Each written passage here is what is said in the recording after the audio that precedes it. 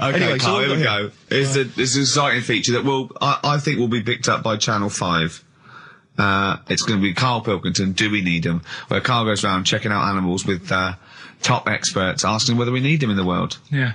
So, this is the first one. We won't do it next week, but I'm already sorting out the contact. We will be looking at octopus, because they're a bit weird. Okay. So that's what you got to look forward to in 20, Again, if you have an animal that you feel is unnecessary in the world, then email us, and I'm sure Karl will investigate for you. Well, the other thing as well, whilst we're on to that, I want to sort of have a bit of research with me. So when I speak to the bloke or the woman about the octopus, right?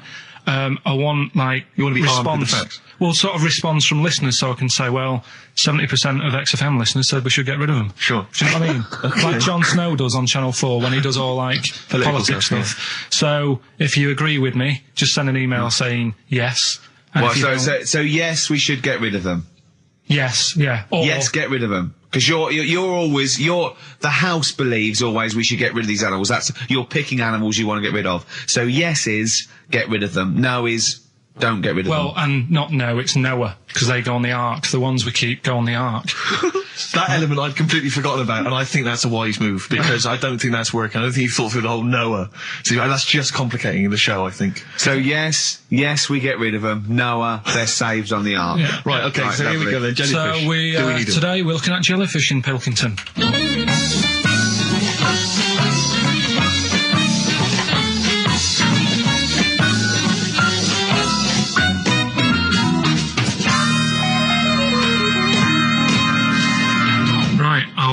I'm talking to Vicky, who works in an aquarium in Anglesey, isn't it? Yes, it is, yes. Right, brilliant.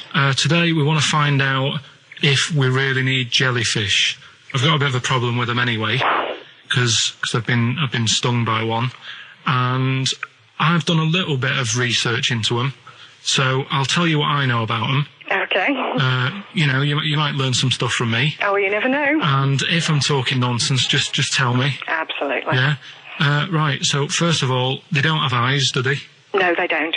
Right, no. So I'm right with that. No lungs. No lungs. They haven't got a heart. No hearts, heartless. And they're made up of 97% water. Yes, they are. So they're pretty useless, really. Well, they have got a nervous system.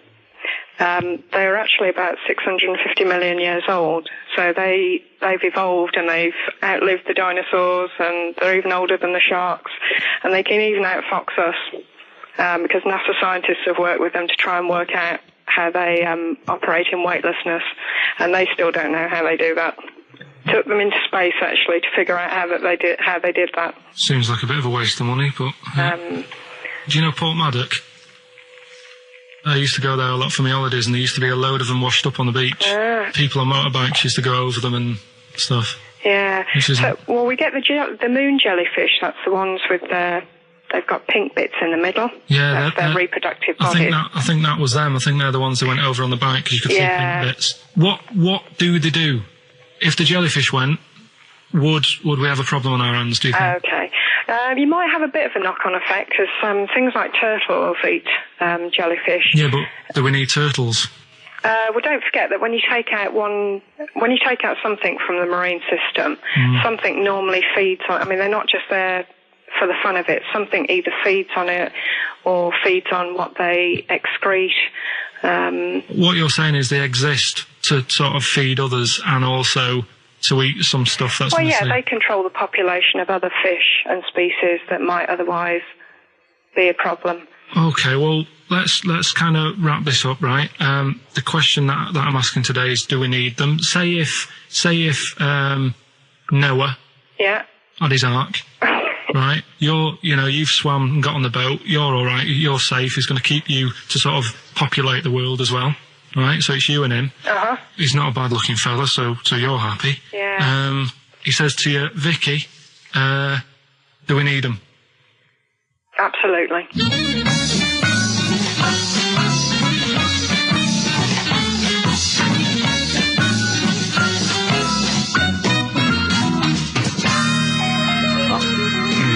I don't even know why she even gave you that interview. When you start off with, trying to find out if I need you, but what did you tell her to get her to talk to you?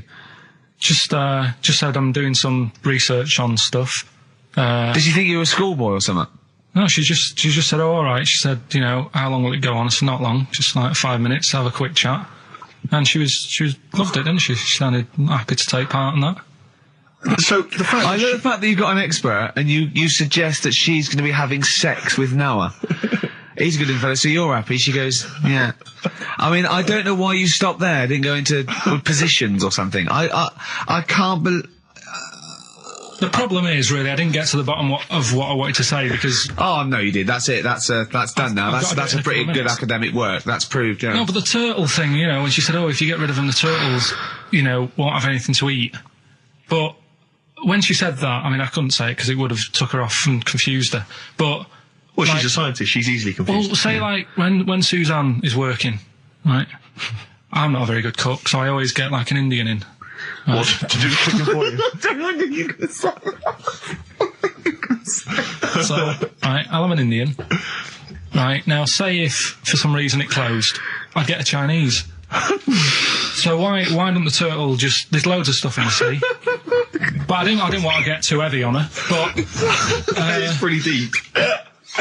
Oh, that is genius. But we'll look at... But so the fact that she said, yes, you need jellyfish, does that mean that you've changed your... I mean, what I'm saying is, does her answer go? Does that stand? Yeah, it does, yeah. It does, does it? It does, yeah. Whatever I get the expert to say, I try and get them in a corner. Right, we try and argue her into a corner. Argue them into a corner, but that time she wasn't having any of it, so we've got to carry on having them. Yeah. So in the new year, we'll be looking at octopus. Okay. Yeah? Yeah, great. Let's play some feeder. Right. It's all right, love. The batteries are included. Got you a pumice stone. Right, now, do we need them? Do we need them? It's something we started a few weeks ago. We're always talking about animals and insects and that. And it's like, you know, if you took an animal out of the world, would we have problems? Right? Would it make any difference? Yeah, would it make any difference? We did jellyfish last time, didn't we? Yeah. We sorted that out. The woman said we've got to keep them. We do need them because turtles eat them. Yeah. So I've moved on. Octopus. Do we need the octopus? Yeah. Let's find out.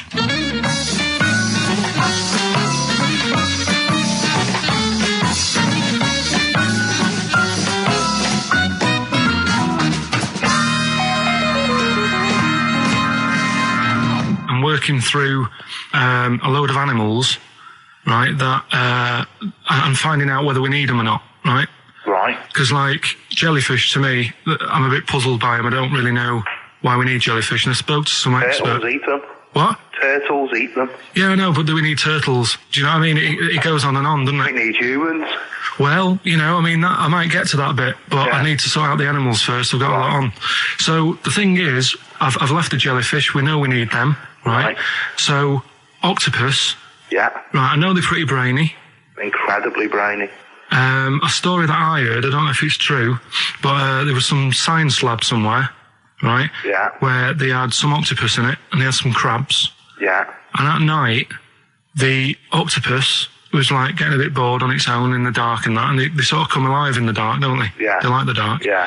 And the octopus had its eye on the crabs, and at night when it's dark, it was getting out of its little cage, crawling along the floor, getting in the crab's cage, getting them out and eating them. I don't doubt it.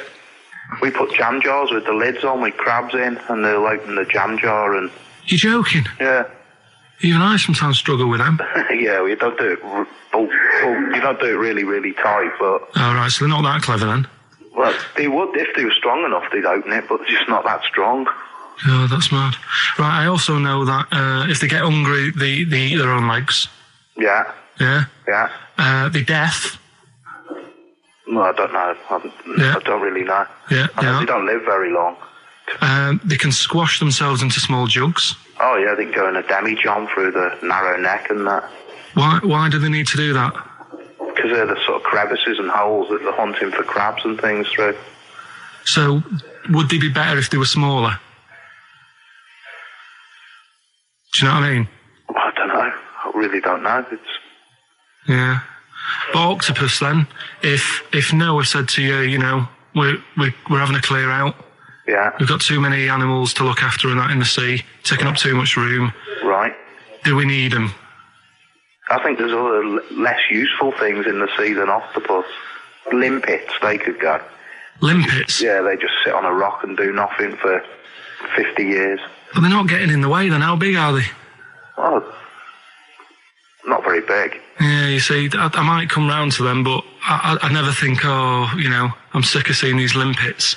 Whereas octopus, crawling about, opening jam jars and that. You'd never see them, though. They're really rare. Well, we get 2 or 3 caught a year. It's quite amazing. Do we need them? Yeah. Yeah? Yeah. Well, we'll just have to keep them then.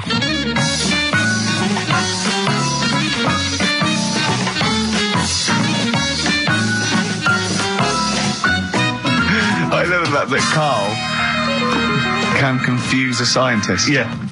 Yeah, because all systems of logic break down. I know. Even the scientist was going, well, get rid of Olympics. Yeah. Who was that guy?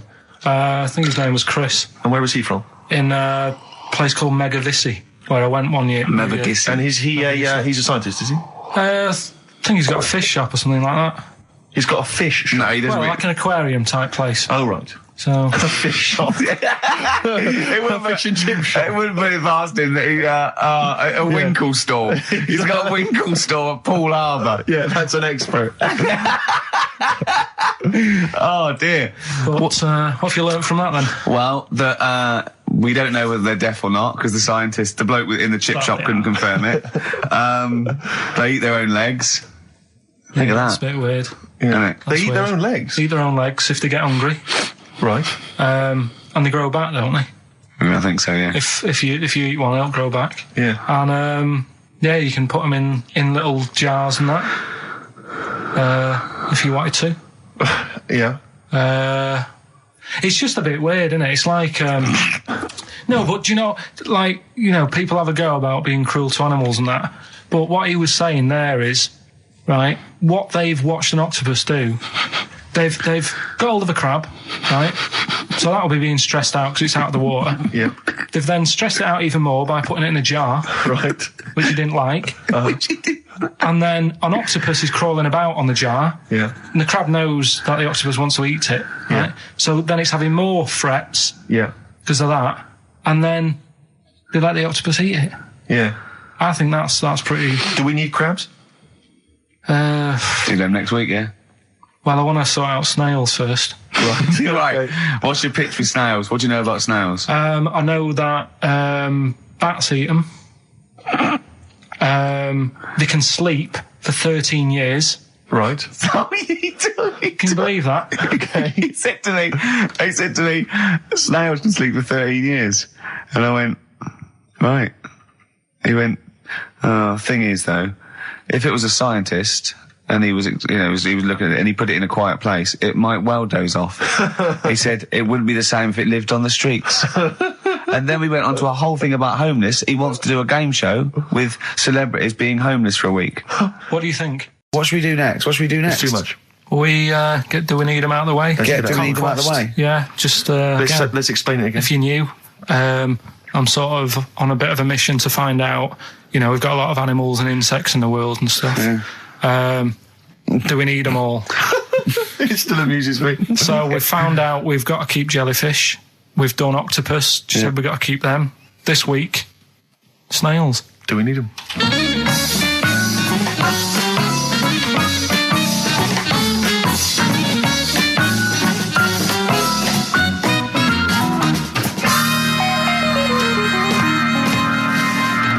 Just doing some research, right?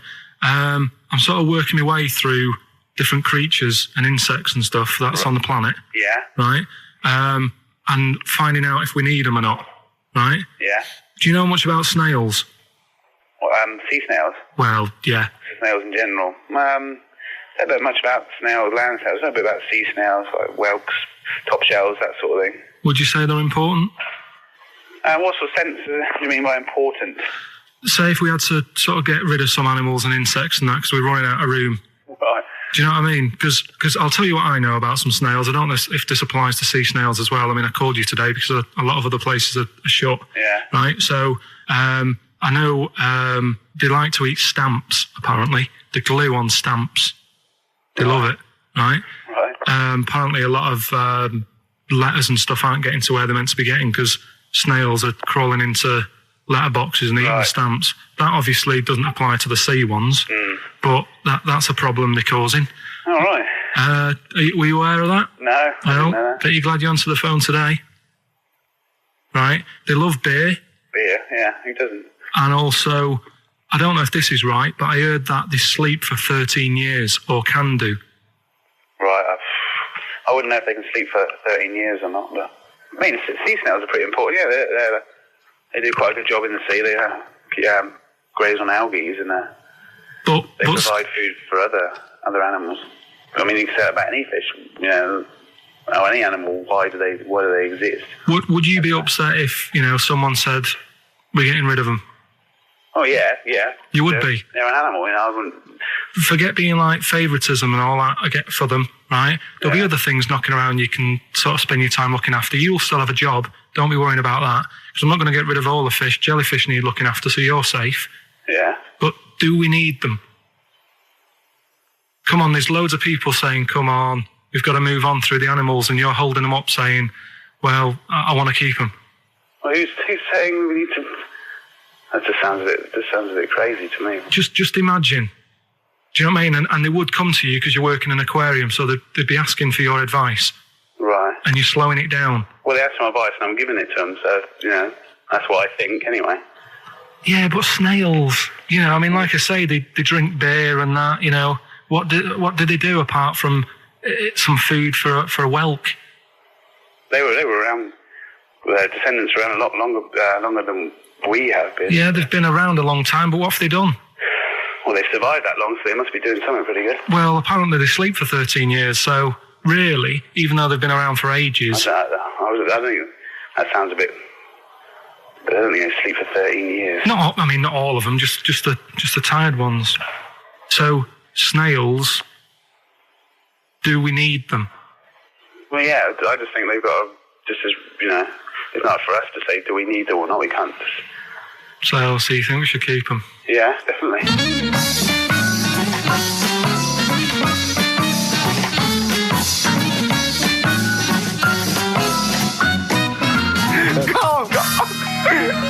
Carl, I'm proud of you. That was getting really quite annoyed. I know.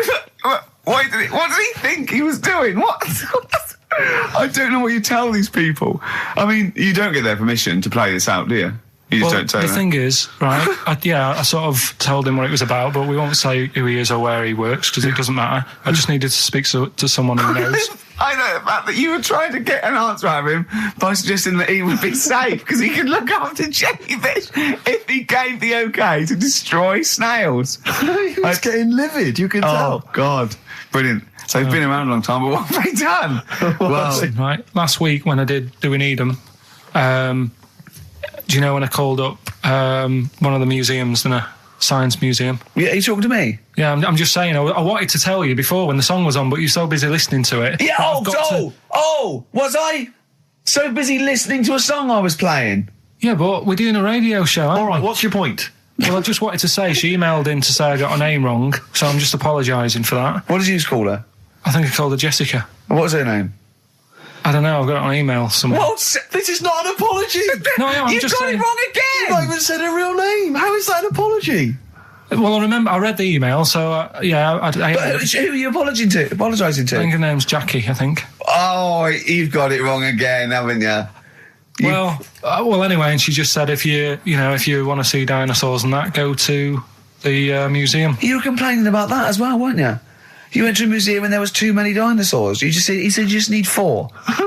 No, well, Steve, have you been to the one in Knightsbridge? I think this one that I called up, right? It's nice. You go in, you get a good collection of stuff. You walk in, there's 3 or 4 dinosaurs. You've had enough, right? I went into New York, right? I went to the museum there, hundreds of them. You can't move for dinosaurs. Yeah. It's almost like they're responsible for them being extinct. There's loads of them. So all I'm saying is, if you want to see a dinosaur, go to the one near Knightsbridge. They've got a nice selection, some old vases and stuff. It's worth going. So that was great, Carl. Play a record. What have we got now? Right, so we're looking into animals that we get rid of. I've spoken to someone about snails. I've spoken to someone about jellyfish and that. and looking at cockroaches today. She's an expert. She's just not just some random person. No, she works in a museum, a good museum. I said I'd give it a plug. It's the one near Knightsbridge. It's got dinosaurs and that in it. It's worth seeing. Natural History Museum. Yeah. So, it's not sure. He's not sure. This is what happened.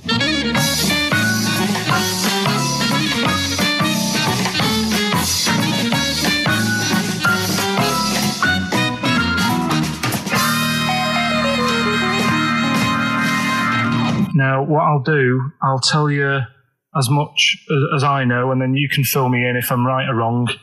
And then at the end of it, we'll get to the bottom of whether we need them or not. Okay. All right. So, first of all, the first thing that I found out is that they have 18 knees.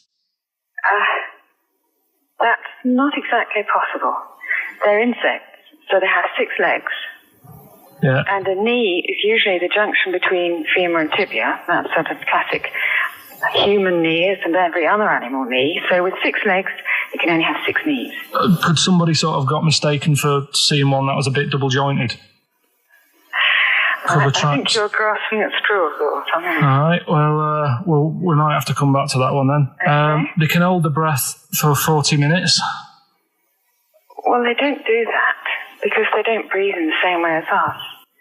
They breathe through little spiracles, holes down the side of the body. So, no, they're not a very apt simile because the method of breathing is so different. What do you mean? Because insects have a totally different system. They don't have lungs in the way that we do, and just breathing through one part of the body. They're actually breathing through every segment of the body all of the time. So even though they've got their mouth shut, they might be able to slide. The mouth has nothing to do with breathing. So only just feeding. So you see, maybe that's where someone's gone wrong. Someone's got hold of one and sort of taped its mouth up or something and got bored after 40 minutes and said, well, we'll call it right. It's a pretty unkind thing to do to an insect, even to a cockroach. Yeah, but it's all... You can't do that. Yeah, but... No. Pretty unkind thing to do to anything, even a cockroach. Something else I found out. Yeah. They can live for a week without an head. Well, that's true if they don't bleed to death in the process. But the weird thing is, when I told you that they had 18 knees, you seemed a bit sort of like, don't talk ridiculous. But then we're talking about an animal that can live without an head. So there's a little bit of truth in that one, yeah? Yes. Why, when it was invented, has it got that facility?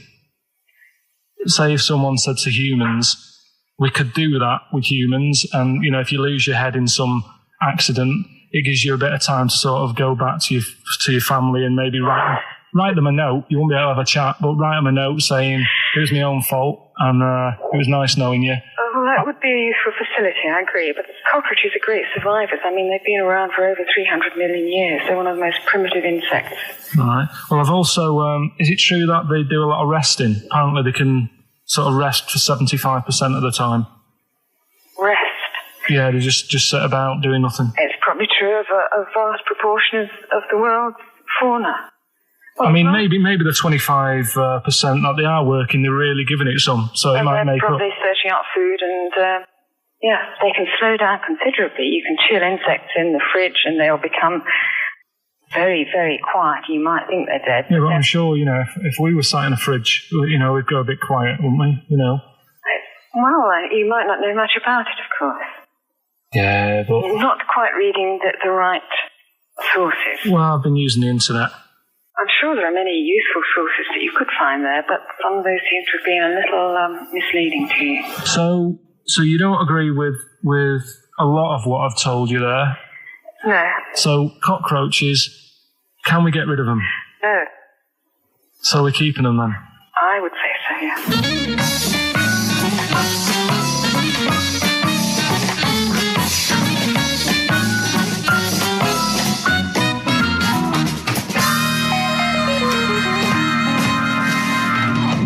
I think we should get her on more often because she sounds like she'd be a bit of an ally, really.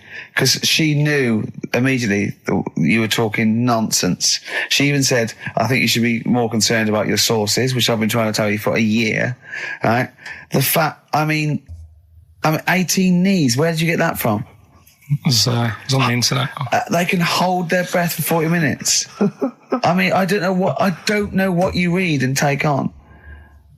Mad world, don't it?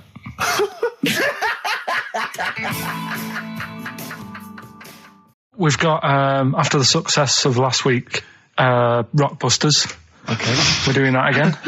Sorry, were you on the same show as us? I thought it went all right last week. Yeah, okay. Good. Right, so we'll be doing that. Got some nice prizes, which... what prize? What arbitrary films have you got? Don't tell him yet. Don't tell him. I'll tell you what, if it's Children of the Corn 2, then can I enter this competition? There you go. What is that? He's got some different prizes. Maybe I should just tease the audience with those a bit later, Rick, because there's some exciting stuff there. It's going to be amazing. Yeah. Right, so I don't want to give too much away, Rick, but one of them is a copy of The Office on DVD. Is anything like maybe Burt Reynolds' straight-to-video film? Are there any of those in Sadly, there? nothing quite as classy. Fist. Yeah. Right, so we've got that lot to give away. Yeah. No, it's a great feature. I just think you need to be a little bit more careful about what you consider to be education. Go on, funny. I fell over. All right, well, we'll work on it next week. Play a tune and... What have you got for us? Because we've got a big competition. We've got to do the competition. We've only got 25 Yeah, well, come on, Don't worry about it, Carl. Play a tune. We'll come back with Rockbusters. What are we playing? Let's play a bit of Tupac. Oh, that's what I'm coming out to, isn't it? Yeah, Fight. exactly. Yeah. Imagine it. Whack it up, whack it up. Tupac, California Love. Yeah. And that's the big tune that Ricky will be coming out to when he has his celebrity boxing match. We're all looking forward to that, Rick. Yeah. Competition time, Carl? Oh, Carl's looking forward to this. He's just getting all stressed about his half hour. Pete. Oh, go on. No, it's just, we should have done this a lot earlier. Why? It keeps them hooked in. Right, if you haven't heard the game before, I'll give you some initials, bit of a cryptic clue, and those initials and the cryptic clue makes up some band. Might not be an XFM band, but it's a band or a pop group or an artist or something. Yeah. It's on What's email. the feature called, though? What's the feature called? It's called Rockbusters. Rockbusters, yeah? Really? Do you want to, will we do this on email? I think we ought to, because you don't like taking calls from the public, do you? Well, he can't work the machine. No, that's absolutely right. It's not that, it's just that it's pretty fair for everyone. Because Anyone who's got a computer, you mean? So it's open to anyone who's got, a computer or a laptop at their disposal at this precise moment. Anyway, there's some cracking prizes, Rick, you'll be pleased to know that, obviously, once again, Carl has managed to collect together an arbitrary assortment of looking around the office. I mean, where did you get these from? Seriously, where did you get them from? Because it's such an arbitrary collection. What have we got there? I don't know what kind of a person would want these items. Right. It's such an arbitrary selection, I don't know what kind of person you'd be. Read them out, what have we got? Well, there's another XFM compilation, which you've nicked from somewhere in the office. Yeah, it's a good compilation, remixed there's album. An album here, which is a promo album with two pigs on the front. I think it's the Smashing Pumpkins live. I can't be certain. This is the album. Didn't we give this one away last week? This is just an arbitrary compilation album. Again, one of those kind of... Is that the actual one you didn't send, Carl? No. We've got a couple of them. I've got a job lot of them. Surprise, surprise, The Office on DVD, which is ludicrous. I've seen it from here. What film? Listen, dear XFM listener, it's 2:30. It's a bit windy out. You're probably going to stay in this evening. Maybe do a bit of shopping you got, and then stay in this evening. What film would you really want? No, I mean seriously. Think if you could see one film, right? What would you want to see? DVD. One of the big releases. Yeah, it's great. We'll put them out of their misery, Steve. They'll be watching this tonight if they're a lucky winner. It's the movie Stigmata. Stigmata with Patricia Arquette and Gabriel Byrne. So look forward to that. That's great. That's the big one. That is brilliant. You're playing look at Carl's face. He's actually offended because he's the only one that puts any work into this show, and he's got competitions. He's got Educating Ricky, Rockbuster. He's got the song with a story. He's got song with a story to come that he's gone through them. It's unbelievable. Yeah. So you're playing for that collection of arbitrary goodies plus the big prize this week, Stigmata, featuring Gabriel Byrne. Oh dear. About a woman who I think starts bleeding from the hands. It's a horror film, I think. You'll have to be 18 or over to take part. It's not terrible. Sure. It's all right. But is it better than Children of the Corn, which was the big giveaway last week? I haven't seen Children of the Corn. Go on then. Right, so next week, Teen Wolf 2. Go on. Here's the... and Tony Banks's own solo album, Bank Statement. Tony Banks, remember, is the musician from the much-loved Genesis, but we've got that album to give away. All right, then. So, Right. To win those exclusive prizes. Go on. Yeah, you've got to email in ricky.gervais@xfm.co.uk. I saw a sellotape dispenser out in the... there's a pair of gloves that I don't know who's out, but they're out there and they've been there for a week. So, let's send them pair of gloves, a sellotape dispenser, and Tony Banks' solo album, Bank Statement. Yep. Okay, go on. Right, first one. Initials JT. Initials JT. What's the cryptic clue? Cryptic clue. At the moment, I'm in a river full of logs. Hold on. Yeah? JT, and what's the clue again? At the moment, I'm in a river full of logs. Full of logs? Yeah. Okay. So, who could it be? JT. At the moment, I'm in a river full of logs. Yeah, go on, next one. Second one, there's 3 of them you got to get. Letter is W. Yeah. The clue, that lad's got bad asthma. That lad has got bad asthma. I've got that one already. W. Yeah. And finally, the last one is the letter C. Yeah. And the cryptic clue is Karl is one of these. Mousetrap is that musical, isn't it? This isn't the clue, by the way. It is called Mousetrap, isn't it? There's not a musical. It's not a musical, but it's a whodunit sort of thing, yeah. Yeah, that's fine. Right, here's a clue. I saw that... Imagine that on the real Blockbusters. Yeah, mate. Bob Owen is going, can we stop a minute? You with the 9 teddy bears there. Mousetrap, that's a show, isn't it? In London, isn't it? I think so, Bob, yeah. Right, okay, here we go. Yeah, carry on. So the camera's back on? Yeah. So the letter is C, and the cryptic clue. I saw that Mousetrap the other night, but the heating in the theatre was knackered. What? The heating in the theatre was knackered, right? Ruined it. Well, I've got that one already as well. Yeah? I mean, these are... the first one's hard, but those two are just a quick reminder, JT was the first one. At the moment, I'm in a river full of logs. Full of logs? Yeah. Okay. Second one, W, that lad's got bad asthma. Uh-huh. Yeah. And the last one, C, I saw that Mousetrap the other night, but the heating in the theatre was knackered, and it ruined the whole thing. Okay. And ricky.gervais@xfm.co.uk is the email address. You can win. I'm confused. Various treats, including I'm in a Stigmata. I'm in a river full of logs. Yeah. I'm in a river full of logs. Well, we'll do it in about 20 minutes. Yeah, you've got to stay tuned for the answers. It's not the quickest, so don't go rushing and sort of messing it up. Think about it. And it's random email anyway, so there's no rush, alright? And if you want to email, you're welcome to say, please do not send me the prizes even if I win. Welcome to put that on there if you don't want that junk in your house. Right. The reason we usually sort of play a record out of an outbreak, don't we? Yeah. Karl is so concerned with his little competition, he hasn't got a record ready. Sure. Got one.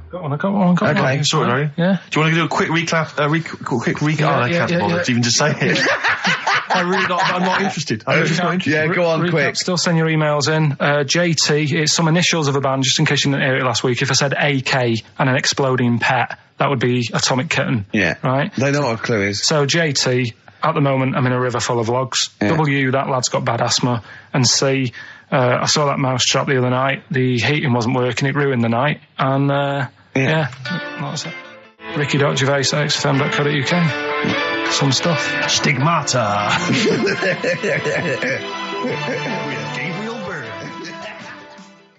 So Karl set a competition. They've got to be given away. This is Rockbuster. We've got obviously the big prize Stigmata this week. Yeah. I'm not going to give the prize to Ira, I think it's Ira or Ira, but she or he emailed in the right answers and then said if you could enclose the receipt for Stigmata, that would be much appreciated. But I'm amazed by the number of responses we've had. And someone wants a copy of Tony Banks' solo album, which I was mucking around, so we better buy that in the week to give it away, because I think that'd be an amazing prize to give away. If you just give the clues do the clues and then just give the answer. Come on. What the answers are. Right, well, the one that everyone was struggling with was the first one. So yeah. I'll save that, so we'll go to the second one. W. Yeah. That lad's got bad asthma. Yeah, we know that. That was Weezer. Yeah. Good one, well done. The last one, C. The clue was, I saw that Mousetrap the other day. The heating was knackered in the restaurant. Yeah. In the restaurant? In the theatre. Yeah. And it ruined the night. Yeah. So it was a cold play, wasn't it? Yeah, that's a cold play. Yeah. And JT, at the moment... I can't think of this one. At the moment, I'm in a river full of logs. Well, I had to say there were some wrong answers. What was it again? It was Justin Timberlake. Justin Timberlake. We had some wrong answers that included Jethro Tull and James Taylor. I don't know how that relates to it at all. I'm annoyed at Lake when he clearly said river. I mean, that's the first thing that cropped up. Not I'm in some water full of logs. At the moment, I'm a water full of logs. But he actually had to say river, so not lake. That annoys me. I mean, I didn't get it. Fair enough. I should have worked it out. I should have tried to think like you. A lot of people obviously think like you, which I'm, worried about. But yeah, James Taylor is great.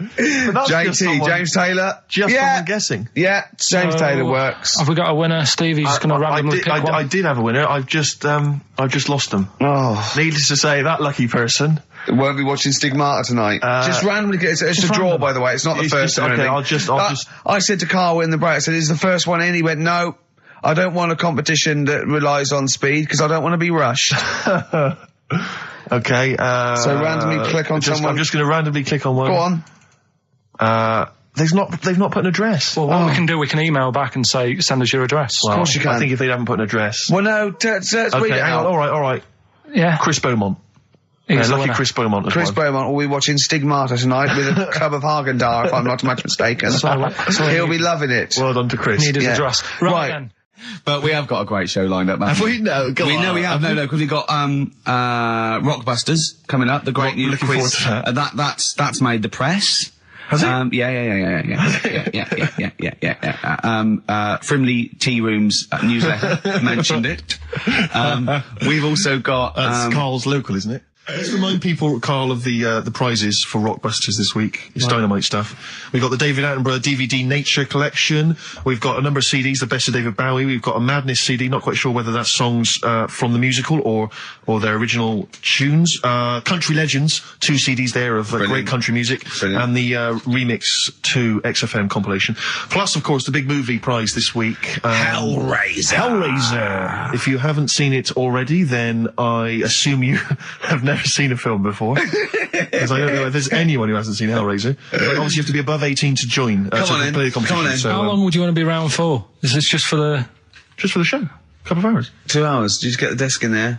A live OB. We could check out the futon. We could sing its praises. Check the photo, right? Yeah. Oh, you might have sold that by now. We could have someone come round and buy it live on air. Yeah.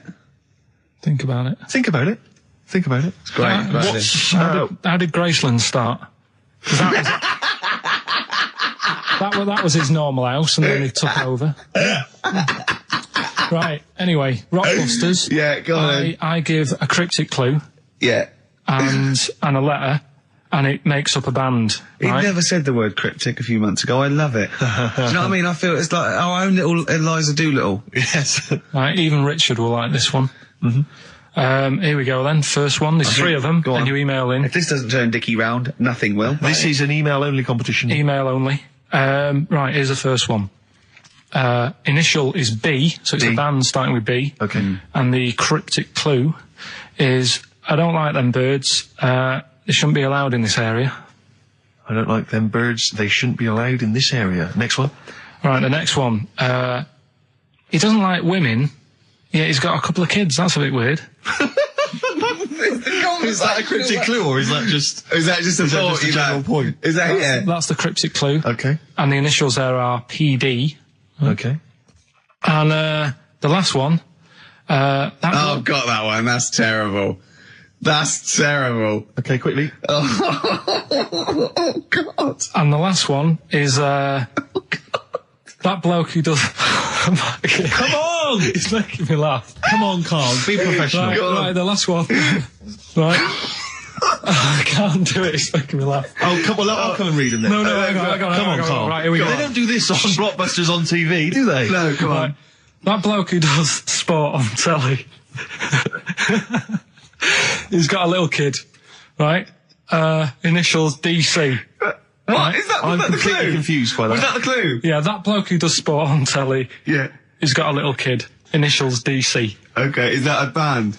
Or an artist? It's I'm not a cheese. This is a well-known sandwich. Is it? What is it? Is it a band or an artist? So just quickly recap. Okay. It's come on, Carl. Right, come on. Quick recap. The first one is B. I don't think them birds should be around in this area. Right, that's B. Right. Second one, he doesn't like women, yet he's got a few kids. It's a bit weird. That's PD. And the final one, that bloke who does sport on the telly, he's got a little kid. Right. DC. All right, and it's ricky.gervais@xfm.co.uk if you want to enter for Hellraiser. Oh, I'll tell you what, continue to do a little theme of like some old stuff people haven't heard of. If you're under 30, you probably never heard of this band. It's also a new thing I want to introduce. It's Show Up Camfield. Camfield talks the talk, he doesn't walk the walk. He doesn't play some rock classics on his show because he's scared. I'm going to play the tracks that Camfield's too scared to play. This is Kansas and Carry On Your Wayward Son. All right? Right. Okay, right. The results of, we ain't got a winner for the first time. Yes, we have. We've got loads of winners. No, we haven't. We've done this feature for 3 weeks. This is the first time I've managed to sort of... What? Well, let's go through them then. What have they got wrong? The first one.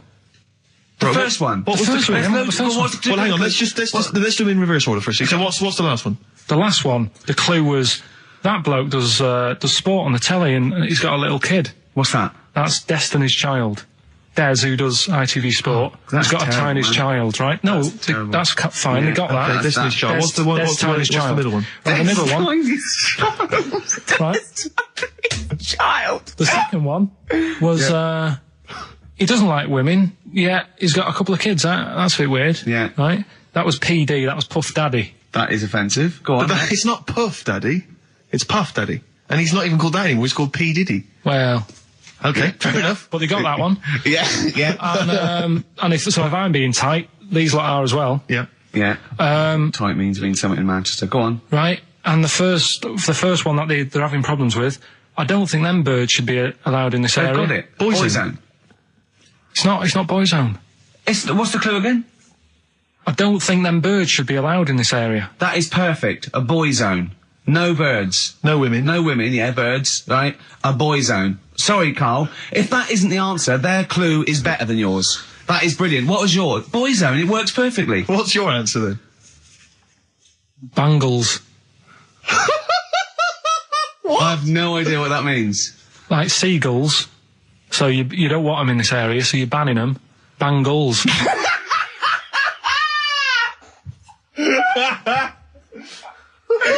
Oh! Well, give it to Boyzone, because Boyzone's better. There is virtually loud in this area, it's a Boyzone. I think we should have a rollover. Carl beat them. You have to use his logic, surely. But theirs works. You can't do what am I thinking. No, that's not what I'm thinking. It works perfectly. I think you've got to give it to the ones that got the Boyzone. Well, how about, right, because they didn't actually get into my head. And my way of thinking, heaven forbid. How about we just keep back the David Attenborough, and they can have, I'll chuck in the Hellraiser. Right. Okay. And Blondie album and the Madness one. Yeah, okay. Pick a winner at random. Pick a winner, Steve. I'm going to give it to Paul Sloman, who got those answers, and he also says, P.S. Carl, you're a moron. So, I'm giving that to Paul, and good luck to him.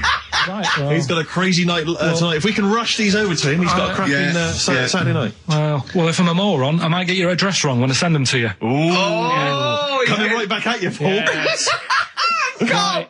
John, play your song. Carl's annoyed because they didn't get band goals. A song for the ladies. I think we seem to have missed this a lot of weeks, but I've been wanting to play this for ages. It's not like us to forget things than that. We've got Rockbusters coming up in about 10 minutes or something, right? Now, look forward to that. People email in, and they don't just do it for fun. They do it because they know they've got some good prizes lined up. Right.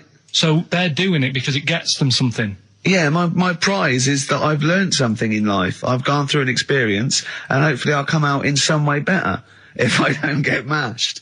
That's it. That's the prize. That's why we do anything, isn't it? Right. Prizes. Yes. Rockbusters. Yeah. It's one of the big exciting quiz shows, and this may be one of your last chances to play. There's rumours that it's going to get ditched, Rick.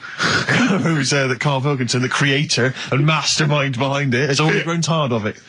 It's all from the way you heard them earlier on, the very best of the Stone Roses. From that we played I Want to Be Adored. That's one of the prizes. That's a nice little Christmas compilation. Second hand now then, really, isn't it? Second hand, yeah. 50 years of the greatest hit singles. I'll tell you there's some great stuff on here. Opens, Rick, with Bohemian Rhapsody. One of the biggest number ones of all time. If you've not heard that in enough already. You're followed then by John Lennon's Imagine, Candle in the Wind, Elton John. You've got all on one CD, Stephen. Well, these are some of the greatest rock minds. They've chosen some of the best songs by some of the best artists. Paul McCartney's Mull of Kintyre. That's on there. We've got, let me see. That is pretty impressive though, because they are real big classic number ones, as opposed to, the song by the artist they didn't really care about. You see those things on, this is not available in the shops, and it's, the second best song artists have done. It seems odd that we're giving it away on XFM, because it includes, Robbie Williams' Angels, Atomic Kitten's Whole Again, Spice Girls Wannabe, Kylie Minogue's Can't Get You Out of the Head, and I think it almost closes with Steps Tragedy. That's the penultimate track. It ends though, any ideas? It's a big hit single. But do they know it's Christmas, Band-Aid? Perfect for your Christmas party. Sure. We've also got the Groove Armada current album, is that from them? Yeah. And signed by the man himself, the Big Beach Boutique DVD, Fatboy Slim's concert on that Brighton beach. And there's all kinds of treats on there. And includes an audio commentary by Norman Cook. I don't know how that works. 3 hours of him going, this is where the needle almost jumps. Watch us for this. I did a little bit of scratching. I'm not very good at scratching, but just look forward to that. I'm putting a different track. You'll see me there. Yeah. There's the crowd loving it. Here's me. I'm just waiting. This is where I go from Conga Squad to Basement Jacks. Yeah. Look forward to that. That's one of mine. I'll pop on what you see there. I've got Praise You ready on it. Yeah, I just got, that was slightly dusty. I just had to wipe that down with a damp rag. Yeah. So we look forward to that. Plus, I suppose this is good if you're a fan. This is a box set of the first series of Linda Green. I think a new series starts this week, or has already started. I'll tell you what I found when I was clearing up, Rick, because I know it's not a big movie this week. We normally give away a big movie. I was moving house this week, and I found a video that you're more than welcome to if you're a fan. No, it stars Kurt Russell. Executive Decision. I've got that to give away if you're interested. Executive Decision with Steven Seagal in a cameo as well. So I think it's on TV this week, Rick. So if you miss it this coming Friday, you don't tape it this Friday. Well, here it is on video. Bring it in, because I think Carl's excited about that. I think Carl would like to win that, wouldn't you? Great prizes there. How about if you come up with an extra Rockbusters today for the bonus prize? I don't think I'm the man for the job, Carl. I think it has to come from your unique take on the world. Carl, I don't think you've quite worked out why you're funny and why things you do are good. Go on then. Right, you ready then? So, just in case you haven't heard it before, I'll give you some initials of a band or an artist. We're not doing Rockbusters now, are we? Yeah, I thought, well, we could keep that going. Then we got. I love educating Ricky. That's my favourite thing now. Well, what do you want to do, Steve? I think let's do the clues. It's just like he's sort of bigged up the prizes. And so this is only by email. Give the email address out now for people to write it down now, Carl. Right, it's ricky.gervais@xfm.co.uk. ricky.gervais@xfm.co.uk. Only entries on email. Yeah. You're going to get 3 clues. You've got to get them all right. And you win all the stuff. You win all those prizes you said. Okay, Carl, go on then. Right, and just a quick example, one of the first ones we did, it was like AK, and the clue was Exploding Pet, and it was Atomic Kitten, right? Yeah. So you understand how it works now. These are your clues. The first one, that army has got some nice trenches. That army has got some nice trenches. Excellent. Yeah. And the initials there are DW. Do you write some of the questions for 15 to 1? Go on. So that army has got some similar phrasing. Trenches. Okay. Okay. The second one. What were the initials there, Carl, on that person? DW. DW. Yeah. Right. The second one. The top of them curtains are all wrecked. All the materials all worn. He acts it out though. We've got to get him on telly. We have got to get him on telly because his little face and his gestures. That's the second one. The initials being HV. Okay. The top of those curtains are wrecked. All the materials all worn out. Right. HV. And the final one, here's the final clue. I was in Texas the other week, right? I tripped and landed on my knees in a puddle. What's the initials? WH for that one. So I was in Texas, I tripped up, landed on my knees in a puddle. So that's WH. Incredible. You've got it! Is it great? It's fantastic! It's desperate. Okay, time during the record. Do you remember you're playing for these compilation albums? We got the Fatboy Slim DVD, Linda Green on VHS, and of course Executive Decision starring Kurt Russell as well. Oh God! Go on then, right? Okay, we've had a few emails. Anyone got it right, Carl? Educating Ricky. That's the final one. We've got to get that out of the way. We've got to get Rockbusters as well, though. We can do that at the end. We can wait. Go on, then. But we've only got 5 minutes left. Come on. We're really tight. We haven't even got time for a last track. We've got an ad break and we've got to give out... Okay, give the answers then. This is ridiculous. So, Steve, do you want to pick a winner? I've got a winner when you give us the answers. Okay, so the first clue was that army has got some nice trenches. Yeah. That was DW. Who's that? Dandy Warhols. That's brilliant. That's brilliant. That's good, yeah. The second one. The top of them curtains are wrecked. All the material is worn. Yeah. HV. That's Holly Valance. Oh, he got a phone call for a woman saying I haven't heard it, and he was talking to her off air, and she went, what is it? So-and-so, them curtains. She went, right. He said, you know the thing around the top of the curtain is a palmet, not a valance, and he went, cut her off. Yeah, but my auntie's always making balances on everything. I'll tell you about that next week, right? I'm looking forward to that. Right. Is this the one that farted for 5 minutes? Yeah, the very same. Yeah. Right? So we'll talk about that. I was in Texas, I tripped up, I landed on my knees in a puddle, WH, wet knee Houston, right? Wet knee Houston. Yeah. So, you're a maniac. So, who's a winner? We've got Pete, Catherine and Laura in Newcastle upon Tyne. They're listening online, I assume, and they're on Sky Digital. Those great places. And remember, they got loads of stuff. They got the DVD here, they got Linda Green, they got Stone Roses, they got another compilation, and Executive Decision. What did you read about Brian Blessed? Is it actually true, or have you libelled someone else? It was an interview with him in it. And what did he say? Oh, come on, what did he say? He said I climbed Everest and I played Havoc with me belly. Let's talk about it next week. We've really run out now. Oh, you're a fool. And then we've got a Christmas edition of Rockbusters, which I found out yesterday. Go on. Channel 4 have ripped it off. Go on. It's on their teletext thing. That's outrageous. Yeah, on their teletext page, someone said. What are they doing then? Like Rockbusters, they're copying the format. You sure they're not copying Blockbusters? No, it's someone said it's a cryptic clue of a band and that, and initials, and you work it out. That is despicable. I mean, we should investigate this. So they've fundamentally ripped off the idea of being allowed to do a cryptic clue to guess a band. Yeah, but they sort of clever cryptic clues. They certainly ripped you off then, have they? I'm just saying. Rockbusters. Rockbusters. But tell the prizes, Steve. Yeah, we have Christmas got some, gifts. This is Christmas gifts. I don't know if you'll receive them in time to actually pass them off as gifts. I wonder if I can tell that Ross Noble story that he told us. I don't know. We'll have to discuss that when the record's playing. Okay. All right. Okay, so you heard a track from it just then. This is the XFM Christmas album. I think that's been knocking around here in the office for years, hasn't it, Carl? Or is it new this year? It was brought out about 2 years ago, but the Christmas songs are Christmas songs. Yeah, it's not bad. There's got bands on there like the Dandy Warhols, the Webb Brothers are on there, Drugstore, Bell and Sebastian, Flaming Lips, all sorts. So we've got that to give away. We've also got this Smashing Pumpkins compilation, which we seem, again, that seems to be knocking around for weeks. Another one of those 50 years of the greatest hit singles. I don't know, Culture Club's on there, Queen, obviously, I've just seen the Cult film. Yeah, the Cult film will come back to you shortly. This, I think, is one of the most exciting gifts. If you have a video player and you want to get trim, then surely Big Brother 3 champion Kate Lawler and her cardio combat video, in which I think she uses kind of, I don't know, military kickboxing training to get you trim and taut and looking as good as her. Then you can get that as well. We've also got a exclusive 7-inch single from the White Stripes, a kind of Christmas single. Is that from them? Yeah. That must be quite rare. That's probably the only thing. That is rare. That is worth something. And the current Badly Drawn Boy album, Have You Fed the Fish, which I think is slightly mediocre.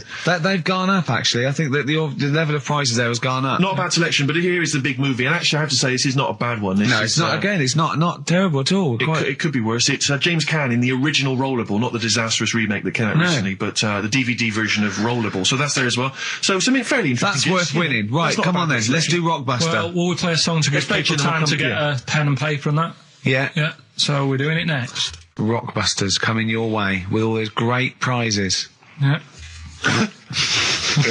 Right, we're doing it now? Yes, sir. I noticed Heat magazine sort of put a bit of a spanner in the works. Why? Because they were saying, maybe it'll be a Christmas edition of Rockbusters. And I'd already sorted them out. I wouldn't worry, Carl. Well, what I've done, I've cleverly tweaked them to make them Christmassy. So the Christmas bit in it has got nothing to do with it whatsoever, but I just thought... So you mean the clues have a Christmas element? Well, yeah. But it's nothing to do with the answer. It's nothing to do with the answer. Right. So why don't you just ask the normal ones and I'll ring a bell. I'll shake some bells. Well, it's the equivalent of that, but in sort of speech. Right. Brilliant. So the first one, there's a load of letters there asking for advice. Put them on Claire's desk. Oh, and have a good Christmas.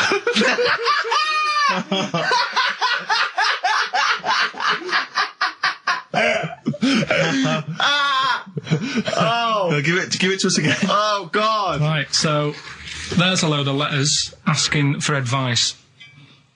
Put them on Claire's desk. Oh, and have a good Christmas. Right, but bear in mind, people, that the Christmas element may not be relevant to these. No, that's got nothing to do with it. I don't want to, Okay. you know. And the initial there is F, right? That's F. All right. Right, the second one. Ask your mum if you should, after you've wrapped the presents. Right, so Ask your mum if you should. ask your mum if you should, after you've wrapped the presents. That's S. Yes. S. All right. All right. Okay. And the last one, a couple of people were arguing in the supermarket at the fruit and veg counter, but it's busy in there because it's Christmas. That's probably what brought it on. So that's B. Oh. B. Oh, God. So they're the three. Will I just recap? Yes, please. Yeah, I have no idea. so I the can't first even. one. I don't know what to start thinking. Right, there's a load of letters there asking for advice. Put them on Claire's desk. Have a good Christmas. Have a good Christmas. Second one, ask your mum if you should. After you write the present. S. And the last one, a couple of people were arguing in the supermarket at the fruit and veg counter. But it's busy in there because it's It's Christmas. busy because it's Christmas. That's a B. So they're the three things. It's email only, this one. Please remember that. ricky.gervais@xfm.co.uk. ricky.gervais@xfm.co.uk. Yeah. Brilliant. Carl looks happy with them. He looks really happy pleased, with and them. rightly so. They're cracking. They're good. Yeah, They're good. Pleased with those. So, All right. Is there going to be more Rockbusters in the new year? We're not sure. I'm still, thinking about new ideas that we can do. Snowbird from Mark Eitzel, part of his covers album. He's so happy that the XFM listeners understand his stupid clues, and he knows it annoys me. We've got some we'll right be answers for giving out the Rockbusters. answers just quickly, just in case someone sort of missed one of them. I'll just quickly do them, yeah? Yeah, go on. First one, there's a load Short of letters. show. There's a load of letters there asking for advice. Put them on Claire's desk. Oh, a Merry Christmas. Ask your mum if you should. Oh, a Merry Christmas. And a couple of people were arguing in the supermarket at was the Christmas, fruit and that's veg why. counter. And that's B. Okay, we'll give those answers out shortly. Okay, answers. We must give the answers. You would have to go to bed at 6, though, so we can play. Right, here's the last clues of the year. You had, there's a load of letters there asking for advice. Put them on Claire's desk. Go that on, was no idea. F. That was for foreigner. Foreigner. I don't know what you mean. Claire Rayner. She took advice. She gave people advice. So that's a foreigner. That is shit. Right. I'm sorry. That might be Christmas. That is absolute A garbage. lot of people got the right answer. I know. Yeah, well, that there you go. annoys me even Right, well, more. Number The 2. second one, ask your mum. Foreigner. Yeah. Foreigner. Second one, ask your mum if you should. That was S. That was Shalimar. Shalimar? Shalimar. Right? No, bizarrely, what was the clue there? Ask your mum if you should. No, we got a lot of people saying Smashing Pumpkins as the answer to that. But I don't know who's saying that today, Mum. Smashing Pumpkins. Merry Christmas, Mum. Smashing Thanks Pumpkins. very much. Nice bollocks. Yeah, exactly. Oh, that's great. That's great. Right. Smashing Pumpkins. Your dad bought for me for Christmas. Yeah. And the last one, Lovely plums. What, my Victorians? Oh, God. right, we've got to wrap it up. We've got to wrap it up. Come on, then. A couple of people were arguing in the supermarket at the fruit and veg counter. That was B. That was banana drama. They were like having an argument. What do you mean banana drama? What, no, wait. What group is banana drama? What group is banana drama? So, You're a fool. You're a twat. When you say that, but you accuse Carl of that, you're also accusing lots of the listeners, including the winner, Nicola Rogers, of London, and she wins those great prizes, and she got them bang on, so... Banana drama. so can we finish there now? Yeah. Yeah, What do you mean? What do you mean? Can we finish there now? Just play the ads and go. What? No, what are you talking about? We're going to play Journey Play to the River all day. that then. Goodness me, Carl, look at you. We haven't got time. Merry Christmas, Carl. Merry Yeah, Christmas, yeah. Carl. Enjoy the show. Let's give him a little kiss. Oh, little kiss. Oh, no, with tongues, it's Christmas. Carl, what have you got lined up for us as the producer? Right, well, Rockbusters. Been off this week again. Has he? Yeah. Another week off? Another week off, yeah. No, I didn't have a full week off. I had 3 days off Yeah. because I was working all over Christmas. Yeah. And still didn't stop working, preparing stuff. You've got a nice load of prizes there that I've sorted out. I had to come in especially to sort that out. Yeah.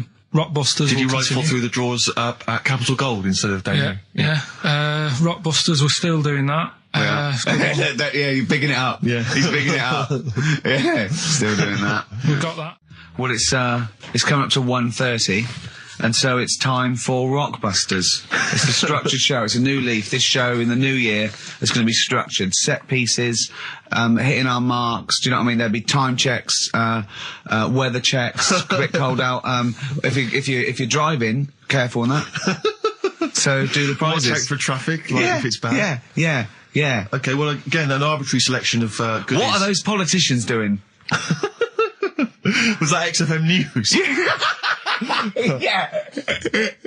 Right, what have we got? So we've got, for those that are a fan of the movie Donnie Darko, which a lot of people rave about this year, a sort of weird teenage movie, then there's a sort of sweatshirt there. It is actually quite nice. It's not bad at all. It's medium, so if you're a bit of a bloater, don't bother to apply unless you've got a friend already. We've also got here a Graham Norton video. Certificate 18. So please don't phone up don't email in unless you're above the age of 18. Yeah. And that's, I think, the best of his TV show. Yeah. Look forward to that. It's a big stiff video, that, isn't it? It's a big stiff cock of a video. Thanks very much. I meant you meant the bird. Yeah. There's also a fairly mediocre British wartime thriller, Enigma, which a lot of people, it was hyped for a while, but it's actually interminable. I've seen it. The first series here of The Kumars at number 42 on DVD. I think that's award-winning, so that's available as well. We've got 2 CDs by the look of it. We've got Pulp's Greatest Hits, which I don't think sold very well, and so presumably they are giving that away. And Johnny Cash's current album, American For the Man Comes Around. There's some good cover versions there. Again, another big sell. A big sell. We're really pushing this. It's quite kooky. Johnny Cash here does covers of things including Personal Jesus. Oh, right. By Depeche Mode. Yeah. We've got Bridge Over Troubled Water, his version of that, Desperado.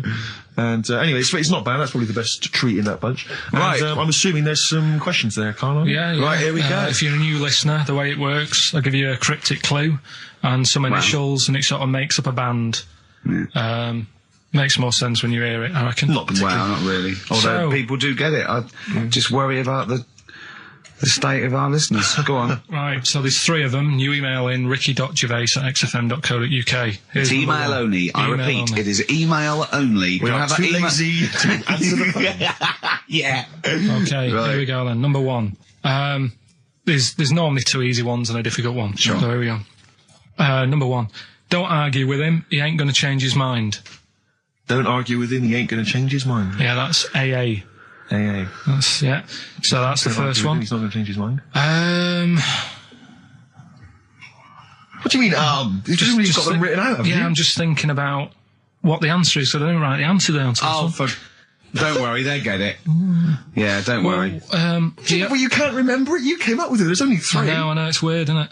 No, it's not weird. It's incompetent. Right, the second one, anyway. I hope you get this. I hope you get this. Email in and tell us the answer. This is a shambles. Hang on a minute. Keep going. Go on. He always gets what he wants and doesn't worry about anyone else. P. And you don't know. You don't know that is. I'm sure it'll come to me once I see it on email. What do you mean? Once they get it, you'll agree with them. I'll know if it's the one I had down as the answer. This is brilliant. Imagine Jeremy Paxman doing that. Going, University Times. Is that right? Go on. Right, so that's that one. Give us that one again. He always gets what he wants and doesn't worry about anyone else.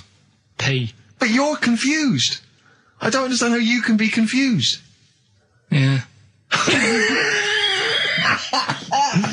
the final one? The third one, I'll have to put that woman in the oven. And that's AB. All right, quickly give us them again. Right, so the first one, don't argue with him. He ain't going to change his mind. That's AA. He always gets what he wants and doesn't worry about anyone else. That's P. And I'll have to put that woman in the oven. AB. All right. Okay. ricky.gervais@xfm.co.uk. I'm going to play a classic track now by Neil Young, Alabama. It's beautiful. Neil Young, Alabama. Carl is still confused. He's waiting. He's biting his fingers, waiting for an email to tell him the answer to the clue he made up but can't get. I love that as an experiment. As a I mean, that would confuse psychologists, that you come up with something that you can't get. It's brilliant. Yeah, you came up with the question, you don't know the answer. And you expect them to, but you can't, and you made it up. Look at your face. Play some adverts. XFM. Honestly, Juan by Billy Corgan's new band there. Ex-Smashing Pumpkins. Sounds a bit like them, but I like it. It's alright, not bad. I like it. You would take to know, Rick, incidentally, that someone's got the right answer. So, Carl's Carl relieved. knows the answer, yeah. Brilliant. Well done, Carl. You're a fool. Right. Right, what are you doing then? Let's have a quick reprise, if we could, of the Rockbusters clues. Yeah, Rockbusters, if you've just tuned in, you've missed it this week. Here's your 3 Well, no, clues. you haven't. That's why we're giving the clues again. Yeah, no, but it's they haven't. Eh? What? Safe, they've been busy. Just give the clues again. First one. God. Don't argue with him, because he isn't going to change his mind. That's AA. Second one, he always gets what he wants and doesn't worry about anyone else. That's P. Yeah. And the third and final one, I might have to put that woman in the oven. AB. Interesting. Are we telling him or still? No. People have still got a chance to win those extraordinary prizes. ricky.gervais@xfm.co.uk. So the answers to this week's Rockbusters. Yeah. Do you want to give us the clues again and the answers? Yeah. The first one was, don't argue with him. He ain't going to change his mind. The initials there were AA. That's adamant. Yeah. All right. That's good. That's a good one. Second one, he always gets what he wants and doesn't worry about anyone else. That was P. That was Pixies. Right. Pixies. It kind of works, yeah. And the third one, I'll let you have that one. I'll have to put that woman in an oven. That was AB. That was Anita Baker. Anita Baker. It's good. Anita Baker. I'll let you have all 3 today. So you've done well. So do you want to pick a winner, Steve? Well done to Mark Leder from Bow. He wins those fairly mediocre prizes. Enjoy them. Oh, brilliant. Now listen, it's Rockbusters. I've got the prizes here. Rick, I'll be honest with you. I mean, we've given away some shoddy stuff in the past. This is the worst collection. Tat, is it? This is really scraping the bottom of the barrel, Carl. I mean, let's hold on. The how phones many are going more mad. of these can we give away? If you're still phoning, hang up, because we're not going to bother anymore. We're really sorry about that. Maybe email us or something. How many of these can we give away? Rick? Look at that. It's only Fools and Horses. It's the the Christmas special from not this year, the year before. Yeah. I mean, we have given away so many of these. I imagine there's charity shops throughout London. Throwing them away. Yeah, throwing them away. Yeah. So we got that. Dear. And if you didn't watch it, if you weren't one of the 20 million that watched it. Blue-eyed, fat-legged, purple-eater people, if they had a big boo. It's something like that. And once again, the best chill-out album ever. With, it's pretty much rubbish. It was a big boo. Actually, no, the songs were okay, but it's just basically a collection of songs you might have heard on adverts. So enjoy that. Oh god, this one again, the best air guitar album in the world, volume 2. This is no longer an entertainment show. This is 3 people chatting to each other now and again. Sometimes we remember it's going out. Sometimes we just take a call for our own amusement. I mean... It's the same price again. It's the David Attenborough compilation of DVDs, which I'd be very surprised if it actually makes it to you. I imagine someone here will have had that long before we post it. Oh dear. There's a T-shirt in here. XFM 104.9 You get sent a lot of just in case you're wondering what you're listening to. This is a Quicksilver T-shirt. What is that? What T-shirt is that? That's a T-shirt made by the Quicksilver people. So if you're a bit of a surfer dude, and by the look of the size of it, you're a midget. You can't say midget. You're welcome to it. And this is, I think, the piece de resistance, Rick. I mean, because you know the kind of fans we have. They're pretty cool cats, pretty groovy guys. Yeah. So I imagine they'll be loving on DVD Doctor Who, the Aztecs. That's one of William Hartnell, the first Doctor's classic episodes on DVD. God. There. Rubbish. That's rubbish, Carl. Those prizes. I'm ashamed to give them away. Carl, you know our mate Johnny. He's a Doctor Who fan. Yeah. Do you remember? He bought the Doctor Who magazine, and he went to the toilet, and Steve got post-it notes and put geek on every page. And Johnny opened it on the tube, right, and it had geek and everything. And Johnny bought in the new Doctor Who magazine, I think this week's or this month's, right? And they've done the perfect Doctor Who fan, right, what the geek is, right, and it looks exactly like Steve. All right, don't have a go, Rick. It does. And I'm going to try and put it on the website. It's amazing. It's got your hair, glasses, it stands like you, it's sort of dressed like you, and it's only, it's hilarious. And he was, I'm insulting you now. It sounds like an insult, but if you'd see it, you'd laugh. Well, Rockbusters, right? Yeah. Right, here we go. Just a little bit annoyed. Just 3 clues. We've lost all the energy in this show, haven't we? Well, I can't get over that insult. I'm just a little... No, we did though. It just came out, no, I can be honest with you. It came out left field. I wasn't expecting an insult. No, but I think there was a sense of camaraderie on this. No, Just email in ricky.gervais@xfm.co.uk. I'm just annoyed. I can't. What are we doing? I'm just reading out the clues. Should we put this? Let's put this one in for the Sony Award. Let's put this show in for the Sony Award. Play a song, Carl, because I need to discuss things with him. I've talked before about him Edit slagging it me down. off. Get this down to 3 minutes. It'd be a great show. Rockbusters in a minute. Somebody if you haven't email. heard the Rockbusters, might as well give them out. Well, let's check the emails working before we do that. Yeah, otherwise it's a complete... This whole show has been a sham and a farce and a waste of time. Well, I think they can take that as read. Rockbusters then, we've got a problem with the email this week. Yeah. It's the least of our problem, I think. They're not coming through, so I'll give out the clues again, and then you can call in on 08700. Only call if you know all 3, you can rattle them off. Yeah. We'll do it during the next record, so the number is... 08700 800 1234. Right? 08700 800 1234. Right, okay, so you got that. So call in if you know all 3. Yeah, the 3, just to recap. I've got 3 other jumpers like this one, the initials FT. That bunch of people can't make up their minds if they want to sit in the sun or not, right? That's C. And the Jamaican fella had some aspirin. Why did he do that? Right? That's FD. So if you know them, give us a call, and it's just the first with the 3 right, correct well, I answers. think they're calling now, Carl, so play a lovely record. I'm really worried about this, because everyone's getting that last clue wrong. I reckon it's so rubbish that even your mental fans can't work it out. Yeah, it's a tough one, but... Give that final Rockbusters clue again. The Jamaican fella had to have some aspirin. Why is that? Why did he have to do it? FD. No, hold on, that's changed. Well, it doesn't matter. The story it doesn't matter. That's the point of a cryptic clue, isn't it? Oh, do. What have you got now? Right. The Cure, obviously. Yeah. That song. Right, Carl's been taking phone calls for these clues. Right, and so everyone's been saying the same thing for the last one. He's been going, no, and I'm worried. I'm always worried. FD. I just overheard him on the call. They're going, what have I been saying? Oh, no, it's FP. Dickhead. Right, give me the clues out. It's a rollover. Right, tell people, we're really sorry to anyone who would have got that right. Okay, right, do the clues quickly. Tell them it'll be a rollover, so we have to do 3 new ones. Do you not write these down, You're such a... I don't write the answers down in case Ricky looks over the thing and sees the answer. Why would I cheat? I'd rather you do something right with your life. Right, well, the clues were, I've got 3 other jumpers like this one. Yeah. That was FT. Yeah. You got that, 4 tops. Yeah, that's all right. Good, well done. That bunch of people can't make up their minds if they want to sit in the sun or not. That was C. They were getting that. That was charlatans.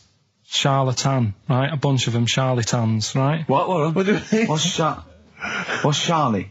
No, it's like, shall I go out? Shall we? Charlatans. They got it, right?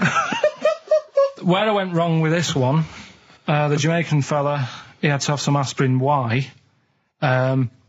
It's my fault, I'm not cutting, there's no point passing the buck or anything. I said FD. A lot of people were saying, Fred Durst, like forehead hurts, which is a good one. Yeah, which would have been as good as any of yours. But I made an error, so we'll roll it over. No. What is the answer? What is the answer? Jamaican fella what? Add some aspirin, why do that? What's the thing? FP, it was Frida Payne. Frida Payne. Frida Payne. Frida Payne. Frida Payne. That's awful. You've got to write these down next week. I'm sorry, you're the producer. I know, but I've had a busy week, haven't I? That's not an excuse. That isn't an excuse. Our excuse is we don't care. Yeah. You do put care. the work in and then make a mistake. Yeah. It's better not to try than try your hardest and be rubbish. Do you see what the point? We don't care. But you've got standards. Yeah. And you're not meeting them. Think of that. You're not even reaching your standards. God. Right, well, that's that, I guess. Well, the prizes will be giving those away next week. Again. Just completely... Song for the ladies to end the show with. It's from Nick Cave's new album, Nocturama. This is a track called He Wants You. Back next week. Remember, Frida Payne. Rockbusters, Carl?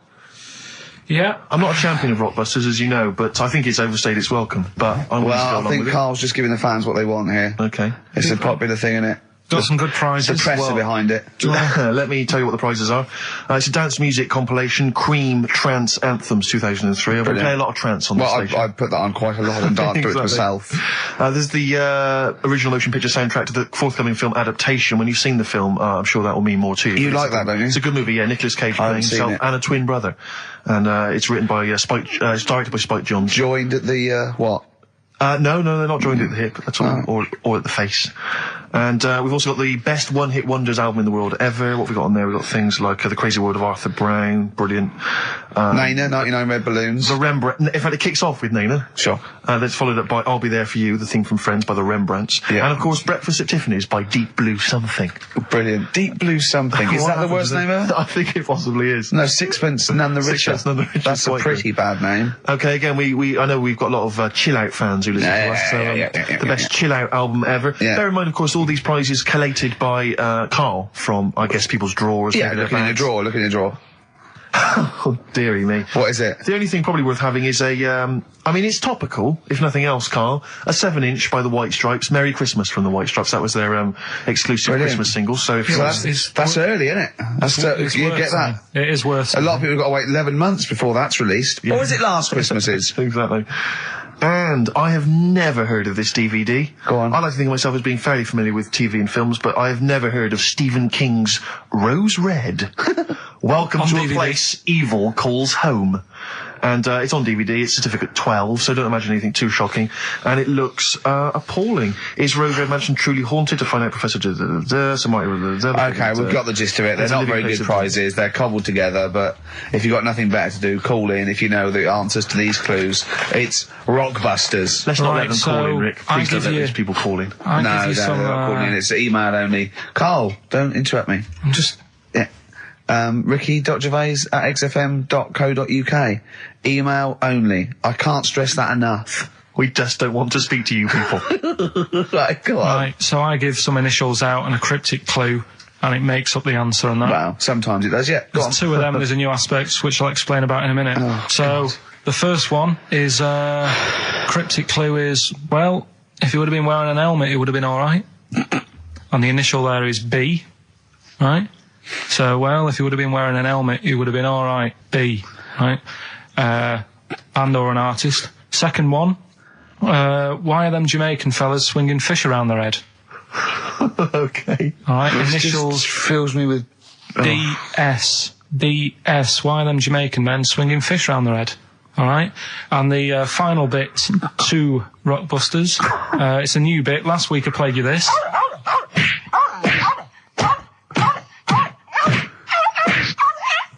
His face goes along with it. That's someone beating up a dog. That was Smack My Bitch Up, right? So here's some sound effects and that, and they make up a song. I can listen to him talk all day. Let's have a listen to the effects.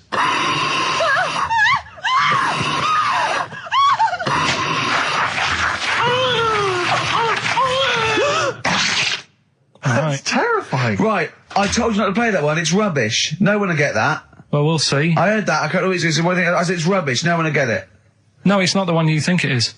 Ah, right. So, email in ricky.gervais@xfm.co.uk and you can win that stuff. I'm a little bit confused. I'm here. I've heard what you're saying. We've discussed this in the past. I don't know what's happening. What's that? Is that a clue? That's a cryptic clue. That's screaming to a song, is it? It was screaming. Well, don't say it. So it should stand up by itself. Don't give them any clue. Hang on a sec.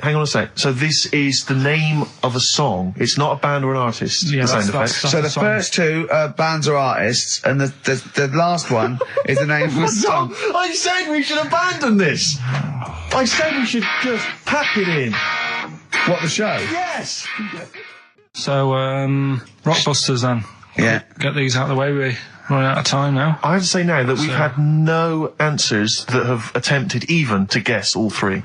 Right, you see, that's because you're an idiot. Right, okay, right. Do the questions and the answers. And if I think that it's either too hard or ungettable because it's stupid, we're binning it. All right. I thought we'd already binned it. I'm annoyed that. Right, come on, do it quickly. The first one was, well, if he would have been wearing an helmet, he would have been all right. Right, what's the answer? That was B. What's the answer? Busted. Right, that works. All Busted, right. That's fair enough. Did anyone get that? I assume some people got... No. People have given up, Rick. People aren't even bothering to contribute. Right, what's the next one? They've just ignored it like it never happened. Busted. Second Busted. one. Busted. Why are them Jamaican men swinging fish around their head? Go on. That was DS. Yeah. 70s band, Trout Spinners.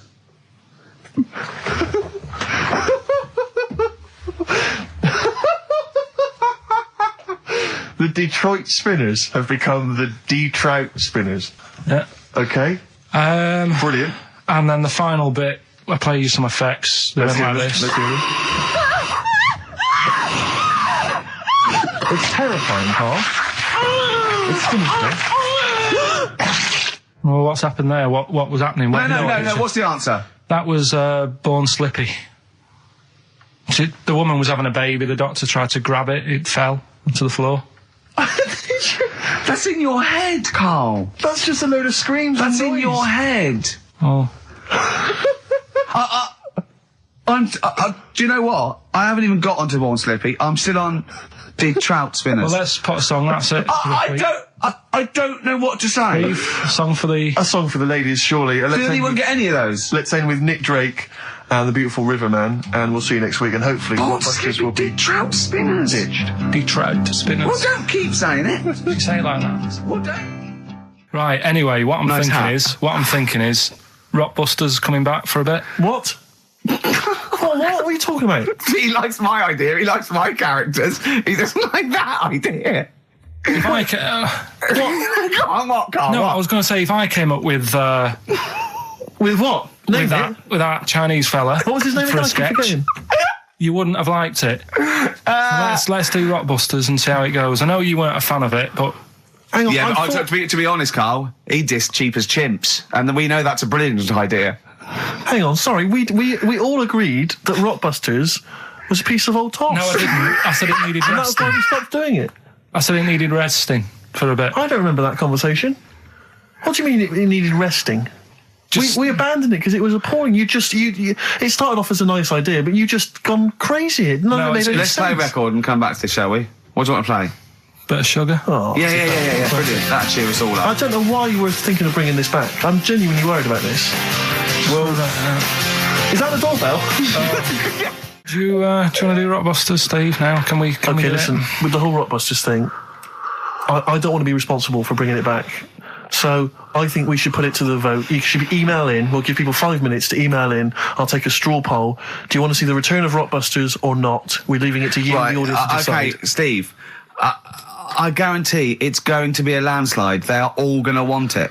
But why have we ever trusted our listener? We know what they're like. You've just described some of them with a bloke in Waitrose and Columbo's wife shitting herself. So that's the sort of people that, you know what I mean? Yeah. It was weird because the Waitrose guy did ask for my autograph before he was hauled away. So maybe he is a listener. But all I'm saying is maybe the posters have drawn in some fresh blood. There's some people who've maybe not heard Rockbusters before. They're the ones who probably vote for it. Anyone else who's heard it before, surely they're not going to see the return of that. No one wants to see the return of that. What's the number? No, let's email only. We don't want to speak to these freaks. Ricky.Gervais at XFM.co.uk. We don't want to speak to these freaks. We work with one of them. Yeah. God. Yeah. If you want to see the return of Rockbusters, vote yes. If not, no. Tone it down a bit. Let's not do 3. No, he's got to be 3, otherwise it's too easy. Oh. Ricky.Gervais at XFM.co.uk. Right. Just choose the best one. Right. The Seeker from The Who. Brilliant. Classic rock. On XFM 104.9, I'm Ricky Gervais, with me Steve Merchant, Karl Pilkington. All right, well, unsurprisingly, the overwhelming consensus is that people would like to hear the return of Rockbusters. I should, however, point out just some of the no responses. Let me see what we've got here. Is Dickie Anderson called in yet? Sadly, nothing from Dickers. I think I might make him one of my hilarious sort of comedy characters. What do you think he would sound like? What would he sound like? I sort of probably like that, I think. Ding dong. Hello. Hey, it's Dickie Anderson. I can't believe it. Your show's rubbish. Something like that? I mean, I think you should work on them perhaps before You're saying there's not a lot of substance to these I'm guys? just saying that, once the novelty of the doorbell has worn off... I don't think you understand comedy on radio, Steve. I'm not sure I do, to be honest. Listen to Noel Evans, listen to Moyles. You'll see you don't need to riff with it. It's just, you just do the doorbell and just say they're here. Right. That's all you need to do. Sure. So, that's the main thing. Well, so we've had a couple I'm of thinking of some responses. more characters as well. We'll keep working on those. Yeah. Marcus has emailed. He says no to Rockbusters. He hasn't heard it, but it sounds rubbish. Believe me, you couldn't be more right. Well, does The Office sound good as a title? All right. This is someone else. Don't bring back Rockbusters. Please, can we have more Holy Fook? You're not pronouncing it right, Steve. I know. I was just a bit edgy there.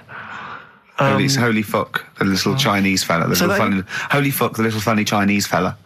No, okay, all right. Well, otherwise, Carl, other than those few negative ones, most people want to see the return of Rockbusters. So, do I have to tell people what the prizes Let's are? go. Let's do it. Yeah. Are these the prizes? Yeah, they're the prizes. All right, let me have a look. We've got the new album from Goldfrapp. What's this one here? Oh, I've no idea. The Yardbirds. A new album from the Yardbirds. On VHS, Coogan's Run, the show where different characters make an appearance each week, including, I think, Pauline and Paul Calf. Good stuff. Who the hell wants this? Meglos, a Tom Baker Doctor Who edition. And the only decent thing really in the collection, other than Coogan's Run, is the X-List, the double CD featuring lots of current indie favourites. So not bad little selection there, Carl. Yeah, well, if you are new, you haven't heard it before, I sort of give a cryptic clue and then some initials. I'd say it isn't cryptic. It's like, what am I thinking that might or might not be the initials that I'm going to say. That's how you got to think, really. Yeah. But go on. Do you want to remind them of any that spring to mind? Just as a... Exploding Pet was Atomic Kitten, doesn't really work. What else? I fell down in a puddle in Texas. I got my legs wet. Knelt down in the puddle, got my legs wet. Wet Knee Houston doesn't work either. Whitney Houston. Jamaican swinging a fish round. De-trout spinners doesn't work in the slightest. Doesn't work in the slightest. That's how they work. So there's three of them. You email in. So here we go then. Number one, the gingerbread man has only got one leg. Right? The gingerbread man has only got one leg. Got the it. Initials there, LB. LB, right? Okay. Second one, these people from the East Midlands swear a lot. All right? These people from the East Midlands swear a lot. These people from the East Midlands swear a lot. The initials TTD. Right? And the third one, have a holiday in Italy. Right? So you've done three then? TB is the initials on that one. So quickly again, the first one, gingerbread man's only I got that one as well. I got that one. I got two. These people from the East Midlands swear a lot, TTD. And the third one, have a holiday in Italy, TB. Email in with what the songs are and you win that stuff. ricky.gervais@xfm.co.uk. Hang on, it's not the songs, it's the artists, isn't it? Yeah, just... Oh yeah, like he said that. Yeah. Okay, fine. Email only, please, ricky.gervais@xfm.co.uk. We got that going. Yeah, looking forward to the answers on that. Bit of feeder would be good, wouldn't it? All right. I love this. Forget about tomorrow. Feeder on XFM 104.9. We've had a response from Dickie Anderson. Dickie Anderson, our number one fan, although not a man who's, he's not afraid to criticise constructively. Yeah. And he's simply emailed in, surely your show is bad enough without bringing back Rockbusters. A valid point. Placebo and Bitter End. I don't want to contradict you, lads, but it's not. We've got a full hour to go on the Ricky Gervais show on XFM 104.9. I am Ricky Gervais, the aforementioned Ricky Gervais, with me, Steve Merchant and Karl Pilkington. Rockbusters. A Forest, The Cure, XFM 104.9. Good track, isn't it? Oh, yeah. Going all the way back. All the way back there. Wow, Rockbusters. The results. You've had a few proper answers, I hear. So either I'm wrong or people do think like you. I've got two of them. What are the clues again? All right. First one was the gingerbread man has only got one leg. I got that. That was LB. Limp Bizkit. Right. Yeah, the that third works. The third one that I think you worked out. Yeah. Have a holiday in Italy. Chewing breaks. TB, chewing breaks. Yeah, this is the one I can't get. If there's a reason why I can't get this, we're not doing Rockbusters. Can I give the answer to this one? Yeah. What's the clue? The clue, these people from the East Midlands swear a lot. Yeah. TTB. TTB. The answer. TDD. Yeah, go on. Give the clue again. These people from the East Midlands swear a lot. Tourette's Trent D'Arby. Right, you're never doing Rockbusters again. Tourette's Trent D'Arby. Right, you're not doing it. You're never doing. You've blown it. You see, you sneak that one in. Yeah, but I always like to sort of give two that, are fairly easy, and then you sort of work out the men from the boys then, don't you? Yeah. Well, I mean, if I'd have done a character called Tourette's Boy, friend of the little Chinaman, and it went, ding dong, oh look, it's Tourette's Boy, friend of, holy fuck, holy fuck, you'd have been annoyed. Do you know what I mean? Oh, who's your mate, Tourette's Boy? Holy fuck. You'd have been annoyed, wouldn't you? Is that a character from Lenny Henry's show? I can't remember whether it's Chris Moores or Lenny Henry. Yeah, one of them. Anyway, the winner, lucky old Richard Perks from Birmingham. He's listening presumably on Sky, and so nice to have him listening. And that's Richard Perks. He's got those answers, all of them right. In fact, most people seem to get Terence Trent D'Arby or Tourette's Trent D'Arby. Well, I think that's offensive. If you want to complain, what's the number? What do they write to complain about that? Using the same person you told people to write to and tell them I was a knobhead and shouldn't be on the radio. Last week when I was away. Did anyone do it? I think a few went through. Did you listen to the show? I listened back to the recording of it. Did you get any emails before you listened to the show? Yeah, when I got in. Did it upset you? What sort of things was it? Just stuff, I can't remember. It was weird because there was like a few of them in a row and I just thought, what's happened here? Yeah. Because we said that, because you weren't here. So what did you say? I just said phone in. We had a couple of genuine emails that liked the show, didn't they? Yeah. And I said phone in and leave messages or email Andrew Phillips and Karl Pilkington and just say the show was great. The show was brilliant without him. But they went a bit too far, did they? What did they say then? Oh, I can't remember. I mean, it doesn't bother me because I'm not bothered what people say, am I? No. Do you know what I mean? No, you don't care what you say to people either. Poor little Robin, he looked crushed. Whatever. Whatever. Well, it doesn't matter because he's doing well at what he does. He couldn't even hitchhike home because they wouldn't stop because his thumbs didn't show up. He was waiting there for ages by the side of the road. Do you know the difficulty he has buying gloves? It's murder for him. He wears little oven gloves. Yeah. From like Wendy houses. He has to wear Barbie oven gloves. Yeah. Oh. Right, so the winner there, Richard Perks in Birmingham, if you could just email him with your address. There was another winner, wasn't there? What was his name? Actually, there was one person who got all the right answers, and there was almost a winner, but his name was Peter Kay. And I like Peter Kay just coming second, so we gave it to Richard Perks. Yeah. Peter Kay. Let's play a record. Band of Gold by the artist who featured in a recent Rockbuster clue, which was, I think, the Jamaican fella needs an aspirin for his head, and that goes course to Frida Payne. Brilliant. Rockbuster's coming up, isn't it, Carl? We start up now. Get it going. No, let's. I thought we weren't doing this anymore. I know. I don't know what happened. I don't know. I mean, but I mean, we're shooting off in a couple of weeks, so yeah. What difference does it make? Well, we might as well. Now you've mentioned it, it's a good time. Go on then. Right. 3 cryptic clues like the one you just heard there. First one. Cryptic, I like that. Is cryptic a word? First one, my younger brother spotted you the other day. Right, that's the cryptic clue. My younger brother spotted you the other day. The initials JS. JS for the band. Second one, that champagne belongs to the Boxers Kid. That's the way he looks up, like it's Oscar Wilde. Yeah. It's That champagne belongs to the Boxers Kid. The initials are AM. And the third one, the Vibrators, and the initial B. What? Right? The Vibrators, and the initial is B. So the first one, my younger brother spotted you the other day. Oh, I know that one. That's ridiculous. JS. The phone's going. Second one, that champagne belongs to the Boxers Kid, AM. And the third one, the vibrators, the initial B. So email in and you win. You can say the prizes later, can't you? Well, I'll tell you what, this is terrible. I mean, we didn't even say the prizes. We weren't going to do this. The phone's going. Look at the phones are going mental. Right, well, Carl, did you ever do paintings and drawings at school and then bring them home and your mum put them on the fridge? No, not really. I never brought them home. What, did you just screw them up and throw them in the bin? I just left them at school. Yeah. 'Cause I'd never had a bag. Alright.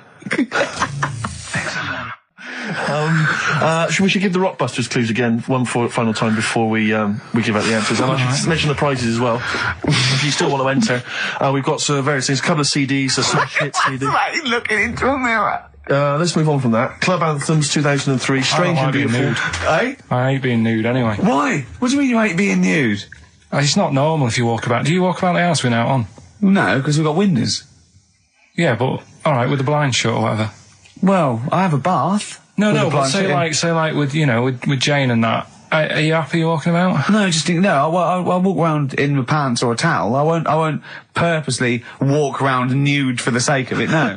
No, I know, but I, in the morning I don't mind when I get up. Yeah. Go for a shower. But I don't sort of flaunt it about. I just wondered if that's normal, or... Well, no, what do you mean, is it normal? If there's no one can see you, then... No, like, but your girlfriend's in and that. But what I mean is... Yeah. Is like... You can put a pair of pants on, can't you? Do you know, all I'm saying is... Well, put Steve's on if you want. Yeah, for 30 quid. What do you want to do? Do you want to put a pair of pants on now? No, it's just like you're asking me to do it for a pen. What would you do, right? What would you do, right, if you did that thing with Steve and you left your pants in there, you went and you put his on, but it was sort of like, it was damp. Right, so Rockbusters then, we'll get this out of the way, right? So the prizes, Carl, mentioned there's a number of CDs. We've also got Wild Weather, a fascinating, it looks like 2 VHS set about weather, about various weather conditions around the world. That must be selling like hotcakes. Sean Lloyd could be in that now. Yeah, indeed. And also signed by Norman. It's Fatboy Slim's Big Beach Boutique. That must have been troublesome for the station that has close ties with Norman to get hold of, but well done. And that's Fatboy Slim, Big Beach Boutique. So yeah, there's a number of not bad prizes to give away there. And the clues were, Carl? First one was my younger brother spotted you the other day. The initials JS. We had That Champagne Belongs to the Boxers Kid. That was AM. And third one, the vibrators. That's rubbish, that one. And the initial B. We'll give away the prizes and the answers next. What, we going to play a record, or what we got coming up? We got Monkey News. Yeah, we got that. We got We've got loads, too numerous to mention at the moment. We got any adverts? got some of them. Oh, brilliant. Cram them in later. Excellent. Look forward to that. Joe Jackson. Good track. Good tune. Well, it's on. Different for Girls. Joe Jackson on XFM 104.9. A retro cut. Bit of Monkey News would be good, Carl, if you got that. We're struggling here. We're struggling, Steve. Wait a minute. You say that, but wait a minute, the answers for Rockbusters are coming up right now. So, you thought people were turning off? Oh, my God. What have we done? We've done Take My Shoes Off for Money. Take My Shoes Off for Money. We've done that. We've done, oh, look at these funny postcard breasts. And we've done We Didn't Win a Sony. Coming up, regular features. Jeez, we got nothing, have we? Come on. Sometimes it's good. Come on, Carl, save us. You've got to save us. So Rockbusters answers then. Are we doing them now, Steve? Yeah. Right. First one, my younger brother spotted you the other day. Yeah. The initials there, JS. That was Junior Senior. Right? Yeah, good. I'll give you that. Second one, That Champagne Belongs to the Boxers Kid. That was AM. That was Alison's Moye. Alison's Moye. Alison Moye. Sorry, just give us the clue again. That champagne belongs to the Boxers Kid. So, Muhammad Ali's son. Yeah. Right, Alison's Moye. Yeah. Brilliant. And then third one, always an easy one in there for everyone so they can take part. The vibrators, the initials B, that's Buzzcocks. You can't say Cox. That's why that's why you can't say Cox. Have we got a winner?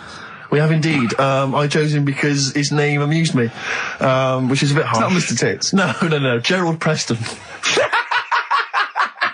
Sorry, Gerald. I don't know why that tickled me. It's so unfair. It only tickled me because it's not funny. There's so nothing funny with Gerald Preston. There is nothing funny. I think it was because it sounded like it was a man of a different generation. I think that was why Gerald Preston. It sounded like... That's terrible. I know. Right, Gerald, there's nothing funny about that name. There's nothing funny about the name, Gerald. Steve just made me laugh. He did. I don't know why that made us funny. It made us laugh, but it just tickled me. But Gerald, whatever you think of your name, don't worry, because these prizes, There's including nothing funny Fatboy about Slim... Gerald Preston. I don't know, Gerald, if you're a fan of wild weather, but you've got a 2VH set coming to your way, so you certainly will be interested in extreme weather conditions by the end of that, I would have thought. Plus some arbitrary CDs, so good luck, Jerry. Oh, dear. Excellent. Right, brilliant. Good. That's that sorted. Right, let's have another tune and then maybe some monkey news. Yeah. It's the best of. You've been voting in all week, sending your emails, so here's the clips that you wanted. Alright, so, here's the first bit. Where are you going, Lanzarote? Yeah. Where's that? Don't know, Suzanne sorted it out. I said, Lanzarote, I said, is that Africa or is it Spain or Portugal? Just thought you don't know. What do you mean don't know? I goes, well, what's the currency? I went, don't know. I said, Suzanne booked this one, did she? Yeah. I thought, where is it? Is Lanzarote African or foreign? Somewhere foreign. I was looking last night, and doesn't look that good. Like one of the highlights of the things it says you've got to do is go and have. Apparently they've got restaurants in caves, and that's like one of the things they say you must do. So, if that's a highlight, do you know what I mean? Right. So I'll do that. Go and see what that's like. Yeah. When you're on the beach, Carl, do you wear the very, very tight Speedos? No. Do you walk around with them? Sort of longish shorts, t-shirt on, probably with a sort of a light shirt on top of that. Right, sure. So quite wrapped up then. Covered up. Do you wear a hat? Because obviously the bald head, there's risk of sunburn. No, I just put a bit of lotion on it. Lotion on there. Yeah. Just have a bit of a wander down the beach, have a look. Yeah. See if there's any old blokes with their tackle out and a backpack. I'll look forward to, so yeah. Well, there you go. Yeah. Well, we're looking forward to finding out how you get on. Yeah. And interested to know what she gives you on Christmas Day. More scintillating chat after this next song. We've had a lot of emails, Carl. I don't want to sort of put a dampener on your Christmas, but a lot of people have been slagging off Lanzarote. One of them just said, I don't know if I can find it. It is Canaria, isn't it? It's It is one of the Canaries, isn't it? It's a volcanic island covered in volcanic dust. It's very windy, so you have to dig a hole to sit in on the beach, and there's hardly anything to do. That's from Mike Godham, he says, unless you like quad biking. Well, you know, you've seen what happened to... no, don't go quad biking. Not with your little head. There's no protection at all, is there? I don't know what you're thinking. I don't know. At least Rick Mann and Ozzy had lots of hair. Yours would be like Humpty Dumpty. It would crack like a little egg. And then we'd seen, there's no kings or king's horses. So, well, they couldn't do the job anyway. No, shouldn't really send them. They're not really qualified. Horses not equipped to put send a medical man like Neil Fox in. Yes. To mend but not eggs. Some kind of military horse. I bet he's had egg on his face a few times, hasn't he? What, Foxy? Yeah. Most of the series are Pop Idol. Right, Carl. Lanzarote, good or bad? Well, you got to give it a go, haven't you? Yeah, well done. Give everywhere a go. Exactly. That's what I was saying. Don't just take the word for it. I mean, if it had said an Alanova, Lanzarote shit, he'd have believed it. Sure. If he'd have overheard it in a pub, Lanzarote a crap, he'd have believed it. He'd have seen it on a website that was mainly concerned with monkeys and witches, he'd have believed it. Yeah. As it is. Everybody raves about New York, and when I went there, I thought it was rubbish. Well, you're an idiot then, because that is possibly the greatest city in the world, along with London. Subjective, though. That's why they have holiday programmes and that, innit? So you see it and you decide for yourself and that. Yeah, but you saw Venice on a holiday programme, as you put it. You went there and you went, it was rubbish, full of black bin liners. Well, it is. Right. Didn't they show them? It stunk. Didn't Judith Chalmers say that? It stinks here and there's loads of rubbish everywhere. No, she didn't. Did she mention that? Oh, that's what I mean. So it depends what you want from holiday, doesn't it? Well, yeah. But you're an idiot if you don't like New York, so next. Anyway, go on, break up, guys. Kiss and make up. Well, the general public are getting involved with Carl's holiday, and, this has been a damning report on Lanzarote. There's not been a positive word written about Lanzarote so far. Wow. It's volcanic, there's no natural water supply. Sorry, there's no natural water supply. It's you all have to sit in a hole. What do you think of this, Carl? What do you think of the people that want you to know that you're going to a rubbish place when you can't change it? What do you think of that? Rubbish though, will it? What do you mean? All right. What do you mean it'll be right? Because I'm going to go there thinking, oh, there's no water and that, and there will be water. No, they didn't say there's no water. What did they say then? There's no natural water supply. Whatever. I'm not bothered. Doesn't bother me. All right. I'm going to have a good time and that. What are you going to do? What's your plan to do? Got a book. What book you got? Rich Hall book. I'm just going to read that. So, Brilliant. And the weather's better than here, isn't it? What's the matter? What's the matter with I've Carl? got something to cheer him up. Someone's emailed in, Emma's emailed in, she said that for those that know, those in the know, they referred to Lanzarote as Lanzagrotte. Brilliant. He's a bit fed up. He's got 2 CDs for Christmas from a company that's he's been with for 6 years. He's a little bit grumpy about having to answer the phones. He wouldn't go and make Steve another cup of tea immediately. Selfish. Yeah. Carl, what are you thinking? Nothing. Go on, what were you doing? Come on, Carl, you're getting paid for this. Project. Out. We'll take one of those CDs away. All right. Man grows penis on his arm. I mean, why people are constantly losing their penises around the world? I've no idea. But why I didn't on the realise it arm? was a bit... What do you mean, why on the arm? It's just a graft, isn't it? Yeah, but put it on, like, your buttock or your side. Not, you can't wear a short-sleeve shirt. Why do they've done that before? I don't understand it. Why not just graph it onto the side of your leg or something where it's high up, close to where it should be? I don't know. To get it used to the environment. Like when you were like release a duck into the wild. I've never understood that. If there's a doctor, again, we had a doctor last time, if there's someone who can let us know why they put it on the arm. So they can keep an eye on it, presumably. He's not going to work with this knob on his arm. He's probably in a hospital bed and under examination. Right. So what do you think? They pop the knob on the arm, say, come back in 3 weeks. What do you do, by the way?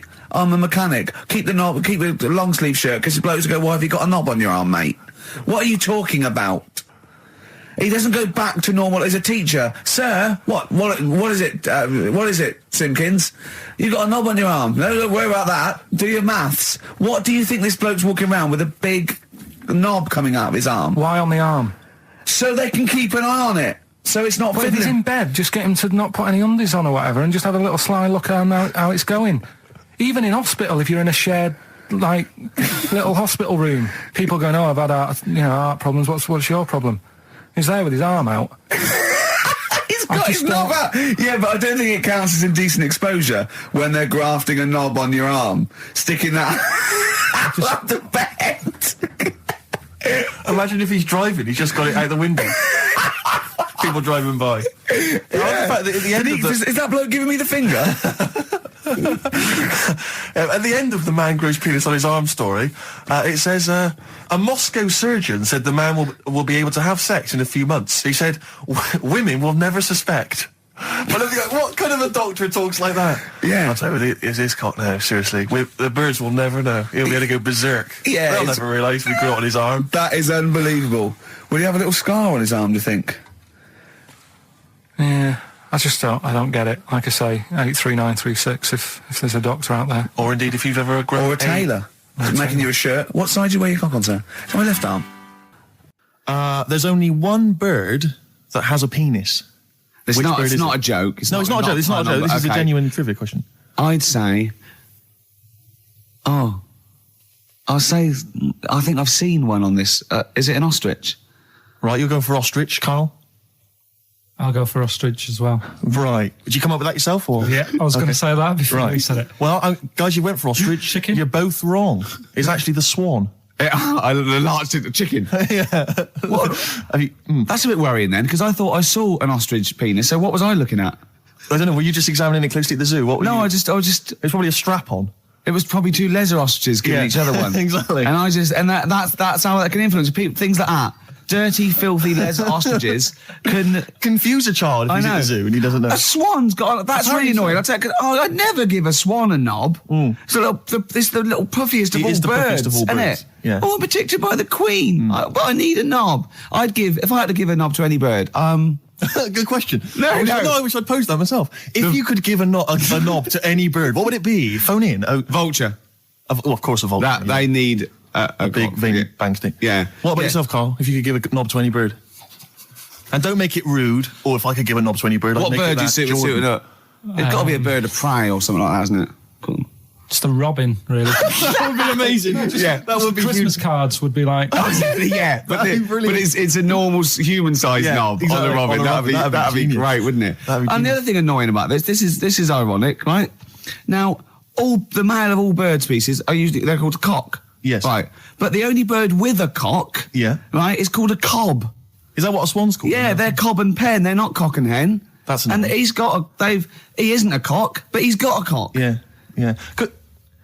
Quick query there, Rick. Go on. When you said then cock, presumably you meant male bird the first time you said it. Yeah. The second time you said it, you said cock. Did you mean the penis? Well, you're showing off the whole farce of radio broadcasting. Because you're not really allowed to say cock. No, exactly, no. One cock would cause great offence. Yeah. The other cock's fine. Exactly. It's weird, isn't it? It is strange. It is strange. So, I mean, if I said now to you, I like cocks. Yeah. Meaning birds. Yeah, that's that'd be fine. Yeah. But if I meant penises, it would be a problem. If you like cocks, it was penis. Yeah, that would be... Carl, do you like cocks? Do you like cocks? No. Right, okay, that's fine. I was asking if you like... No, I like, Yeah. Well, I'm a big fan of tits. The small birds that come down and peck at you. Yeah. Yeah, you like tits and cocks. There's nothing... Tits and cocks. There's nothing wrong with... There's nothing... Carl, don't worry. There's nothing wrong with saying tits and cocks. When I said tits, I meant the little birds. Yeah, and when I said cocks, I mean the big birds. Yeah. Do you know when... Go on. No, it's just that... It's when you're talking like tits. Yeah. At the milk. Do you... I like the fact they flutter away when they hear the milkman coming. Oh, come on. So when... What? What are you talking about? No, when the milkman's coming, when he's walking up... Okay, 104.9, Ricky Gervais, Steve Merchant. We're not actually here. It's the best of. I feel drained today. Do you? Go on. This is the strangest radio show in the world. Yeah. Isn't it? Yeah. Because when we can do that, we can talk about this and go, I feel drained today. Just like he's not... Like, no one's listening. Because that's the sort of thing you say socially and no one listens. Like, just when you're watching up, I feel drained today. It's rhetorical. Yeah. You're not expecting anyone, not even your loved ones, to go, oh, really? They just go, that. But to do it live on air, no one's listening. What I mean is just give us a jingle. But exactly. But the truth is, the contempt we have for our poor listeners is unbelievable. The listeners aren't listening, and we don't want to be here. So it really is one of the most pointless things ever. No, would have been quite happy to do a full show. But you know what? The flow of it's just... I would love to listen to this back in 10 years. This actual show. Let's keep this forever. Let's keep this show forever. The show, we went early, we were bored. It was a day we're trying to save Africa, but we're a little bit annoyed that no one's listening. Yeah, right. Right, once and for all, the final monkey news of the year. Oh, go on. What were you going to say? No, I was just going to say, if you're not into the Live 8 and you're gay, you're not listening. Because you're on a walk. Right, okay. Right. Oh, chimpanzee that monkey news. Right, there's this card game going on, right? in the big hotel in Vegas. Right. The Luxor Hotel in Vegas. Yeah. There's a major card game. All the big players and that were involved. Right, they're all invited. Anyway, so they all meet up in this dark room at the back of the. Oh, there we go, dark room. At the back they didn't work. They didn't see the little 4-foot hairy fella. So it was brilliant at poker. Like I say, it's a big game, and that everyone's been waiting for it. So it's played in the back room, not in the main entrance bit, right? So anyway, like I say, it's dark in there and what have you, and the players went in. There was already someone sat in there, right? Right. But they couldn't quite see Was he a short, hairy bloke with slightly longer arms than legs? Couldn't see him. Were his arms slightly longer than his legs, strangely enough? Was he holding his hand of cards with his feet? Anyway. So the cards were dealt, right? Cards were dealt, game's going on. His cards with his feet! Game went on for hours, right? No one's listening. The terrible thing is that not even we're listening to Carl now. I know. Literally no one is listening to Carl. Insulting. There was a lot of smoking going on. It's going on. A lot of eating and nuts going on. That was a bit weird because they don't normally get through as many, but for this night. So, come on, let's just play Bruce. Carl, let me ask you now. Carl, you will be a little bit unnerved about this. Have you seen the film Jurassic Park? Yeah. You know what happened there? Well, according to the Sun here, it says scientists are planning to clone mammoths for a theme park. Look at his face. Look at that. He looks like a dog caught in the headlights of a car. He's terrified. I love Carl. He sprung to attention there. Is that the best news you could have? Man moths.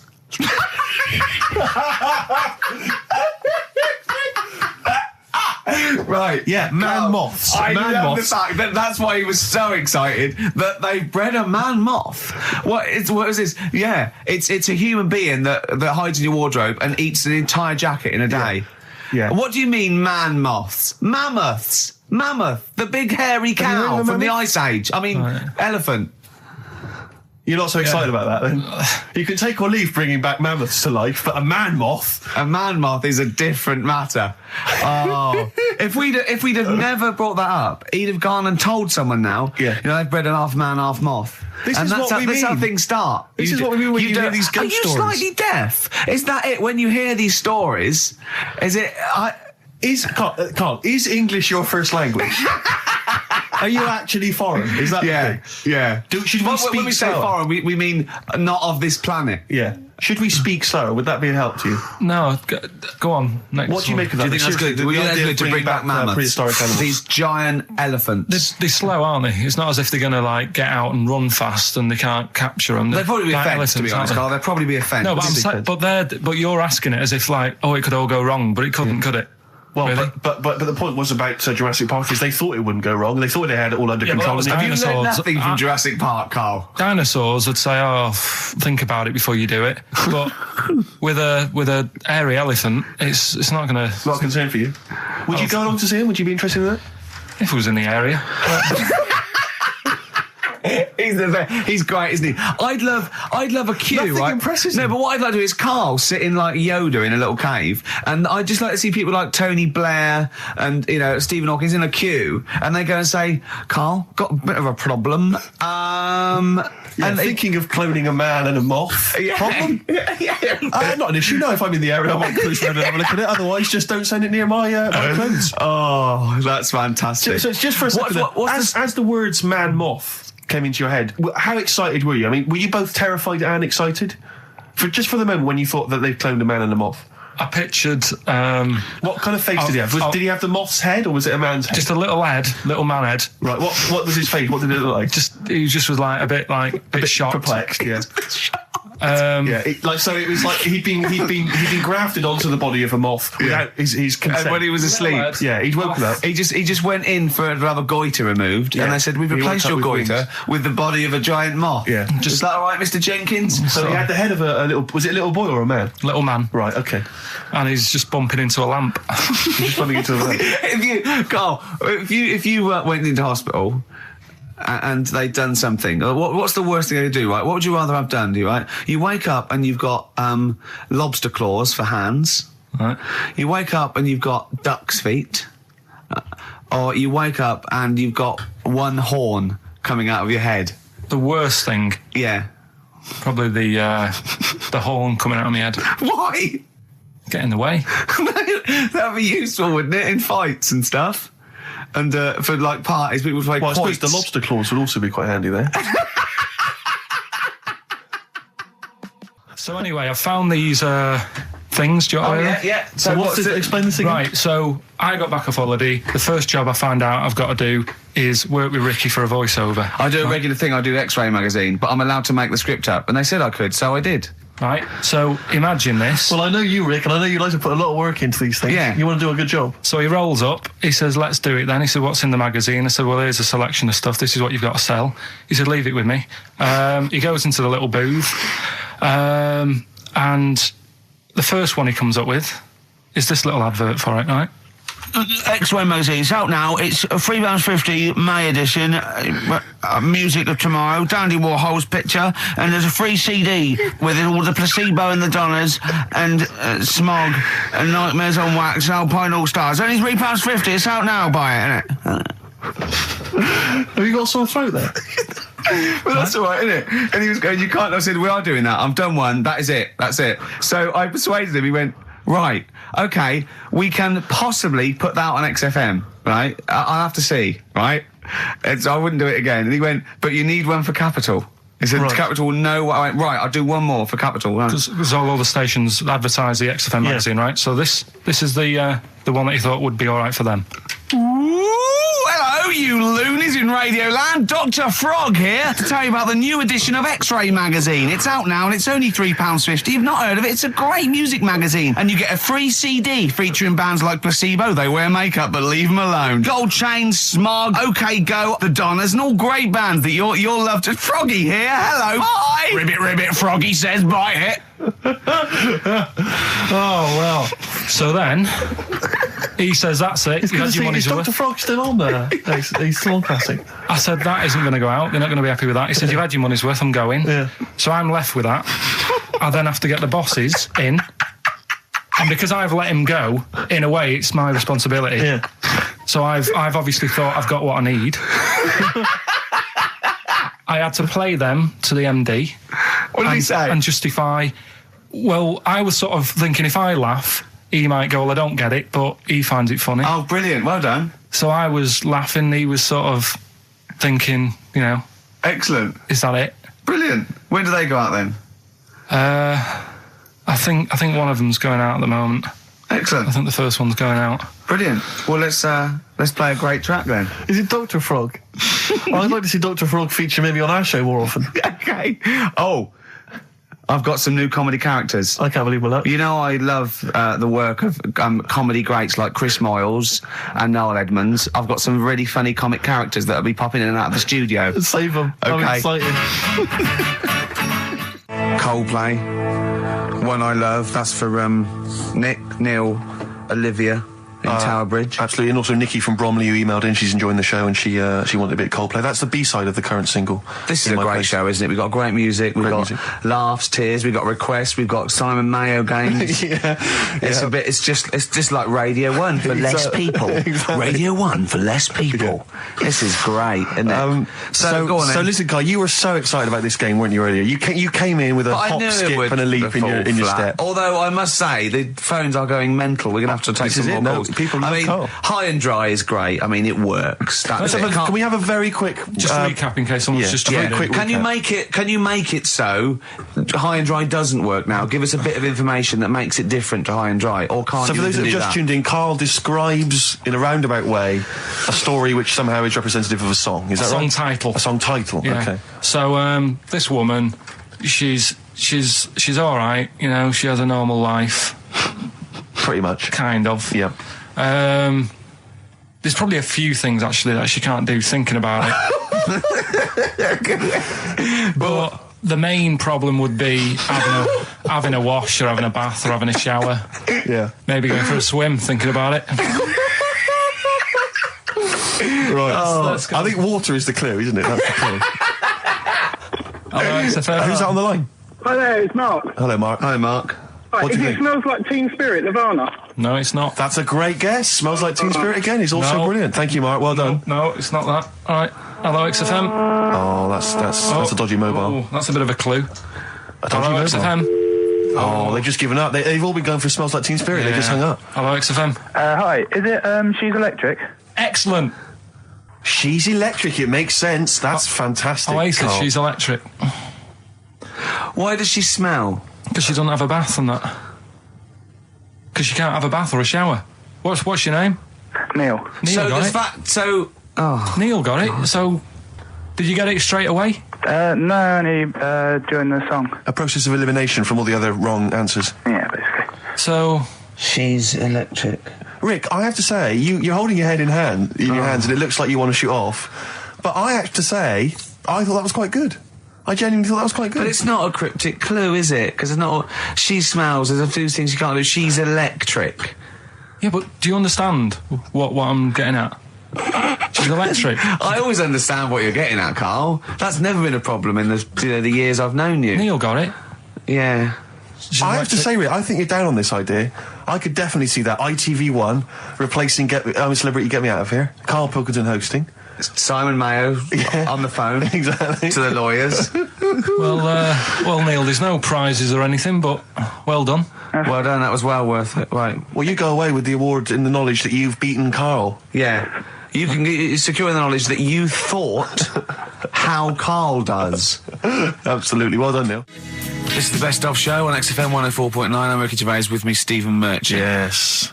I hope you're enjoying the best of. I'm amazed that these are the highlights and that we've strung it out this long, Rick. But the good thing about this is, we're not here, we recorded this a couple of weeks ago, just the links, right? This has taken us about 10 minutes for the whole show. We get paid the same. Why don't we do this every week? That's a great idea. High five. Listen to this clip, it's brilliant. Carl, you're a second-time buyer, aren't you? Yeah. Bought one in Manchester. Lost $7,000 on that one. Well, don't buy in Manchester. No, it's a good flat. It's just it wasn't. I didn't buy it to sort of make money. I thought I was going to be living there like all my life, and then a job came up here, and it was like, oh. You bought your first flat in Manchester. You assumed you would be living there for the rest of your life. Well, I wasn't in a rush. Play a record. You're an idiot. Hang on a minute. So have you got a property portfolio? Have you got the 2 houses now? No, I've got rid of that one. Oh, you sold that one? Got this flat. £7,000 loss. Got this flat. I'll tell you something that is interesting. Hold on, though. What? £7,000 lost. Yeah. It's a flat in Manchester, but it could only cost about £8,000 anyway. Right, Steve, something they do now, right, they've got to do by law when you're buying, right? I was looking at one in London, right? It's haunted. They've got to tell you now. Right, don't talk shit. I'm telling you now. Play a record. I'm telling you now. Yeah. There's no such thing as ghosts. That is ridiculous if that appears on a legal document. Right, if there's anyone who sells flats and does that for a living, yeah, right, email in, because I'm telling you now that is a fact. She sort of dropped it in. She said, I said, oh, nice feel here. And she said, yeah, well, that'll be the ghost. Just dropped it in, that's all they've got to do. And then I was like, what? And they went, oh, yeah. That's what I've got to do, is it? So that's the legal thing. Did you drop it in? So in court you go, did you drop it in? Yeah, I dropped it in. Play a record, you're an idiot. I love the fact that in pole position, in positions 1 and 2 of his favourite films of all time, is The Elephant Man and Kes. Yeah. That's brilliant. Yeah. Go on. All right. Am I leaving the mics open a bit when this is going out? Yeah, let's have a listen. Yeah? All right. So don't talk then, right? Just put that hot dog down, Rick. And this is the bit in Kes where it's the teacher and he gets up and he has to Glover. talk. What's his name? Is it Brian Glover? No, it's the other teacher. The other one. Anyway. Right. Go on. All right, so here we go. Things that had actually happened. I've got another one. What about you, Casper? Casper! All right. All right? All right. You haven't been listening to a word I've said, have you? Yeah, I heard some of it. Yeah, you. Some of it? Just stand up. Always somebody, isn't there? Right, now you're going to tell us a story about yourself. what sort of story? I want you to think of an incident that's happened to you sometime in the past that is true and that you think will interest the rest of the class. All right? Right. What about I work on a radio show at the weekend. Well, are you going to tell us about it? I'll just do. It's 2 hours, and it's with Ricky Gervais and Stephen Merchant, and just sort of play music and tell stories and stuff. What kind of stories? Well, whatever. Like last week, it was science. We were talking about this lad who was growing a knob on his arm. So it's weird. It's tricky, sir, because like with Ricky, he gets bored quick and he won't listen to the stories, and he'll start squeezing my head. All right. I'm not interested in what he does. That isn't normal, is it, sir? That. I mean, it sure is a bit gay. Is he? Just messes about, though. Do you know what I mean? I try and come up with good stuff, like monkey news and quizzes and stuff, but then he'll just, Ricky will just mess about. I mean, on Saturday he did it again. He squoze me head. How do you spell that? Squoze. S-Q... Oh, you're going to show us off the wall. This is a new word to me. Squoze is S-Q-U-O-Z-E. Now tell us what it is. It's when he gets me head and he puts one hand on the back of it, right? And he puts the other hand on the front of it and he just sort of swivels it. Swivel, right down the back. Oh, swivel's not it's spelled S-W-I-V-R. How many times a day? How many times a day does he swells it? It depends what time he gets in. If he gets in about 12:30, he could get a good 3 in. But I think, I don't really want to talk about. Don't you? Well done, Billy. Big hand of applause. That is the effort. Yeah. Wow. That's the best thing you've ever done, Carl. Right, here's the last clues of the year. You had, there's a load of letters there asking for advice. Put them on Claire's desk. That was F. That was for foreigner. I don't know what you mean. Claire Rayner, she took advice, she gave people advice, so that's a foreigner. That is shit. Right. I'm sorry, that may be Christmas, that is absolute garbage. A lot of people got the right answer. I know, that annoys me even more. Number 2. The second one, ask your mum. Foreigner. Second one, ask your mum if you should. That was S. That was Shalimar. Shalimar. Right? No, bizarrely, what was the clue there? Ask your mum if you should. No, we got a lot of people saying Smashing Pumpkins as the answer to that. But I don't know who's saying that today, Mum. Smashing Pumpkins. Merry Christmas, Mum. Smashing Thanks Pumpkins. very much. Nice bollocks. Oh, that's great. That's great. Right. Smashing Pumpkins. Your dad bought them for me for Christmas. Yeah. And the last one. Lovely plums. What, my Victorians? Oh, God. Right, we've got to wrap it up. Come on, then. A couple of people were arguing in the supermarket at the fruit and veg counter. That was B. That was Banana Drama. They were, having an argument. What do you mean Banana Drama? Wait. What group is Banana Drama? What group is Banana Drama? So, you're a fool. You're a twat. Well, you say that, but you accuse Carl of that. You're also accusing lots of the listeners, including the winner, Nicola Rogers of London, and she wins those great prizes, and she got them bang on. So Banana Drama. So can we finish there now? Yeah. What do you mean? What do you mean? Can we finish there now? Just play the ads and go. What? No, what are you talking about? We're going to play Joey River all day. Play that then. Goodness me, Carl, look at you. We haven't got time. Merry Christmas, Carl. Merry Christmas, Carl. Enjoy the show. Let's give him a little kiss. A little kiss. Oh, no, with tongues, it's Christmas. No, don't. Stop messing about. Get up! You don't talk to anyone, do you, in the week? You just hide in your little sound booth thing, and you really don't talk to anyone, do you? Much? Not really. No. I mean, you might call up. Yeah. But no, I keep myself to myself. Yeah. Then you don't get bogged down in the office politics and stuff. Yeah. Is there a lot of office politics here? I don't know. I don't get involved in it. Oh, yeah. Proved your point. So when we're away and we're out of action, who, other than Suzanne, who will you talk to of the day? How will you get a sort of feedback from the world? How will you get sort of input and? I always, if ever I've got a question on anything. The internet's sat there and I can just go online and find out. The internet is good. It's brilliant. But it's not all verified. It's not all necessarily factually accurate. Anyone can put things onto the internet. It's it's freaks and things that put on things one, right? Here's one that I read in a week, right? Go on. About this woman. Yeah. She was a bit of a punk. And to get her hair done like she wanted it. Super glue? Right, no. She got lard. Apparently, it's a popular thing. You might know. Put lard on your head. Yeah. And you put it in the oven. Oh. Now, apparently, the heat that you get from the oven is different from the sort of heat you get from an hairdryer, right? And she had to do that to get the style that she wanted. But anyway, she comes into some money or whatever, treats herself to a microwave. Right? It's not true. Opens the door, jams the things, the little catch. So the microwave works. She jams it with a screwdriver or a knife or something. Yeah. Puts the microwave on, sticks her head in, boils her brain. Don't be ridiculous. Right? Well, why is that ridiculous? Boils her brain. She boiled her brain. She boiled her brain. And this is what's good about the internet. I went straight from that, and there was a subject about brains. And do you know that Russell Crowe, when he dies, he's given his brain to charity or something, some sort of some people who can do stuff with it. She gave hers to Pot Noodle. Vesta. Yeah. Oh, That's boiling a skull. Yeah. It's not true. It's not true, Carl. Just urban myths. Someone made it up.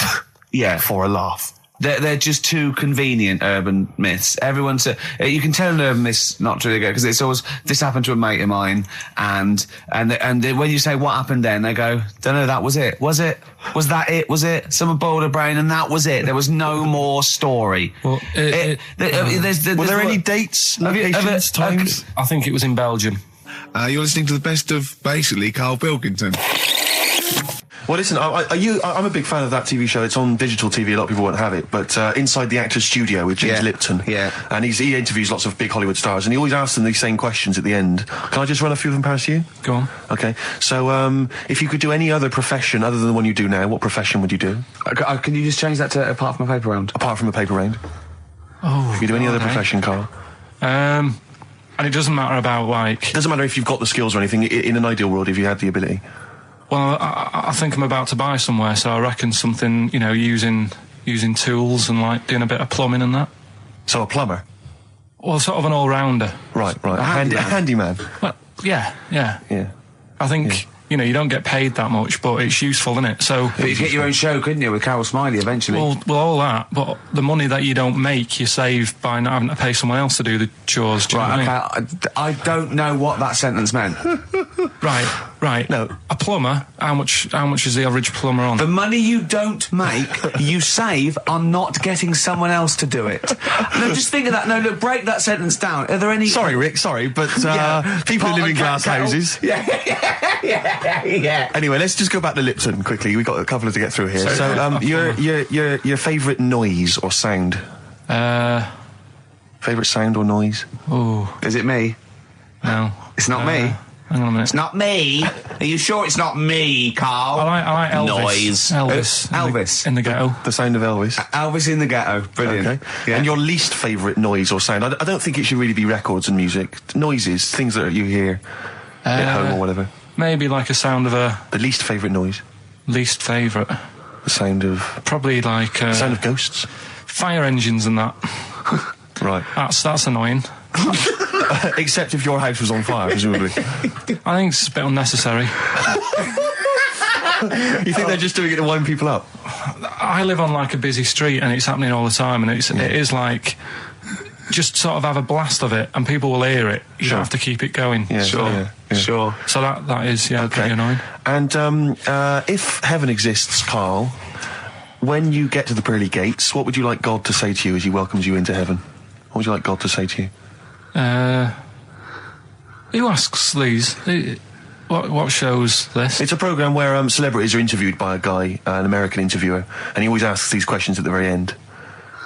What would I say to God? What would you say to God if you believed in heaven, and if heaven exists, when you eventually go up to heaven and you're welcomed in through the gates by God, Parker and your stussy t-shirt and your...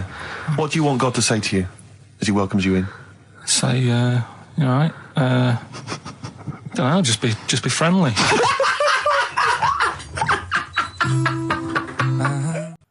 Right, okay, are you in a film this week, Carl?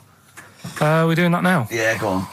Get it over with. Hang on a minute, then. Get it over with. Let's get this show over with. We can go home. You can go off to Lanzarote and sit on some ash. Some charcoal. He's not happy about that. That's annoyed him. The listeners have all ganged up on him. Yeah. XFM giving him 2 CDs. We've had more calls for his resignation this week than ever before. What do you think of that, Carl? What do you mean? There's another reason. Do you know what I mean, though? Because he's grumpy. He's not just giving it. He goes, well, I can't help it, can I? I don't want it. You're being paid well to do a job.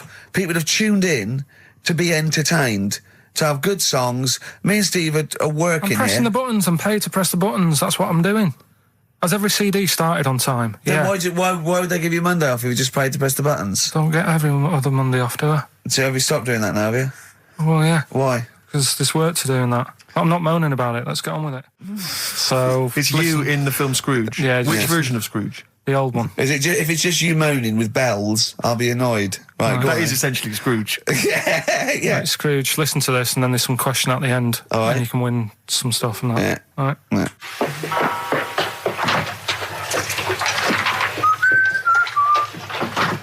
You're late. Only 20 minutes. What do you mean by coming in here this time of day? I've just been doing some Christmas shopping, haven't I? Probably do some more shopping on Monday because it's my day off, isn't it? Yes, I know it is. You don't have to tell me. Do you want to see what I've bought Suzanne? No, thank you. I don't mind showing you. It's only a Christmas present, isn't it? Just bought some more condoms. Why? Well, I bought some last year. Got 2 boxes. They all got used, so... I'm very glad to hear it. How much do I pay you? Why are you asking? The presents I buy has got nothing to do with what I earn. Like I say, if I won the lottery, I wouldn't go mental on her. Do you know what I mean? I probably wouldn't even tell her because I think she'd want to travel around the world and all that, and I'm not into that, to be honest, so I'll probably keep it quiet. Why? Well, once you've been around the world, where do you go next year? Each to their own, though, innit? You know what I mean? Well, what do you want? What for Christmas? Not that fussed, really. And you, it's just as well I'm not that fussed, because do you know I do some work at XFM? Do you know what they're giving me for Christmas present? Nothing? No, might as well have been nothing. 2 CDs. That's it. I was well fed up. I'm sure you will. They give you a list of about 30 albums and you get to pick 2 off the list. So I've gone for Kings of Leon album and the best of Bob Marley. Mr. Marley has been dead these 7 years. In fact, he died 7 years ago this very day. Did he? Do you know what sort of donuts Bob Marley likes? It's not my business. No, it's not a proper question. It's an old Peter Kay joke. He likes the ones with jam in. Do you get it? Garlic bread. It's good, isn't it? Excellent. Oh! Carl, well done. Carling Scrooge there. The only man more mean and depressed generally than Ebenezer Scrooge. Oh, dear. The reason you became King of the Universe, of course, is because of your fascinating French bread anecdote. Oh, yeah. Yeah, come on the then. How did baguettes come about? If this is going to be someone cooked a loaf a bit wrong and said, I can still make a sandwich out of it, I'm going to hit you. No. Go on then. Right. Napoleon, when he was at war and that with Russia. 1812, yeah. Yeah, all his soldiers were like, not used to the cold weather and that. So they said, take some clothes in your bag with you because it's going to be nippy out there. So they put all the clothes in the bag. Sure. They were told, it's Napoleon, for Christ's sake. No room for any food. You're joking. So couldn't they make some sort of like sandwich? No, it wouldn't fit because of all the clothes. You had to take extra gear. Sure. So, anyway, he said, I can see where this is going. Is there a baguette-shaped gap left in their holdall? They thought, let's make some bread that you can fit down your trouser leg. What? That's not true! No, it's not, I read it in Euston train station. I was waiting to go back to Manchester. Where did you read it? Scrawled on the wall in graffiti? Yeah. Do you know was it also meet me here for cock fun at 12 o'clock? The upper crust sandwich shop, Euston station. It's on the wall. What do you mean it's on the wall? Do you know it says, like, sail on at Dixon's, whatever? Yeah. Next to that, there was, like, a bit of information. Once you've read the stuff on Dixon's... I get information. There's a big thing about the history of the baguette. I read it and I thought, we got to make a sandwich we can split down our trouser leg. But how can you march and fight with a huge piece of bread down your train? Although it would be intimidating. You see them coming, you go, sacre bleu, look at the size of them. They're big fellas.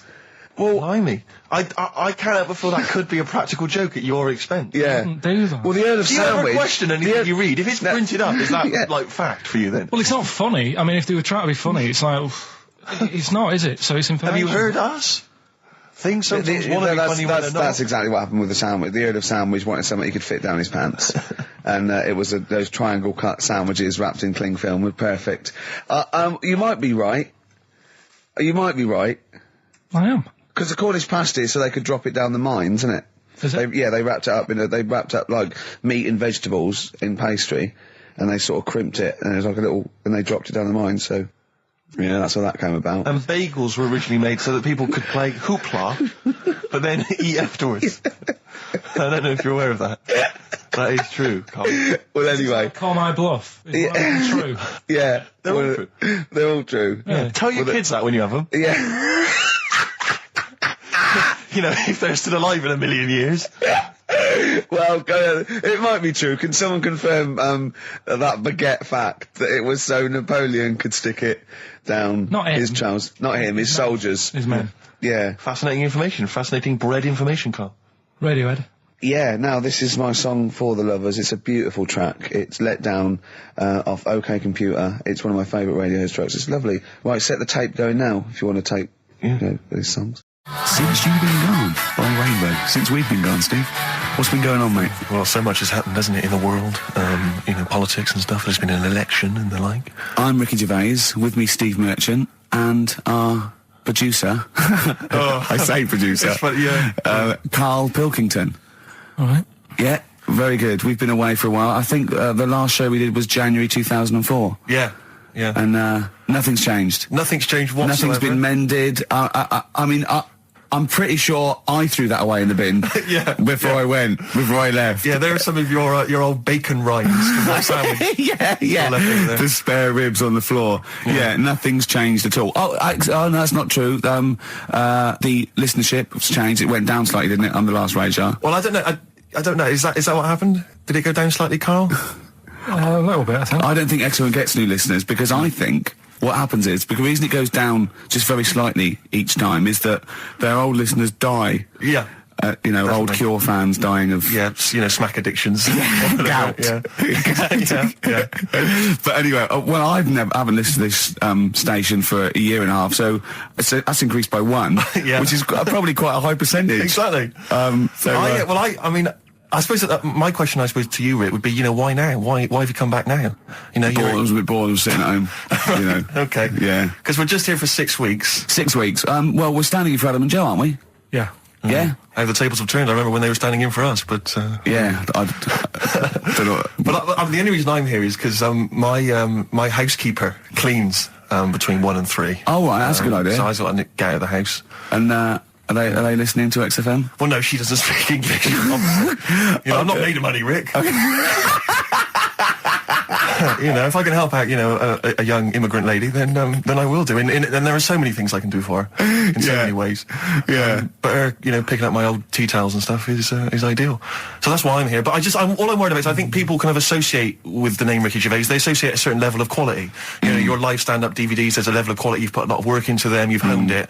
The TV work you've done, likewise. Should people expect the same from the radio show? Definitely not. No.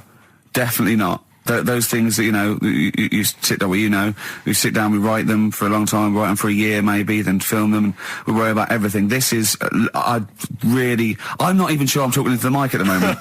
I was actually doodling, as you saw there. Yeah. I'm eating a sandwich as we speak. Yeah. Although we do like music, that is true. That's absolutely right. Should we play some great records? A great record now. U2, City of Blinding Light. I'll tell you what, I love U2 now. Yeah. I honestly hated them, sort of everything from Boy up to about, I think, Beautiful Day, when that came out. I thought, that's all right. I listened to the album, listened to this album. I love them now, Steve. It's a turnaround, isn't it? Well, yeah, it's that kind of musical insight that I'm looking for throughout this show. Really. I sound like Dr. Fox then, didn't I? Some of your tastes and wants and needs. Dr. Fox. What's happened to him? Is he off air now?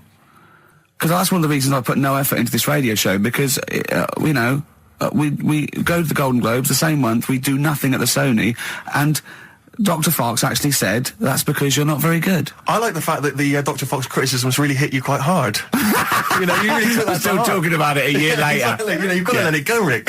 Yeah. But then again, he's a medical man, and you got to believe him a bit. Trust his opinion. Exactly. Yeah. I could have done without the rectal examination. I think he could have just said, you're not very good. Exactly. Try and enunciate. No, I know what the problem is. Or let's have a look down here. Exactly. Carl had to go to one of those well clinics, didn't you? No, I haven't gone. Why? Because I'm not happy with it. What? I'm not happy with the whole... Well, it's just... Do people know what them places are? We'll give you a whole... Have you heard of them? Yeah, I've had one, yeah. They check everything. Which, Suzanne, my girlfriend, was like, you're 30-odd now. When was the last time you went to the doctors? And I haven't been for ages because I don't... No, I never go. Doctors. I never go. Unless I think I'm honestly going to die there. I'm in agony. They can always find something. Jane made me go to one of those things, those boot things where they do that. It's, couple £100 and they give you a complete head to toe, don't they? But head to bottom is what it is. They do the old finger up the arse thing. Now, what is that testing for? Well, I like that he said it quietly, because he's on the radio. You can't say arse. Yeah. I say it quietly. Say it quietly. Yeah. Arse. Yeah, arse. That's what our mistake was, because we got a complaint upheld, didn't we, for saying... And I'm talking about a male chicken here, which is a cock, as you know. Yeah, and we said that word, right? So if we'd have gone, cock, we'd have probably gotten away with it. You can get away with murder. If you just whisper it very So go on then, yeah, so... I'm not going because I'm not having that done. I don't understand what they're going to find up there. That's your head. No, but why can't we just? I mean, it's the heart that I worry about the most.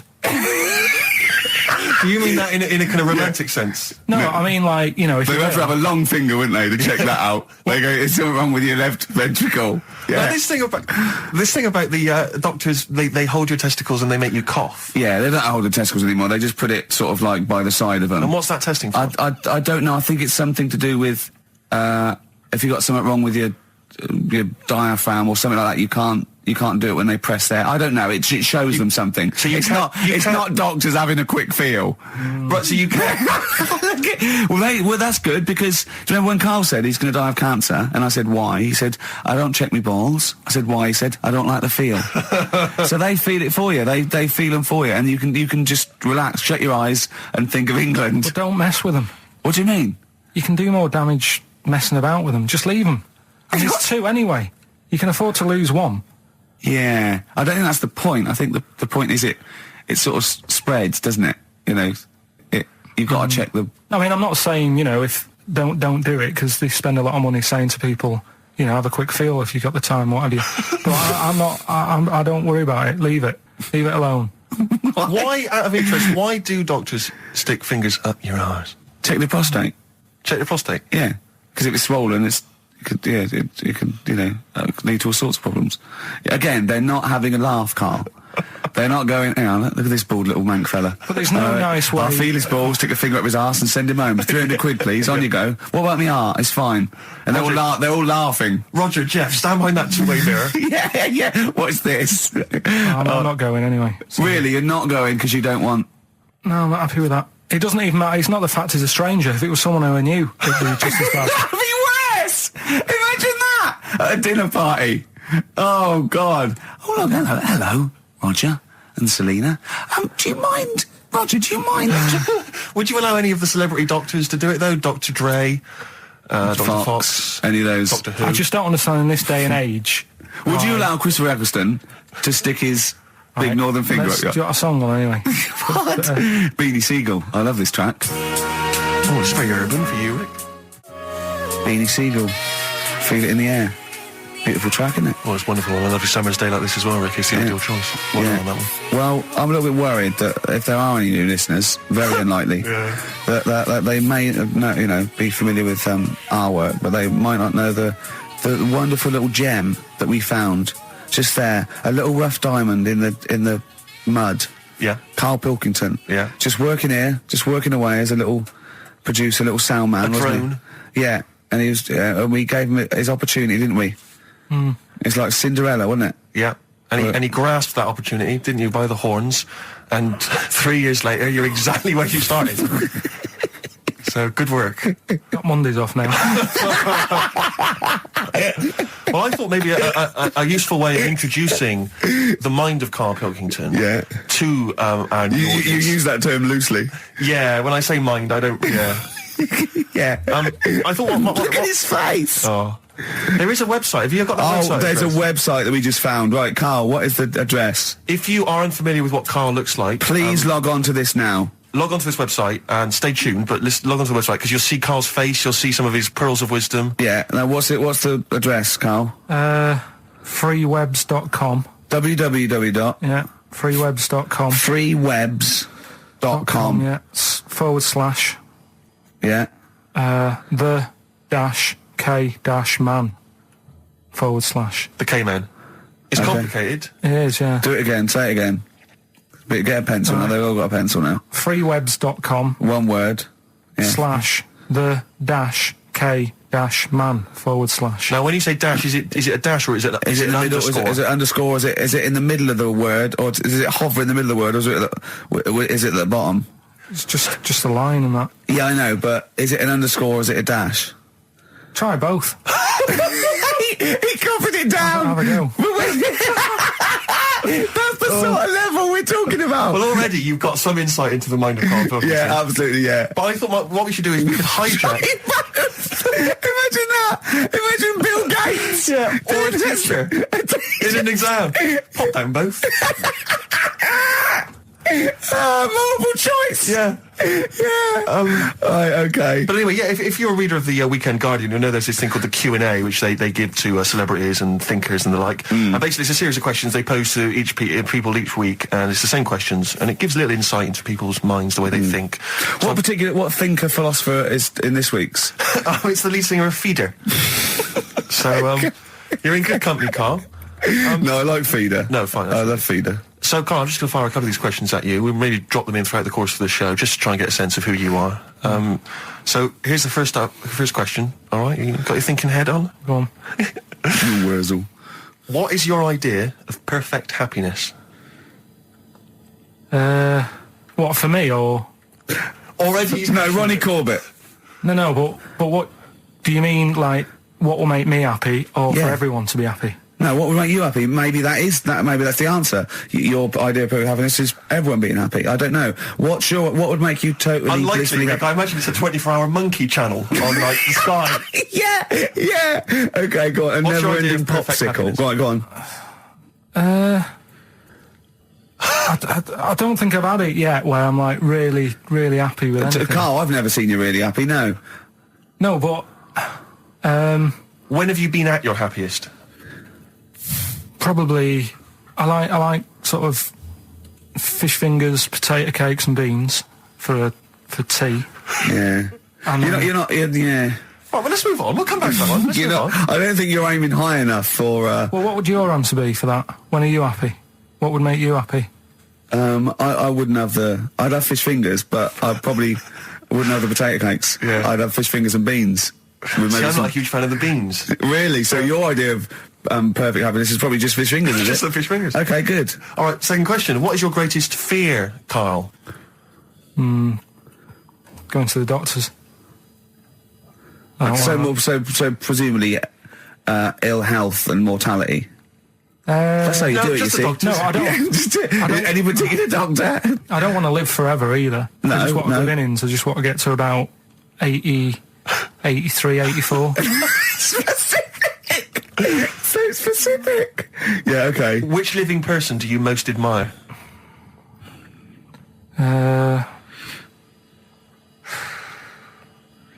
Which person throughout any time in history do you most admire? Winston Churchill's pretty good. You like him? It's very good. He's Why? alright. Good answer. Because if it wasn't for him, we'd be talking German. I'm not that good at that. He's not that good at that. I love that even if the Nazis won, right, in 1945, and we'd be now speaking German, he still wouldn't be that good at it. Although he's not good at English, so I suppose that's true, isn't it? Yeah. All right, well, here's the final one for now. Do you believe in capital punishment? That's not hitting Dr. Fox over the head with a stick. Depends what for, right? Go on. Oh, if it's something bad. And, well, I assume it would be. they don't kill people now for parking illegally. But what sort of thing are you talking about? What sort of punishment? Capital punishment. Yeah, I know, but what is that? What are you talking about? Well, guillotine, hanging. Hanging's a bit bad. Yeah. Can be fatal, can't it? What do you mean hanging's a bit bad? It's all bad. Why should the state kill someone? Because prisons are getting a bit busy, aren't they? Brilliant. Okay. What's the point in keeping them, people around? Well, what's the point in killing them? Just because it's like, right, that's that done. Who's next? You know what I mean? What can you do with someone if they're mental? Employ him on a radio show. Yeah. Right, next question. Play a record. Okay. We'll come back to the questions. What do you want? What have you got in here? Rick, I know you're a massive fan of the Thorns. Yeah, but maybe you're less familiar with the different elements of the Thorns' solo work. No, It's a track from Matthew Sweet. Oh, yeah. XFM 104.9, Matthew Sweet, and a song called In My Time, Ricky Gervais, Steve Merchant, Karl Pilkington. That's great, that. Yeah, just asking Karl some of these Q&A questions. This might be my idea of perfect happiness, being in a room with Karl Pilkington. Yeah. I just watch him look around. When you're talking, he looks at you, and it's like, you know when the owners say, it's like the cat can understand what I'm saying. Yeah. It's like he's on the edge of that. He's on the edge of that. Or you think he can. And I know he understands the words, but I don't think he understands the full impact. Whenever you say something to him, it might be something, you know, a revelation or something. He always picks up on the wrong side. You go, well, that's not the important bit. Do you know what I mean? He always goes... It's a bit like having a 14-year-old French exchange student. You know, their English is not amazing. They roughly understand you, but they're trying to piece together what you're saying. Exactly. But it's great. You see, the thing about Karl is, and don't take this the wrong way, I like him because he's stupid, in a way. No, I'm not being funny, but do you know what I mean? But even though I think he is considered stupid, some of the things he says, I think borders on the, I don't know what the PC term is, the retarded. Do you know what I mean, Karl? Anything in particular you're thinking of, though, Rick, when you think of... Well, he was talking to me the other day because I'm trying to write a show called Science, and he's sort of going to help me out with some of the research, and I want him to do something on the DVD for it, right? And he was talking about it, and he was talking about he says in the future they reckon we'll be able to soon. He said they'll be able to take us into space, and it's going to cost us £150,000. He said, what's the point? There's nothing up there. He said when they went up there, right? He said when Louis Armstrong went. In 1966, right? He said it was nothing there. So there was him, a fella called Buzz. There was one and third bloke that didn't even get out of the spaceship. He said he went all that way. He didn't get out to stretch his legs. How good can it be? Forget it. That's him summing up space exploration. Don't you agree with that? What's the point in going up there?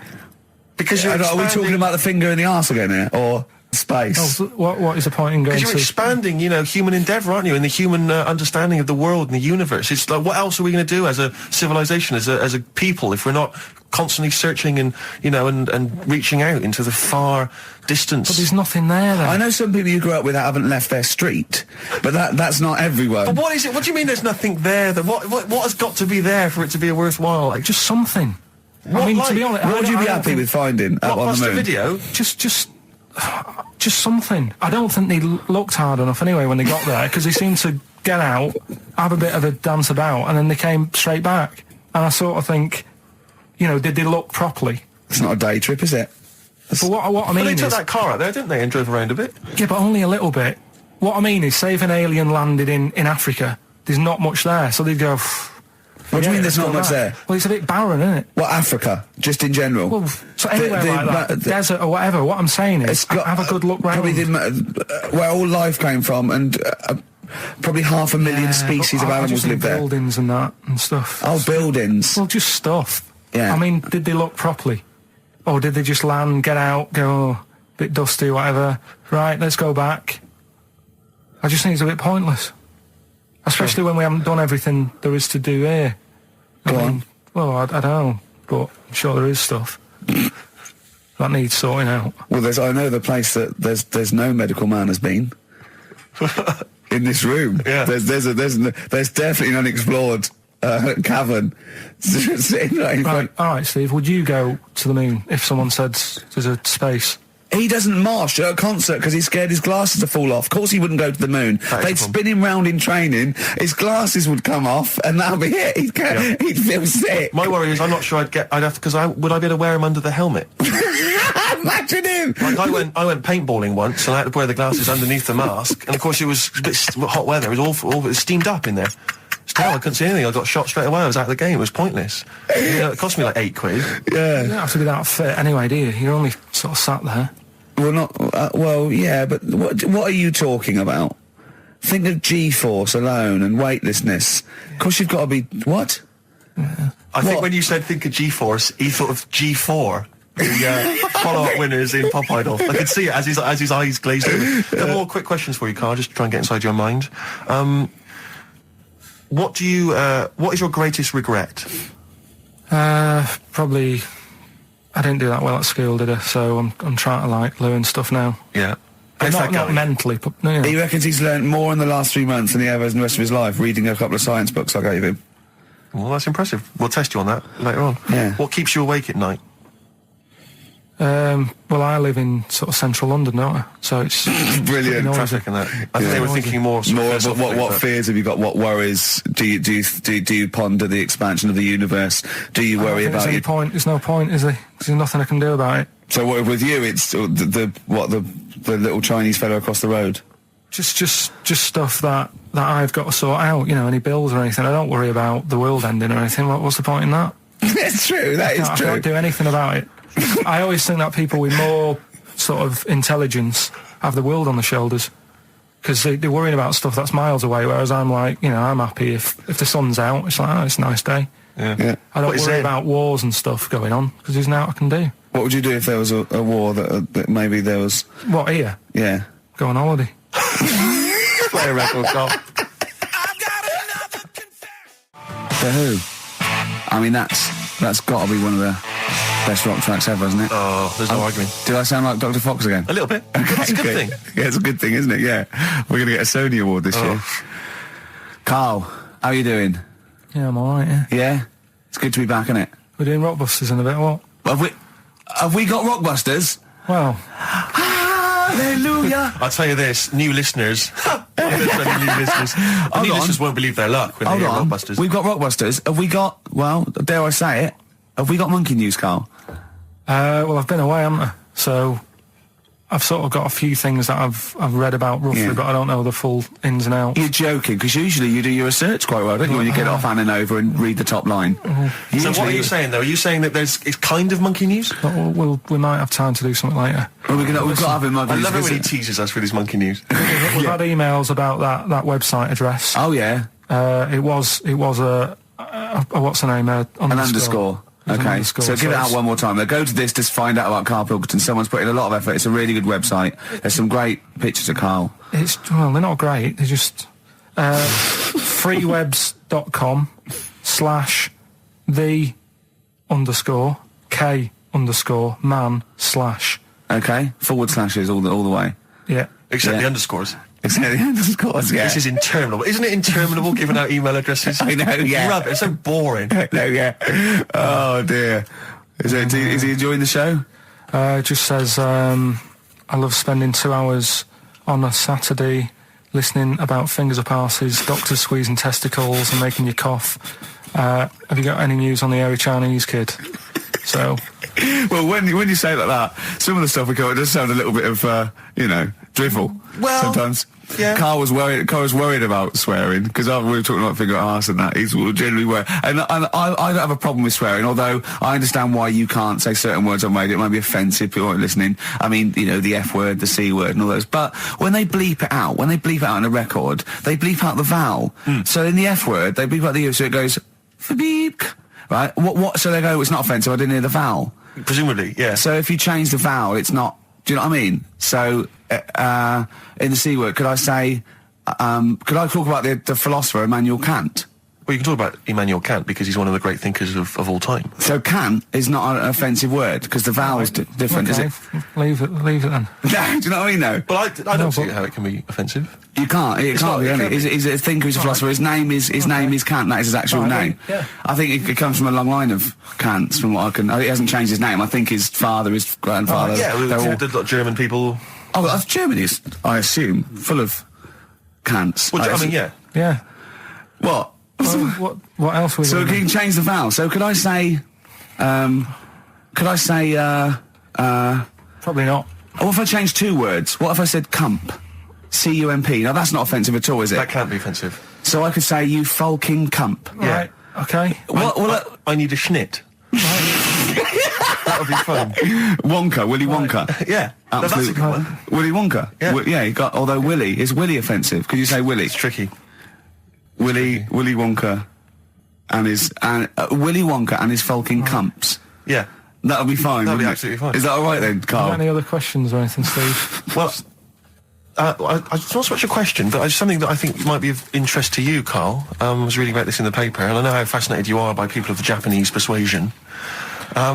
2 elderly men found on a remote island are believed to be Japanese soldiers in hiding since 1945, desperate to go home.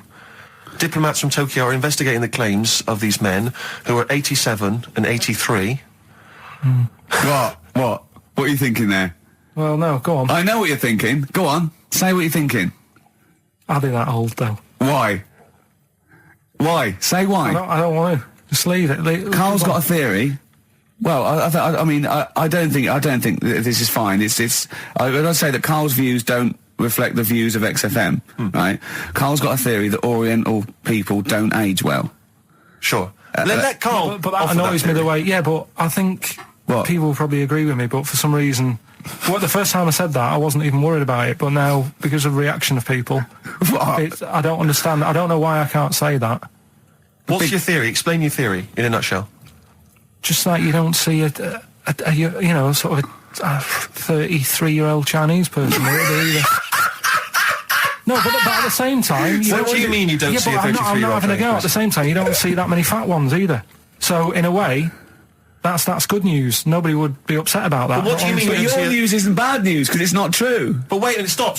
What do you mean you don't see a 33-year-old Chinese person? I don't understand. What do you mean you don't see them? What do you see then? Sort of, young ones. And then, like, you don't see that middle ground. I don't know what this theory's based on. So you see old ones and you see young ones, but you never see any in between. Yeah. What do you mean? So what's the oldest Chinese person you've seen before the age of 33? How old do you think? About 22. 22. So you've seen lots of 22-year-olds. So you've seen a range from babies to 22-year-old Chinese people. That's fact, okay? And then what gap do you miss out? When do they pop back up on the radar for you? What age has a Chinese person got to be older than that? Well, 49. You're always so specific. What do you mean when you say they don't age well? What do you mean they don't age well? You mean that middle-aged ones look old? Because you think at 23, when it's 23, happy birthday to you, and they look up, and, oh, jeez, it's 52. What do you mean? No, I just mean they don't age that well. There's nothing wrong with that. I don't know what it is in them, but they just don't... all right then, here's a question. You tell me of a Chinese person on the telly who's about 32. Tell me of a Chinese person on the telly first. Give us the great gamut of Chinese talent currently on British TV, right? And I'll pick and choose. Go on then. Bruce Lee. How long has he been dead, Bruce Lee? 70s, wasn't it? And not really on the telly much, was he? Okay. What age was he when he died?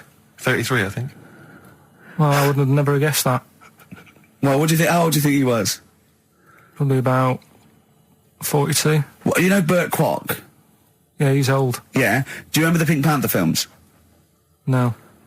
Okay. He wasn't that old in them, because it was 60s, 70s. But how old did he look, though? If he walked in and someone said, you never guess how old he is, what would you have said?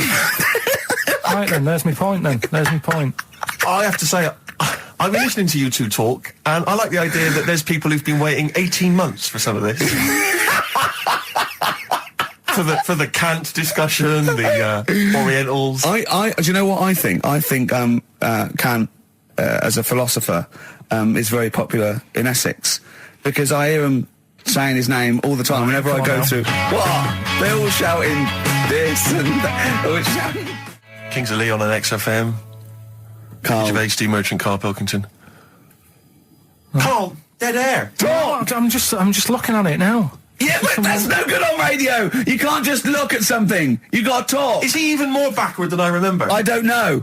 It's just that someone's emailed in. Yeah, so you got to tell the listeners that. I'm telling them now. I'm doing it. Someone's emailed in from Tokyo saying that he's getting married in a few months. To a Japanese woman. She's 27. Just want to know how long I've got till she starts looking old. Well, how long do you reckon, according to your theory? About 27. Probably about 4 years. About 4 years and that. So... What would you advise him, to get out now, or...? Well, have some good sort of wedding pictures done and that. Carl! Carl! It's not true! The theory's not true! Well, we'll see, won't we? Oh yeah, great. In 4 years' time, he's going to send a picture going, oh, you're right, Carl. Look, she looks like a prune. What? He's going to suddenly start saying his girl... It's not true, it's not going to happen. It's that thing, though, innit, of looking at her mum. there's a lot of truth in that, isn't there? That you shouldn't really meet up with your girlfriend's sort of parents and that. Sure. Because you just sort of get a little taster of what's to come and what have you. Then what's to come with yours? It's a good job I didn't meet her early on. No. You're going to be in such trouble! No, they don't listen. It's all right. Really? Well, Suzanne does, doesn't she? She'll probably be out. Really? But she knows. She's got some sense. Yeah, when you get back. Yeah. You went on holiday with them, didn't you? Yeah, we've been on since then, haven't we? I don't think so. Yeah, I went on holiday last week, been away, but that was just me and Suzanne. Talk about that later. Yeah, okay. That's coming up. Plus, of course, Rockbusters, the return of Rockbusters. Let's start Rockbusters. Let's do Rockbusters. Let's get it rolling, because I have got some amazing prizes. I went to the Americas and I brought back gifts. Not your tobacco and your potatoes, but brilliant prizes. Now, quite seriously, these are not the usual tat. You will win some tat for Rockbusters, okay? We've got DVDs, CDs, things like that, right? But the winner of Rockbusters today will go through to a chance to win the prizes in week 6. We're only here for 6 weeks, by the way. This is our first of 6 shows. Thank God for that. Yeah. And I went to do The Simpsons last weekend, and I've got a drawing here, an original drawing of Homer by Matt Groening. See that? Look at that. As Homer there, your pal Matt Groening, May the 18th, 2005. And Homer's saying, "I love Carl because he's stupid like me." And that's going to be framed, original drawing. That is worth, I think, a lot, but I've promised Matt Groening that it will not go on eBay. So please, I hope it goes to a fan. I've also got a rare Spinal Tap poster, met with Christopher Guest, and he signed that, Nigel Tufnell. Fans of Spinal Tap and The Simpsons, possibly the 2 greatest things ever, I think. Yeah. Also, my friend Rob, who did flannels with me, has drawn us 3 as flannels. There's Steve there, a little goglanker. There's me there, a little bloke dumplant, and little Karl Pilkington, Pink Floyd numscrunt. And these are going to be framed. So some very nice prizes. And I got a little surprise for you. Obviously, I met Homer. Press that little button there. Listen to this. Hi, this is Homer Simpson. I like Carl and its perfectly round, bald head. If you put 3 holes in it, it looks just like my bowling ball. Brilliant. Actual proof that you've met the people themselves, that the prizes are bona fide and genuine. But don't enter this week's Rockbusters thinking you're going to win those prizes automatically. No. This week you just win the usual tat. What is the tat, Steve? Well, we'll talk about that shortly. Okay. But you go forward to the big showdown, the big final competition in week 6, where you get the chance to win those. One person wins prizes. All those beautiful everyone goes in the collectible draw. prizes. Yeah, everyone. Yeah, the winners of each week go into the draw. What is Rockbusters, Carl? We've whet their appetite. I think play a record and maybe some wonderful adverts and then come back with Rockbusters. It's that kind of teasing that has made this a potential award-winning show. Bronze, I think, next year. Can we just swap that round, do ads and the song? Oh, whatever way suits you, mate. Go on. XFM. XFM 104.9, Magic Numbers, Ricky Gervais, Steve Merchant, Karl Pilkington. Well, I'm a little bit worried. I've just got to warn the listener, if we suddenly just go off air, right, it's because champagne is pouring down a hole where there's loads of wires into the desk. Because Steve, getting ready to open this champagne, right, just took that wire thing off, just put it there, of course, because it's warm. It just exploded everywhere. Yeah, I should explain now, I didn't bring in champagne to toast our return to the radio. I mean, I'm not an idiot. But actually, from Focus PR, Ashley has rather nicely sent us some Lindauer sparkling wine, and I'm just trying some, and it's really quite refreshing on this summer's day. So if you're perhaps working for some kind of PR agency, you know, or any kind of company, and you want to send us stuff which you want us to shamelessly promote on air, then feel free to do that. So you're just looking for free stuff? Yeah, I mean, you know, electrical goods. Okay, it's not just like champagne. Definitely not. Because I was going to say, if other champagne companies... What's that champagne company called that they sent us for free? Lindauer sparkling wine, which I imagine is available now. Yeah, so other champagne companies feeling jealous could send you some and you'd mention it. I don't want to exclude anyone from this. You know, anyone is welcome to send anything in. Brilliant. And as I say, I'm particularly interested in sort of designer goods. Okay. You know, the Apple Mac people, they're welcome to send anything in. Now, what's annoying about that champagne opening like that is that, as you know, I've brought my camera in, and I wanted to film you opening that onto Carl's head. Got the cork. Rick, I got another bottle. Have you ever? I don't want you to miss out on an opportunity like that. That's a bit of a waste of champagne opening 2 bottles. But Carl, would you mind? Because that would have made a cracking noise against your head. that cork going off. And because it's such a lovely, bald little sort of dome. Yeah. We'll put your head right down, yeah? It'll open it, we'll see what the cork does, and I'll film it for, like a website or something. Maybe we'll make that the finale of today's show. That'd be great. Yeah. Okay. Sponsored by Lindauer Sparkling Water. Oh yeah, the sound of a cracking cork against Carl's skull, sponsored by Lindauer. Sponsored by Lindauer, available now. Great. Right, we're doing Rockbusters then. Oh, okay. Now you should explain briefly what the concept is, Carl, because there might be a few new listeners. It's Blockbusters. Right, go on then. Well, it's not Blockbusters. No, because they were real clues, weren't they? Yeah, that was actually. He says they're a cryptic clue. It's not cryptic. Yeah. Well, it's like, what am I thinking? This competition is like, what number am I thinking of? Rick, just calm down for a second. Let me explain basically what the concept is. You'll remember some of the greats from the past. Yeah. Basically, you give some vague clue. Is that right, Carl? And from that, we're supposed to deduct which band or artist you're thinking of. So, for instance, there was one, the West Indian fella spinning a fish round his head, and that was Detroit Spinners. The Trout Spinners. Yeah, Detroit Spinners. Yeah. There's also what happens if you fall over into a puddle in Texas. Wet knee Houston. That is the level of Carl's. That's what you're clues. working with. But can I just say, there's no irony in this. Carl doesn't think this is quirky or kitsch or ironic. He thinks these could go on the Guardian crossword. Yeah. Right. Okay. This is the best stuff you can come up with. Yeah. Right. So there's three of them. Yeah. Right. I'll give you the cryptic clue and to help you along. Well, it is. Yeah, and I'll give you some initials of the band or the artist or whatever to help you along as well. Yeah. Three of them. This is on the text only. We don't want emails on this one. Just it's the one that gets the highest, or the first one to get 3. The first email with 3, or the first one that is the highest. So if no one gets the third one, which I wouldn't blame you for. So if there's like 30 people that get 2, it's the first email that comes in that we pick, and they win a handful of tat. Would you like to go through? I'll search out the tat in a second. I'm not sure what it is. Yeah. Good stuff. There's some DVDs and stuff in there. It's not bad. Yeah, but it means you go forward to the grand final in 6 weeks' time when you're playing for all that amazing stuff Ricky's got. We've got the signed, genuine, exclusive drawing of Homer Simpson done by Matt Groening, featuring references to Carl. We've got the signed Spinal Tap poster. This is big stuff you can't get anywhere else. No, it's a rare American poster signed by Nigel Tufnell. And it's such a shame that your only chance of winning it is with this inane quiz. Absolutely. It's not down to skill or anything. It's just such a shame that... Let's just do it then. Go on then. Right, the first one. Go on. What you got to remember is it's a band or an artist that XFM play as well, right? Right then, so the first one... Oh yeah, because XFM play the Detroit Spinners and Whitney Houston all the time, don't they? All right, these 3. Okay. Away, but these are XFM bands. Okay. Yeah. Right. If you got like a ball... Oh, Jesus. I know, you don't think about the cryptic clue is that every syllable counts. He says it different every time he says it. There'll be something different. Look, go on then. Right, so if you get a bulb, right... what? A bulb. A bulb. What's a bulb? What's a bulb? Like a... I like bulb. I like bulb. Oh, I like bulb. So you get a bulb? You get a bulb, yeah. Go on. He's gone. Right, go on. So you get a bulb. Right. Oh, yeah, a bulb, yeah. Have you got something in your throat? What are you doing? Are you eating a gobstopper? What are you doing? We'll play a song then. No, come on. Get the clue out, for goodness sake. So the cryptic clue is, so, if you get a bulb... Right, so... That's the beginning. Okay, great. Right, if you get if you get a bulb, go on. And you look after it, right? You look after that bulb. And you teach it stuff. Jesus Christ. What you doing there? Do you know what I mean? This is extraordinary. This is extraordinary. Imagine that written down in the Telegraph. He's had 18 months to get this. But imagine it.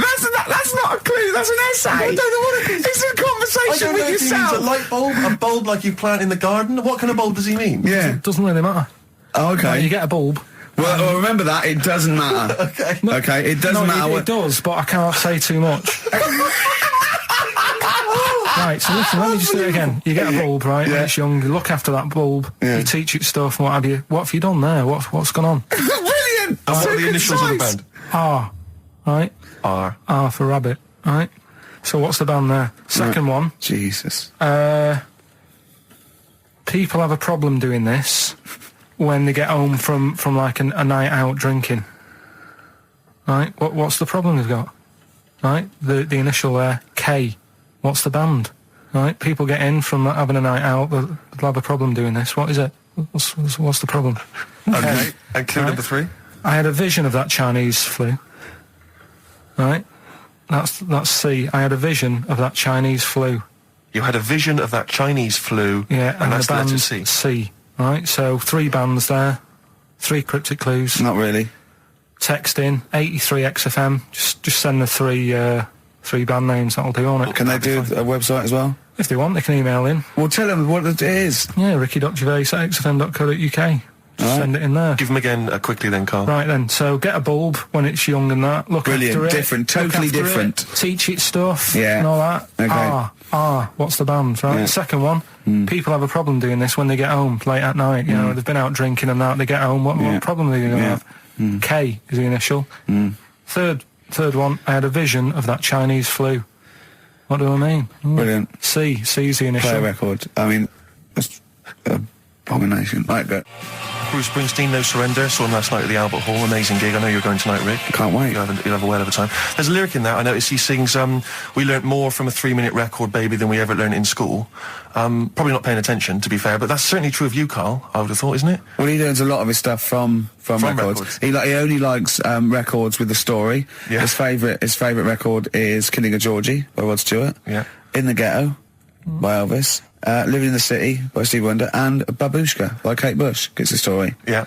We looked into the story of that one day. I was saying, well, she dresses up and the husband falls for her. And what did you say? Saying it wouldn't work. I'm just wondering, we should play it really so people can hear it and sort of... we'll play Babushka a bit later on then, and we can analyse those lyrics. Coming up on XFM, London's alternative new music station, Babushka by Kate Bush. Brilliant. XFM. Embrace.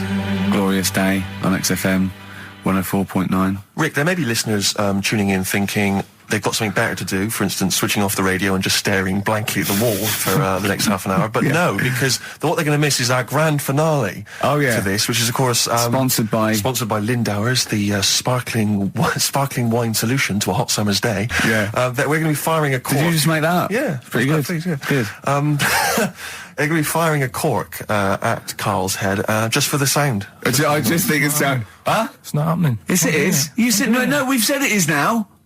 We've promised it to the listeners. Yeah, come on. I'm not happy with it. Why? Because the pain? Well, I've never had it done, so I don't know how painful it is. Well, what reason to do it then? Yeah, we've got to try it out, haven't you? You're perfect. It's like a little cowbell or wood block. That's what I'm hoping for. Yeah. I'm hoping for pop. And I'm going to film it for my website. Brilliant. So go to that this week, rickygervais.com, and see Karl Pilkington getting hit. A high-powered cork coming out of Lindauer sparkling wine. Lindauer sparkling wine. And of course, if you want to send us anything in, and perhaps next week that you feel we could actually that'd be great. That's us to do. This is like interactive because a lot of people plan the show. Like Dr. Fox plans his show. We sort of come up, we riff on the. So that's a great idea. Send stuff in that we could harm Karl with. Yeah, we harm Karl. We do a jingle. Harm Karl. I've always wanted one of those George Foreman grills. I've always wanted one of them. I know, but that's too much, isn't it? What if we just pressed his head inside it? We'd have to put it on. No, put it on. See. Just squeeze his head inside it. I've got to do that thing with a tea towel one day. You know that thing I did with a tea towel? You put a tea towel around his head, right, tie it. I put a wooden spoon in, and you only have to turn it like a couple of inches, and it kills you, doesn't it? Yeah. It really is, yeah. So we'll be firing a cork at Karl's head. I'll be filming it for the website. So that's coming up about 10 to 3. Look forward to that. Yeah. Do you know what? I'm loving this. This is my... just being in a room with him. I just can't... I want to squeeze his head all the time. I'll tell you, if you're a fan of imbeciles and idiots, you're missing out if you're not watching Celebrity Love Island.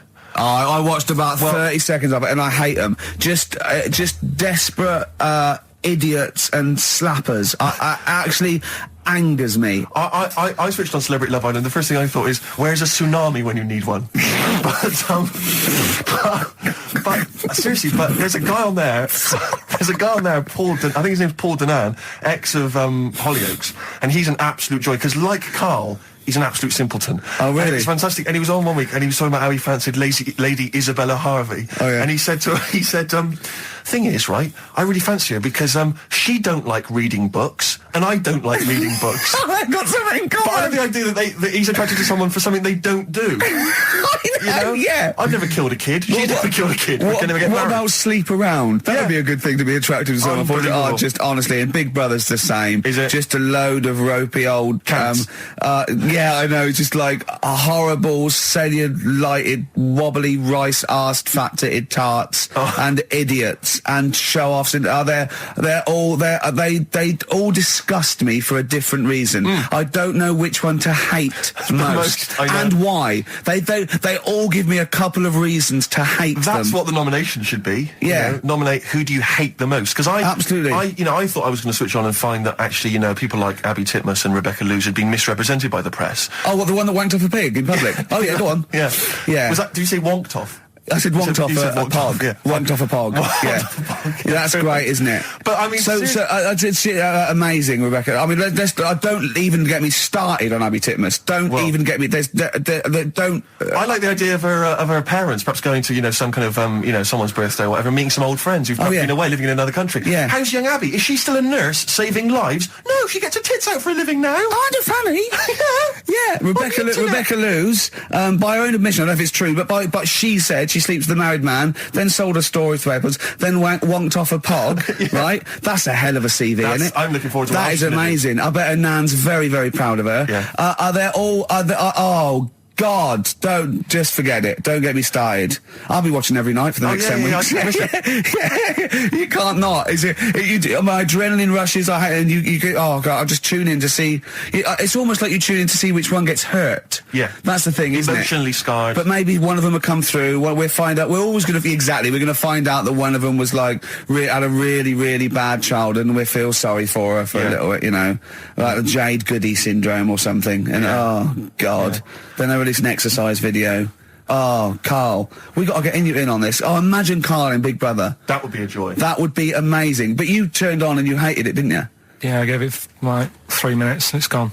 There's always something better on though. You annoy me, like you watch it. You moan about it now, but you watch it. I know, yeah, I know. There's always something I really did not watch any of Celebrity Love, and that was just too awful. I think the celebrities are worse than general public, though, to me, because if they're so desperate, they want 9 little bites of the cherry, and it's embarrassing. It's embarrassing. Or at least these people, they think that they're going to get out of their job they don't like, maybe, or, it's sort of like, I give them their 15 minutes, but it's, oh, God. But there's always something. I mean, when we were out the other night, Steve, right, there's a programme on about a spider that's a foot long and eats chicken. No one's talking about it. I don't know where to start! What do you mean? What do you mean? No, well, I'm sorry. I had to stand up because I thought I was going to explode. What do you mean there's a spider that's a foot long and eats chicken? There was a programme on about it, how there's this spider in the jungle or something, but I missed it because it was out, but no one's talking about that in the papers. To me, that's a worry. Why? In case it nicks your Sunday roast. What do you mean? But if it likes chicken now, Rick, in like 2 years' time, who knows what it might I know, it move up the evolutionary ladder, it start liking Karl, then humans. No, I'm not saying about the chicken bit, because I eat chicken, that isn't that shocking, but the fact it's a foot long, and no one's, it's just on a Thursday night, no one's talking about it. What do you expect, though? What do you expect from this? It's got its own PR. What do you want? What do you want this spider bee to be famous? Where is it? Where is it? It's in the jungle. It's not worrying anyone then, is it? It's not going to move. Well, why? It's not going to. What do you mean? What do you mean it's not going to move? Well, how's it going to get here? Is it going to get on a bus? There's waves and that. They come in bananas and all that. So don't worry about it. So I'm not if you're going to be like that. Anyway, listen, we better line up Babushka. We better play that surely, because I know you need to analyse those lyrics. That's very important to you, I know. We've still got that cork hitting. Cork on their head's going to be great. We're going to put his little head down and really give it a firing. Sponsored by Lindauer Sparkling. Refreshing. Jess's Girl by Rick Springfield. The reason I played that is twofold. One, it's one of the prizes we're giving away. It's an album called Rock Gods, and that's with a Z, right, and an umlaut over the O. Yeah. And it's got Kiss, Judas Priest, Deep Into the Darkness. It really is good. It's all your classic rock tracks. The other reason I want to play it is because I like that song. It's a great little uptempo bubblegum pop song, rock, great. But it's got one of the worst lyrics in it. he's worried about bringing up the fact that he loves his girlfriend's his mate's girlfriend, and he goes, "Should I bring it up?" He goes, I tell her that I love her, but the point may be moot." Just you don't use that in a rock song. The point may be moot.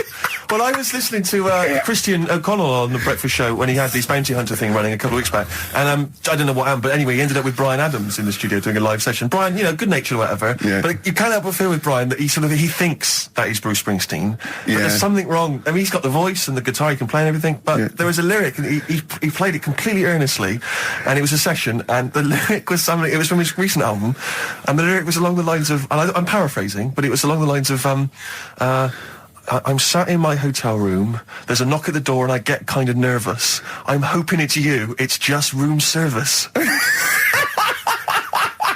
Which is extraordinary, but Christian came up with the best, they finished it, and obviously Christian was thinking, what did I say? And he came up with the best answer if you've had a session that you're not entirely convinced by. He just said quite simply, that sounded great. That's good. Which is amazing. Who are you complimenting there? The engineer. Yeah. You know what I mean?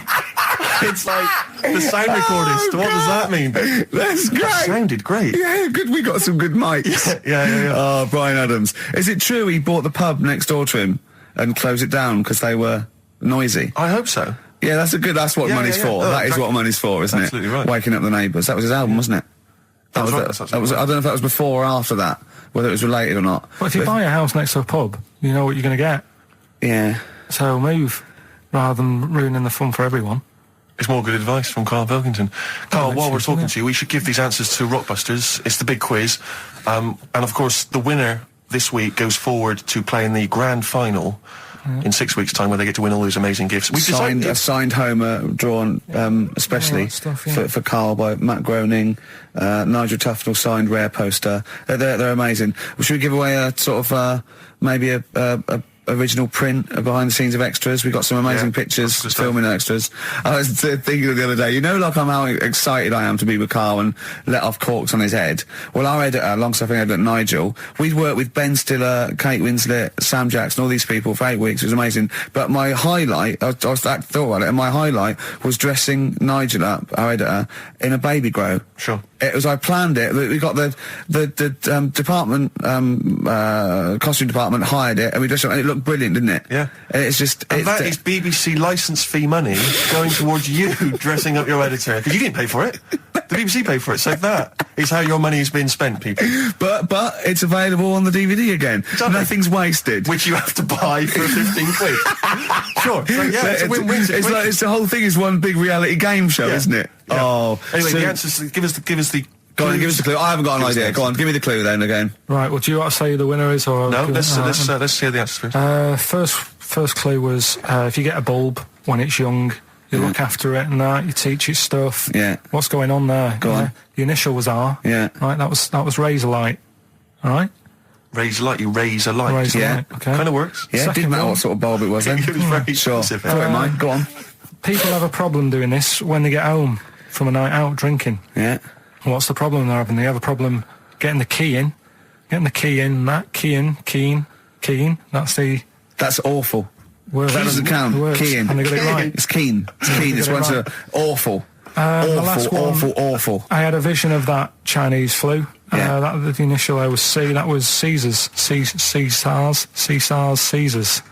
They managed to get that as well. I love the fact that even he knows they managed to get that as well. Did anyone get all three? Yeah, a few people. That's terrible. Okay, who was the first one? I don't know what it says about XFM and its listeners that people are getting these answers right. I know. Go on then. I mean, horrific. But anyway, we're going to give it, and he goes forward, as I say, for the big prizes in 6 weeks' time. It's Paul in Bookham. Well done, Paul. But also he does get the complete series of Alias, League of Gentlemen, that Rock Gods album. So it's pretty good. But Open Water on DVD and a chance to win all those prizes. Brilliant. Yeah. Coming up next, a cork smacking a bald man on the bonds really hard. XFM. XFM 104.9 playing Green Day. The studio's falling apart. I know, his microphone broke. Mine broke. I don't know why Lindauer's, the sparkling wine, want to be associated with this shambles of a show. It is falling apart. This is awful, this studio. It's got to be fixed. Right now, Karl, come on here. It's the time where I'm going to let her cork off. Do you want to film this, Steve? For the website? That'll be available on the website next week, rickygervais.com. So see Karl getting hit. One bloke suggested we leave the metal cap on because it's get a better pitch, but we take that. He's straight. It's dead out. Let's get the camera ready. Get the camera ready. Ready? So if you just joined us, we are using some Lindauer's sparkling wine to basically, what can I say really, fire a cork at Karl's round head. Hang on a sec, let me just put the headphones on. Alright, film this then. Okay. He's in position, look. Just firing up. Okay, Karl, come on there so we can see your head a little bit. We want to get the noise, the microphone there. Right, ready? Hold on. Good. So you're just doing it. Hold on. Now, it's in position. What have it... Oh. Ready? Yeah. Oh, got it. Oh! No!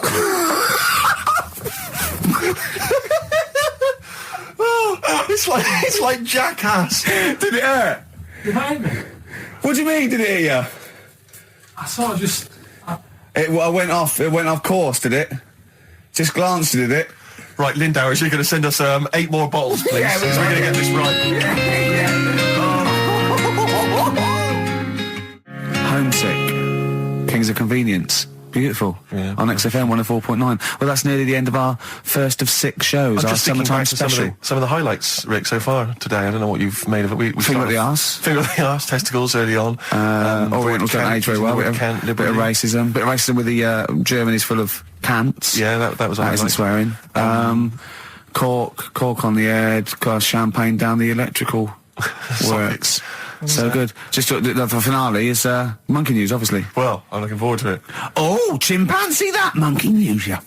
There isn't. I've been away, haven't I? Oh, right, there's been no monkey news. You can't get... No, but I haven't had a proper chance to sort of, Karl, your monkey news is of spurious tales from the 17th century sometimes, so let's have one of those. No, let's have a monkey who dressed as Zorro and they thought he was a woodsman, but when they took his head off he was a 4-foot hairy chimp. Let's have one of those ridiculous stories. Well, we've done that though. But do you want to go back on some of the ones? Oh, what is the monkey news? There must have been some monkey news this week. The only thing that sort of stood out, do you know, like, they're having problems... You're just making this up. Where's your information? Where's the piece of paper? Where's the document? What is this? Because I've been away, so I haven't got anything. Let's hear But it's bad enough when he's reading it, he gets it wrong. When he's just riffing, it's going to be absolute twaddle. Let's hear it out. Right, do you know, like, they're having problems getting new people to be policemen? Oh, Go on.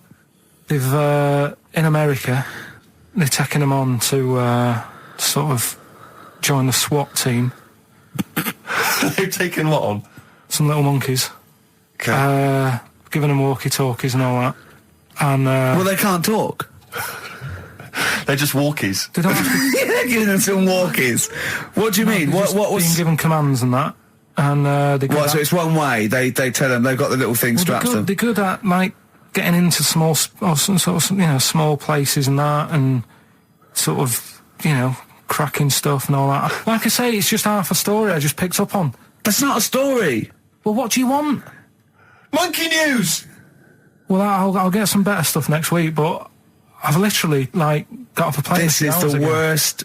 This is one of the worst shows we've ever done. And that's saying something, Rick. We've done some tripe. This is nothing. And to end with the police in America have given monkeys walkie-talkies. That's nothing. That is a disgrace. And what do you mean that you've not had enough time to prepare? We've been off air for 18 months. Yeah. What, there's been no accumulated monkey news in that time? It's got to keep it fresh, though, hasn't it? Great, well, what time? XFM. 104.9 XFM. You alright? This is Karl, producer of Ricky Gervais and Steve Merchant. They're not about today. Ricky's on holiday. Steve couldn't be bothered. So I'm left here with all the DATs. That's a digital audio tape of all the shows they've done since they've been here over the last, I don't know, year and a half or something. So we'll play you some of the best bits. Alright, so here's the first bit. Here's a problem that someone's emailed in. We're taking emails today. If you've got a problem, a concern, or, just a general query that you think Karl could answer for you. It could be about anything. It could be about some of the big kind of philosophical questions. Yeah. It could be something to do with war or famine, anything like that. Or it could just be a personal dilemma, something that's happening locally. Anyway, this seems one that I think you and your father have probably come across this sort of dilemma in the past. Yeah. And I'd be interested to know what your take is on it. Let me see. This is from Lee Matthews by the look of it. He says, he lives in a suburban area where the local teenagers also live on the same road, and they're running riot. They're smashing wing mirrors off the cars. They're crashing into parked cars on their skateboards. And they're just generally making mayhem, night and day. What can he do to stop this going on? The parents of the kids don't seem to give a damn. Anyone who complains to them, they just say, "Oh, piss off." The police are useless because they never catch them in the actual act of violence, which is what they got to do to apparently convict them. So they don't know who to turn to, really. It's rather like when a little old lady went and got the A-team, and he was dressed as an elderly Chinaman. Exactly. She knew who he was. Colonel Decker didn't have a clue. Yeah. You see, it's weird because now it has got out of hand. Sure. Do you know what I mean? Like years ago when I was growing up on the estate, you had problems, but not like you have now. Do you know what I mean? Summers were nice as well, weren't they? Well, right. And police are getting shorter, and but you yourself kind of admitted in the past that you were something of a tearaway. You didn't do anything like these kids here. The thing is, I was scared that if I got caught doing it, my dad would go mad. Yes. And I remember smashing a car window by accident and legging it in the lounge and sort of pretending to go asleep on the settee. Right? Genius. And I heard a knock at the door. He chloroformed himself just to be unconscious when his dad came home. And there was a knock on the door, and I thought, oh God, this is a fella who saw me. I was chucking a stone in the air, seeing how high I could throw it. Did it keep landing on your head? That would explain a lot. And it came down. Chucking a stone in the air, love it. To see how far I could throw it. Brilliant. So, I wasn't bothering anyone. Did you invent that game? Right, Did you get the stone for your birthday? Go and play with your stone. He gave one to Suzanne. Karl, go and play with your stone. No, the thing is, right, and it came down at a funny angle, and of course it did. It ate the back of this car, and the back window is the most expensive because it has that heating thing in it. Yeah. In case you got a frosty window. Yeah. So I thought, oh God. So I legged it in, got on the settee, went to sleep, knocked at the door. Genius. It's a brilliant plan. It's a brilliant plan. I couldn't be guilty. I'm asleep. So I love the idea. So the thing is, our lounge used to sort of, you could see in from the door, right? So this family who saw me do it, saw me asleep on the settee, and my mum said, "Go and get the door." And I sort of went, "Oh," as if I'd been asleep. Yeah. I went to the door, like rubbing my eyes, and the fella said, "What did you run off for? I saw you." I was like, "Oh no." And I didn't see my dad. I went out. It was when he was working sort of evenings. So I went out so I didn't have to see my dad. And then the next day I came home from school, and my dad said, 45 quid. Ooh. That's all he said. That's all he looked at me. And then you fell asleep and he went, wake up. You know what I said? No, 45 quid. Now the thing Karl, is, he didn't have to do £45, Karl. Now I know you were saving up for a brick, but you can't have it. Yeah. Just equally, if you're doing a bigger crime, a bank job or a murder. Remember to take the stocking off your head, because they wake you up and go, "Why have you got a stocking on your head?" Just go, "Oh, I had a weird dream." Right. What are they again? Is the tip included? Yeah, go on that one. Right. In Turkey. Nice. It's not, actually. Mm-hmm. That's where I went, and there was them little fellas after Suzanne in the kitchen. What? What do you mean? We went to Turkey. You went to Turkey and there were some little fellas? Well, they had quite a few sort of midgets working in the kitchen. Why? Is it a theme? No, was it a theme holiday? I don't know. Might get them cheaper or something. Was it... So they were working cheaper. They were working in the kitchen, and one of them fancied Suzanne and kept sort of eyeing her up, and she was winding me up, saying, "Oh, not eyeing up and down, just eyeing her up."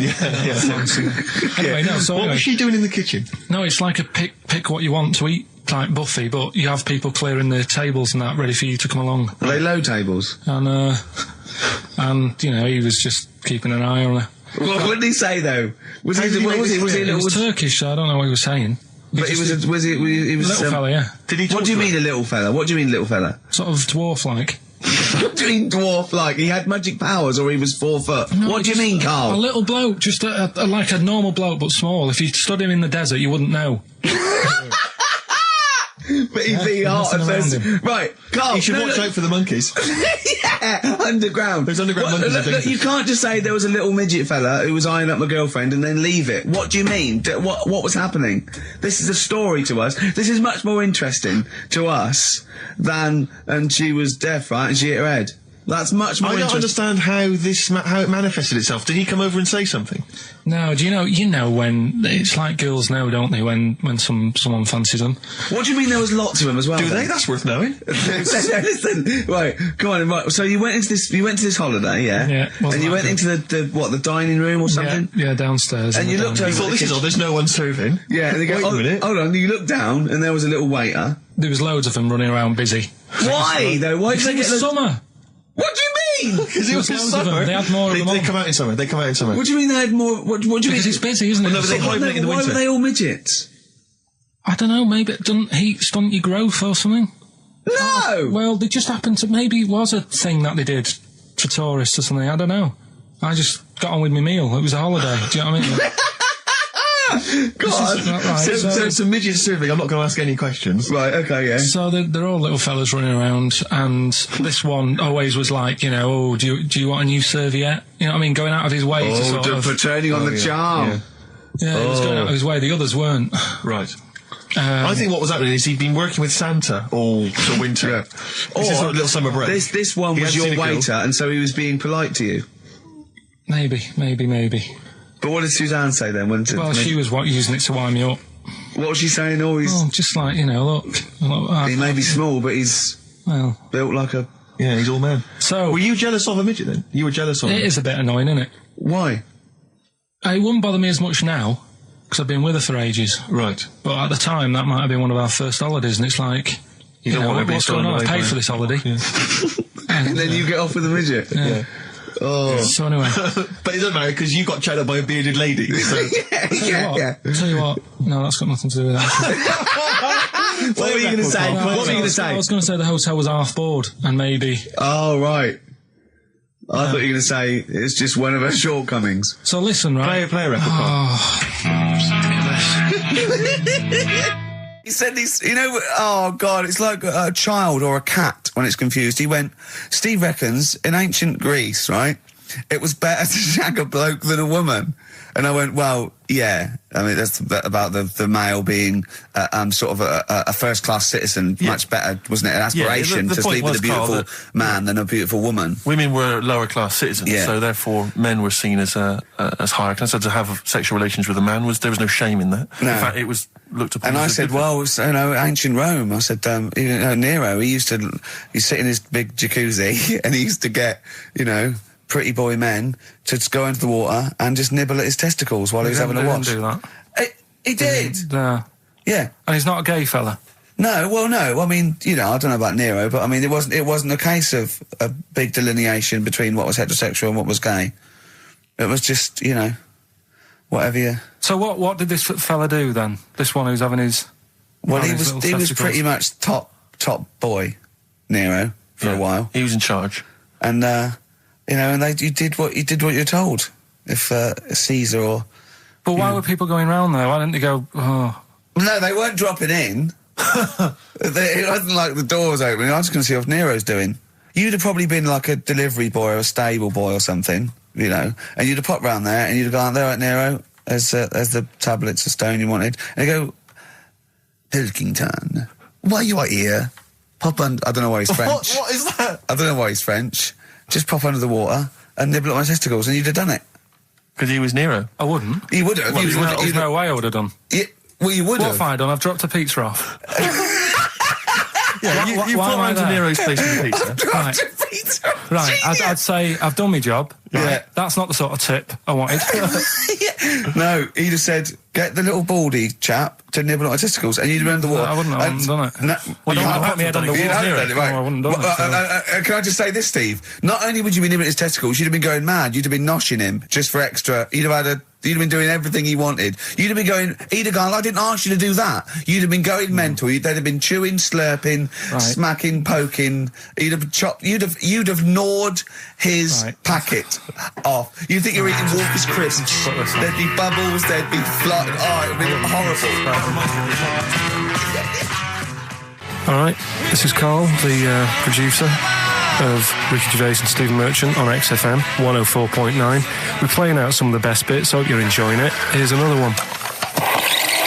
Last week when I did Do We Need Them, do you know when I called up one of the museums, in a science museum? Yeah, you talking to me? Yeah, I'm just saying, I wanted to tell you before when the song was on, but you're so busy listening to it. Yeah, was I so busy listening to a song I was playing? Yeah, but we're doing a radio show, aren't we? All right, what's your point? Well, I just wanted to say, she emailed in to say I got her name wrong, so I'm just apologising for that. What did you call her? I think I called her Jessica. What was her name? I don't know, I've got it on email somewhere. What?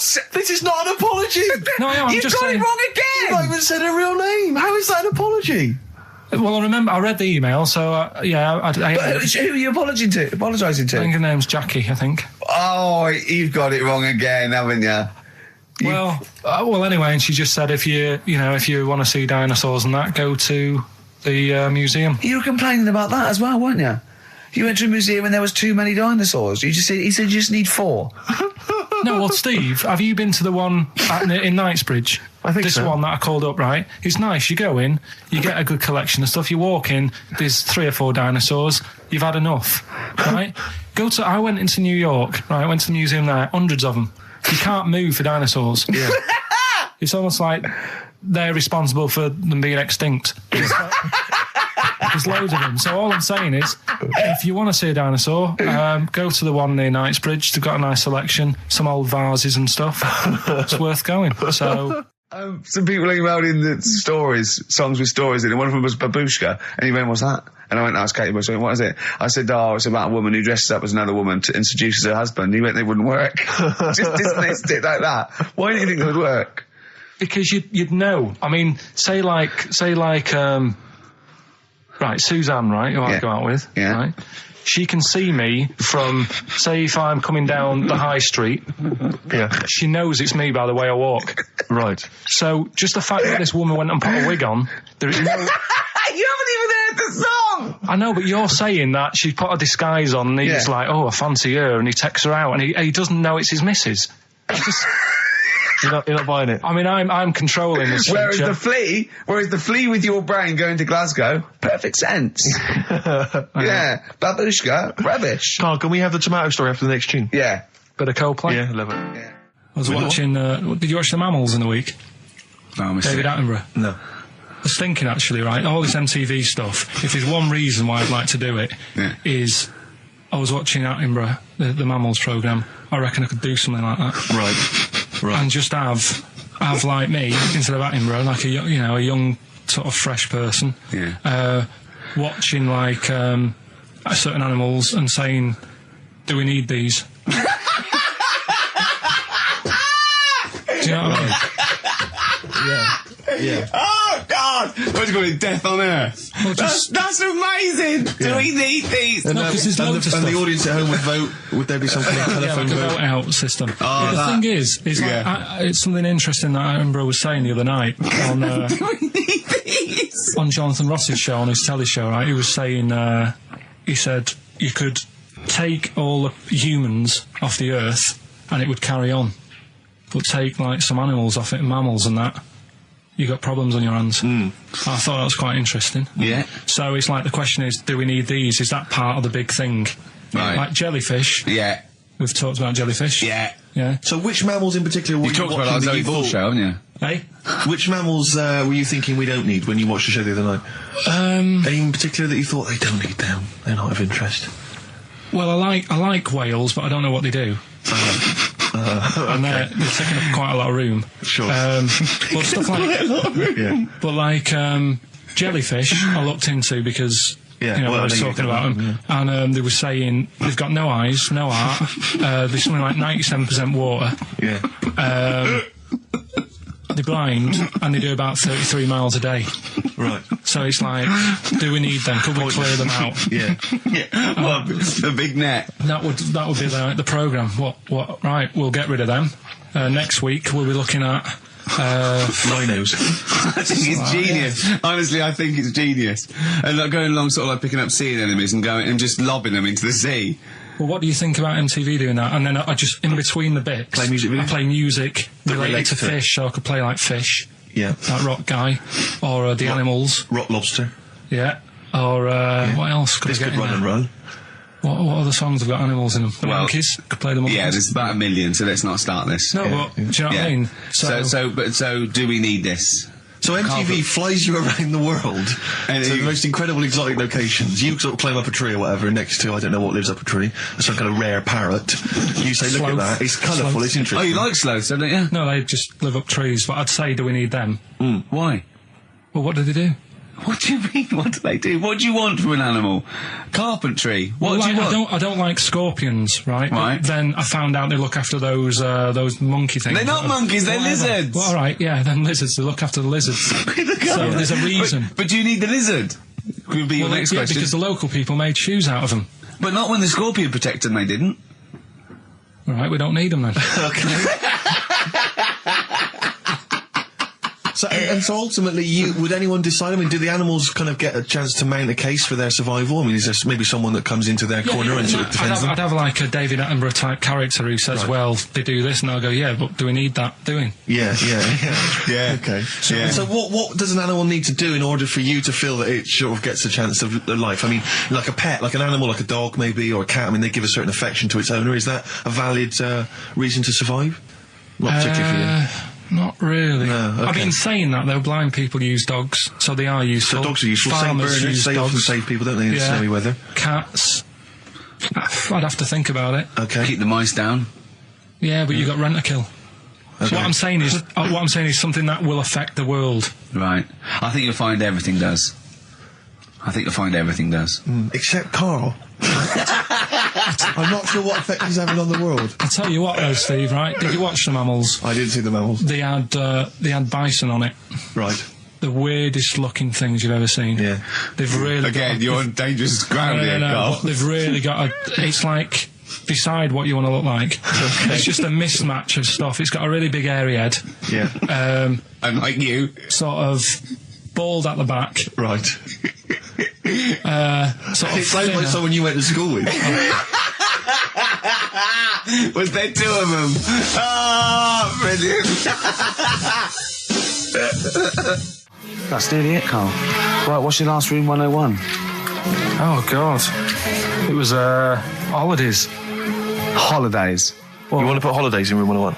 People who are sort of annoying on holiday. Oh, yeah. Do you know when you go away? Oh, yeah. It's sort of touched on this before. Is this going to be the Scouse guy? Yeah. Go on. Oh, it's so long now. I mean, it was a holiday when we went to Tunisia. And the Scouser pissed you off, surprise, surprise. Yeah. Yeah. But the annoying thing was, when you go on it was a cheap holiday, and like the lesson here is, if you want a good holiday, you got to like spend some money. Yeah. And we didn't on this one. We spent about, I don't know, 400 quid for two of us for like a month or something ridiculous. And we got there and, you get to the hotel and you go, we have made a mistake. It's a ropey hotel.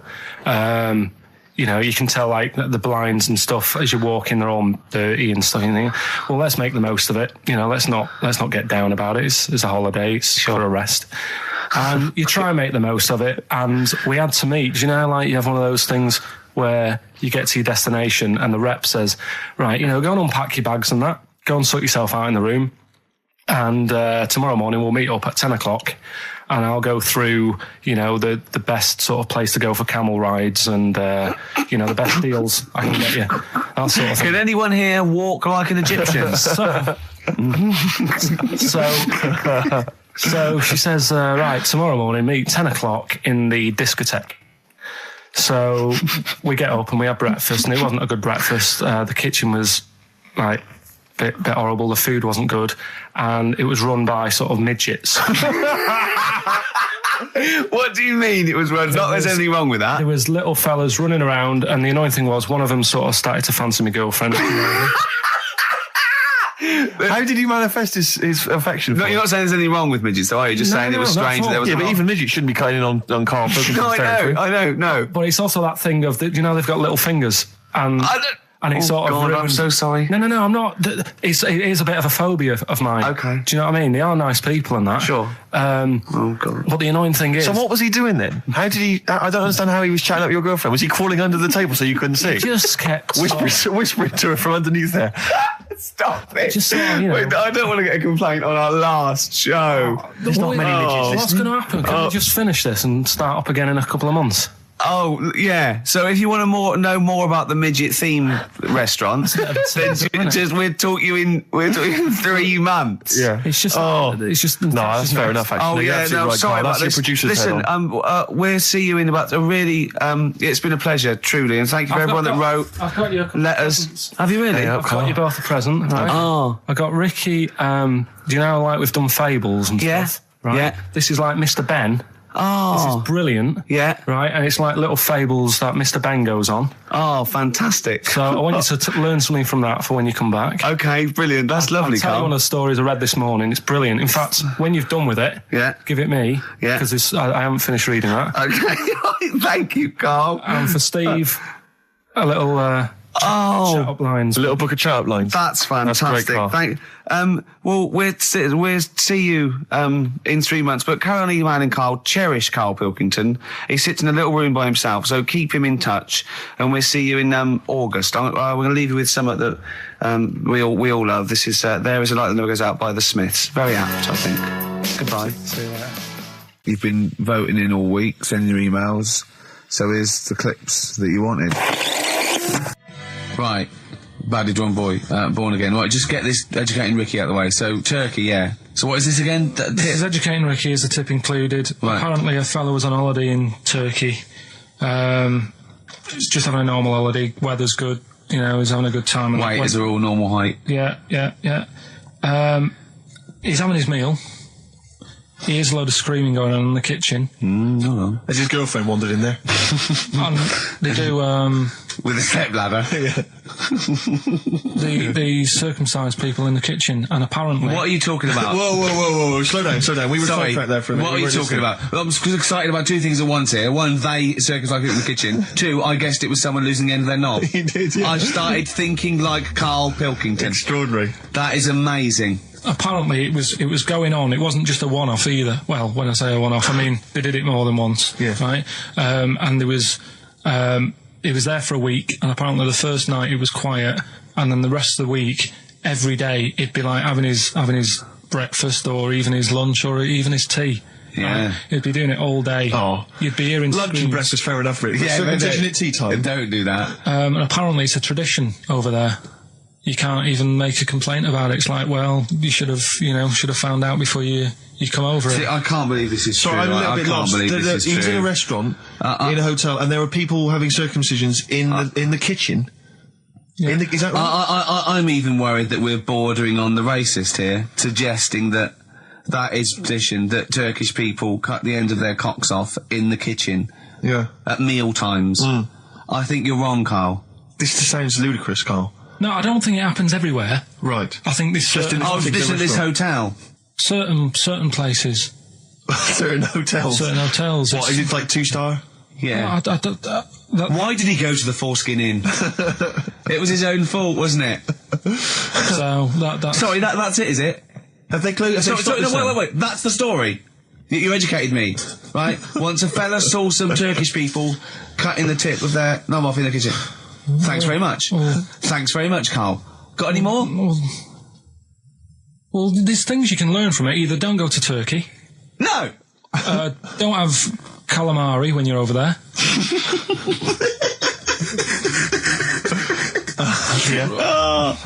Carl, you've done it again. Well...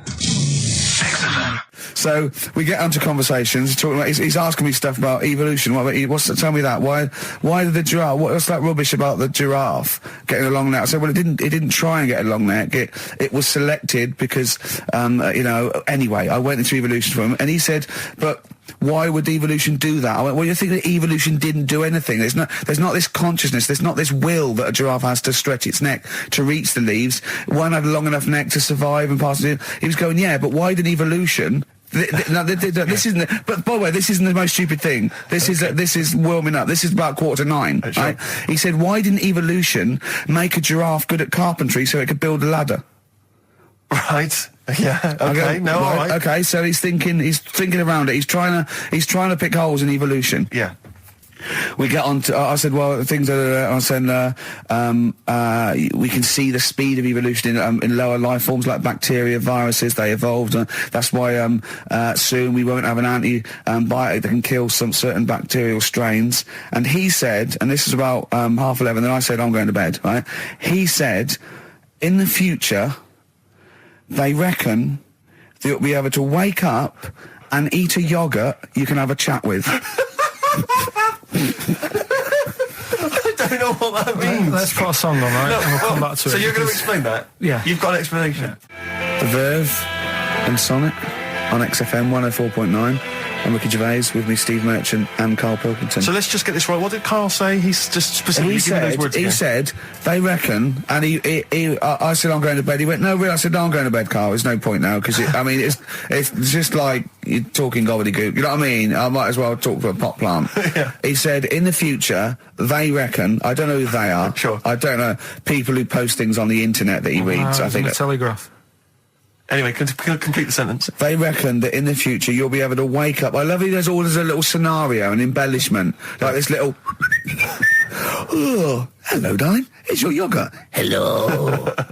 You'll be able to wake up and eat a yogurt you can have a chat with. All right. Well, thanks for that, Rick. I'm looking at you. I'm going to throw that over to Karl. Right. It's when I was away on holiday, right? I don't normally buy the Telegraph because it's too big and that, innit? So, but they were giving it away for free on the plane, so I thought, ding dong, might as well have it. Mm-hmm. And I saw a couple of things in it. I thought that would be interesting. I saw this thing about the future, and it was talking about evolution and what have you, right, which I always find weird, because I always think that maybe we've sort of done it wrong anyway. Do you know what I mean? I sometimes think you can't evolve. By definition, evolution can't get things wrong. Things change, that it's not successful, it can't pass on its genetic material, but if you're around, it's working. If you're around, it's working. Slugs are as evolved as they need to be. Slugs are as evolved as you and me. That's true enough. Yeah, no disrespect, but it works. It works. Sorry, they're around. Anyway, what's your point, Karl? No, I mean, I think we probably would have been better off staying as a fish. Just because there's more water than land, isn't there? Right. And you wouldn't drown. This is why I went to bed. No, I'm thinking of dozing off now. Yeah. No, but do you know what I mean? From, what was it? It was bacteria, it was fish, mermaid, man, onwards and what have you. So anyway. Oh God! No, there are a few knowledge gaps in your theory of evolution. All right, you generally got it right though. So I mean, basically, it went bacteria, fish, mermaid, man. What's next is the big question. So it was telling you all about this and what have you, and saying how we shouldn't have interfered, because maybe if we wouldn't have invented planes and what have you, maybe we'd be able to fly and what have you, if we really needed to and stuff like that. Okay. So we've interfered with evolution, you see. Right. Well, then it was saying, well, what's the future got? Well, yes, in one way we have interfered with evolution. Yeah, the evolution of the human being in society is changing. It's no longer based on the strongest or the fittest, because medical science can keep us alive long enough. People can pass on their genetic material where without this civilization they wouldn't have been able to. So yeah, there are different parameters, there are different pressures, there are different things that say whether we're going to pass on our genetic material or not. Okay, so in that sense you're right. And that, Rick, as far as I'm aware, has led to a yogurt that you can eat and have a conversation with. So this is what it was saying. It was just saying, we're living in mad times and that. There's a lot of weird stuff going on. One of which is... And the fellow was just saying, with computers and stuff like that, the way it is, we'll be able to wake up... Go on. Have a chat with your yogurt and have something to eat. What do you mean, have a chat with your yogurt? Because of the amount of... you have them yogurts already, those friendly yogurts. Those bacteria-friendly ones, so this is just a really friendly one. Yeah, they don't... Oh, God! I'm like Bears! Do you know what, sometimes, Karl, I think that we're having a chat with a yogurt. Do you know what I mean? There can't be any difference. Yeah, but then I'm always reminded that would be more entertaining. That would be more informative. Is this something that happened to a friend of yours, or is this? No, I read about it. You read about it, okay. There's this little lad, right? Okay. First of all, it's years ago, right? When they didn't have decent doctors in like every town and that. Yeah. And this little kid is dead ill, right? Yeah. And the local doctor. Well, there's a phone call involved, so I don't really get the impression that it's like medieval times. Yeah. Yeah. But I didn't say that. I just said it's years ago. So this kid's ill, right? Yeah. And he's lying in the bed, and he's all going funny colour and that. Yeah. And his mum says, I'm going to get the local doctor around. The local doctor comes round, and he says, so I don't know what's up with him. He said, leave it with me. Leave it with me. He said, the doctor said that. I'll have he said I'll phone up a top doctor. Okay. Who was in America or something like that. And so he goes to the phone in his office and he calls America, and because it's years ago, the phone line isn't that good, it's all crackly and that, right? Yeah. So he's talking to the doctor and he's saying, I've got this kid, he's a funny colour, and he's really weak and that. I don't know what's he's not giving him much to go on. Right? Sure. So the American doctor, right? Yeah. He goes, what you want to do? And it's all breaking up, right? Yeah. He goes, what you got to do? You got to, it's all breaking up. You've got to give him some parrot's blood, right? Some parrot's blood? Well, that's what he thought he said, but the line was really bad. Yeah. He meant parent's blood, but he heard that he said parrot's blood. He said, right, I'll do that, leave it with me. I can see where this is going. He goes to a pet shop. Yeah. He says, give us like half a dozen parrots. Sure. Takes them round to the kid's house, takes the blood from the parrots, puts it into the kid's fine. The kid's fine? It worked. Such a load of shite in my life. I've never heard such twaddle, such just made up, enhanced, exaggerated bollock in my life. A load of old rubbish, Carl. I mean, when he told me this, he said, the doctor said, what do I do? And the doctor on the other end said, give him some blood. And the doctor went, where do I get blood from? So hang on, wait, I just need to where do I get blood from? Give him some parents' blood. Give him some parents' blood. Give him some parents' blood. Yeah. But hang on, I just need to know where you read this. Carl. Where was this? Where did I stitched you up. You know what he said? He said, so do you believe it? I went, tell it to Steve. He went, do you believe it? I went, tell it to Steve. Carl. But where did you read it? That was on the internet. What? Where is it on the internet? All right, XFM 104.9, Ricky Gervais, Steve Merchant, Karl Pilkington, not here. It's the best of. You've been voting in all week, sending your emails. So here's the clips that you wanted. And just remembered recently, actually, I was on a train coming back from hometown Bristol, and I was on the train, and this girl walks on, good-looking girl. I thought, hey up, a largely empty carriage. I'm thinking, my luck's in, because I take every opportunity, Carl. That's the thing about me, I don't choose. She was a good-looking girl. She sat down. I thought she sat down right near me. I thought, brilliant. As this guy comes up behind her, and says, I think it's probably a boyfriend or something. Sits down next to her. And I listened in on the conversation, obviously, because I'm pretending to read. It was very clever. I read the same page for hours, so I was pretending to listen. I was listening, but pretending to read. And I realised that it's not her boyfriend or anything. It's just some guy she's met on the platform. And I'm thinking, brilliant. If she's the kind of girl who's just going to start talking to someone, on a platform, on a train, brilliant, I'm going to be in here. Because he was only going one stop. So I'm thinking, what's the worst that can happen? He'll nick off, I'll get chatting to her, and who knows, I could join the... is there a train equivalent? Foot High Club. The Foot High Club, brilliant. And so I'm excited, I'm listening in. And it turns out that they're both kind of graduates who've just finished university, or they're coming to their finals or something. And they're chatting away, and he's making a couple of witticisms, and she's kind of tittering at his jokes. I'm thinking, I'll tell you this, if she's laughing at this kind of material, I am going to blow her away, with my kind of anecdotes and wry observations, Yeah. It was weak stuff, I got to be honest. Really? He was coming out with nothing. He was running on empty, as far as I'm concerned. Yeah. And she was loving it. So I'm thinking, brilliant, I'm going to be right in here. And then they get moving on to higher brow things, and I think she was going to study kind of Marxism or something like that, or communism, something. And she was asking him, by way of conversation, she was asking him what he knew about Marxism, And he was fumbling for his vague knowledge of it that he had in his life. And I'm just sat there thinking, come on, love, in any given capitalist environment, the proletariat will revolt against their oppression by the bourgeoisie, and after a brief period of socialist rule, emerge as a classist society governed by community cooperation. Well, if that sort of talk wouldn't get a woman hot, I don't know. I don't know what you'd use then. If Marx and Engels is not going to get a woman sweaty down below, then nothing is. Then my name is You're not just Steve biding your time. Exactly. I'm just going to go in for the kill any minute. Yeah. So anyway, it comes to his stop. Right, he gets off. I'm thinking this is a piece of cake, and he gets off, and off he goes. He walks off, and I'm thinking brilliant. And I thought, I'll wait. I'll wait till the train's pulled away. I'm not going to leap in straight away. No. And he comes back along the carriage, and I'm thinking, hang on a minute. He goes, listen, do you mind if I give you my email address? Oh. Right, and if you want to get in touch, email me. I'm thinking, come on, you loser, get off now. Save your face, please, before it's too embarrassing. She accepts the email address because she obviously doesn't want to hurt his feelings, whatever. I'm thinking, fair enough. She's a good woman. I'm liking her. I'm loving her. I'm thinking, that's my kind of girl. So anyway, he gets off. I'm sat there, the train pulls away. I'm thinking, I'll wait a few minutes, I'll just, give it some time. Her phone rings. It's her friend on the phone. And she starts saying, and I was listening in, and she was going, just met a guy on the train. I'm thinking, that's true enough. She goes, he was a good-looking guy. I thought, you're having a laugh, love. To be honest. Because I was looking at him, and she said to her friend, he looks a bit like tennis player Boris Becker. I thought, you should be so lucky, frankly, because I saw him. He had awful facial hair, if that's what makes him look like Boris Becker. A terrible little goatee beard. It was laughable.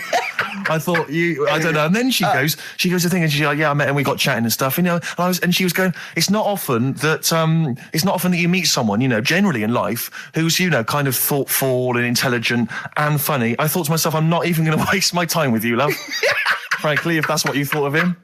You just walked away. And I'll be honest with you, I didn't even bother talking to her. No, you were just didn't even waste my time with her. If she thinks that bloke is not only great looking, but funny and intelligent, and she got on well, and he was polite, and it was a chance meeting, and he thought, and she thought that you were like a freaky looking dork who didn't even have the nerve to speak. If that's what she thinks, then I don't want to know her. I couldn't. You walked away, and good luck to you. And I have my dignity intact. Yes, and she's nothing. And Karl Pilkington with his brand new show, What's the Song? What song am I thinking? No, I mean... You're nervous about this, aren't you, Rick? I am. You're worried. Well, because I've heard some of these clues before. And they're ramblings... Sometimes they're close to ramblings of a fool. Right? And it really is like those, what am I thinking? Yeah. I don't know, though. I actually was genuinely impressed by Born Sleepy. I have to give him the benefit of the doubt. That's one of the better ones. Because that was short, sweet, and it worked. Some of these, you say, they're not going to be quite as pissy. Some of them are like Emily Bronte novels. Now, listen... We're just going to go for it then. You do it, and we just get people to call up because I want to see the general public's confusion of trying to work out. Why don't you give us your next clue, and then we'll play a track, and then we'll hopefully have people on the line after the track to try and answer it, and you can recap briefly. So give us your clue now for what song am I thinking of? Right, this one. It's about a woman. And she's just normal, nothing wrong with her, or so she thinks, right? But there's the twist. Is this like the Tales of the Unexpected? And she's got she's got her mates and she's having a normal life, having a good time and that. And then this thing happens, right? And she starts to stink. And she can't have a bath, right? And she really wants to have a bath. She's dead sweaty and stuff. She's going about her daily stuff. She can do everything else normal. She can eat, she can talk, everything. But for some reason... she can't have a bath. Is there a coal mining husband in the bath? Yeah. Is this Born Stinky? She can't have a bath. So a woman can't have a bath? Yeah. Or a shower. She can't. Okay, leave it there, Rick. Don't try and guess. It's not for us to guess. The general public can phone up and ask questions, so I just go for it. I'm not sure they can they? I think so. Otherwise, we don't want just people just phoning up and getting it. What about this? Why don't they can ask one question? Yeah. They can ask one question of Karl, then they have to make a guess. Okay. 08700 800 1234. Have we got someone on the line now? We'll just go. Let's do it. Let's go for one. Let's go for one. This is edgy radio. This is letting Karl stuff. Live. Go on. Hello, XFM. Hello, I'm ringing about what's the song? Absolutely. What do you think? Well, I'm going for Dirty Diana. Dirty Diana. See, that works. That's a great guess. It does. Yeah, but it doesn't work because why can't she have a bath? Okay, so the answer is in there. I was going to ask you. Well, that's your one question. That'd be the answer. That would be the answer, I'm afraid. What was your name? Shelley. Shelley, thanks very much. Shelley, I should tell you that, that you should never take this personally, because no one can really get into the mind of Karl, so don't beat yourself up about this. I don't expect anyone to get these clues. No. So well done. That is a fine guess. Thank you. Thank you. Okay. Anyone else there? Let's hello XFM. Who's that on the line? It's Chris. Hello, Chris. A question for Karl? Before you give us I haven't thought of a really good question or anything yet. You just want to go for the guess? No, what I thought was, I'm sure Simon Mayo used to do this when he did the breakfast show on Radio 1 years ago. No, he didn't. So you've just pinched this idea, Karl? If you're going to rip someone off, Karl, do not rip off Simon Mayo. I haven't ripped this off. I thought this was a new idea. I was going to do it with sound effects instead, but that's... he used to do that, and he used to get his team to play other characters. You idiot. Well, no, hang on. Not you, Chris. I'm saying you idiot to Karl. Yeah, but nothing's new anyway, is it? So I'm not getting annoyed about it. True. What do you think the answer is? Is it Cornflake Girl by Tori Amos? Good answer. She couldn't have a bath because she'd go all floppy and then go down the plug hole. Good answer. She'd go all soggy. Yeah. So is it Cornflake Girl? No, it's not, but that's a great answer. It could have been. All right.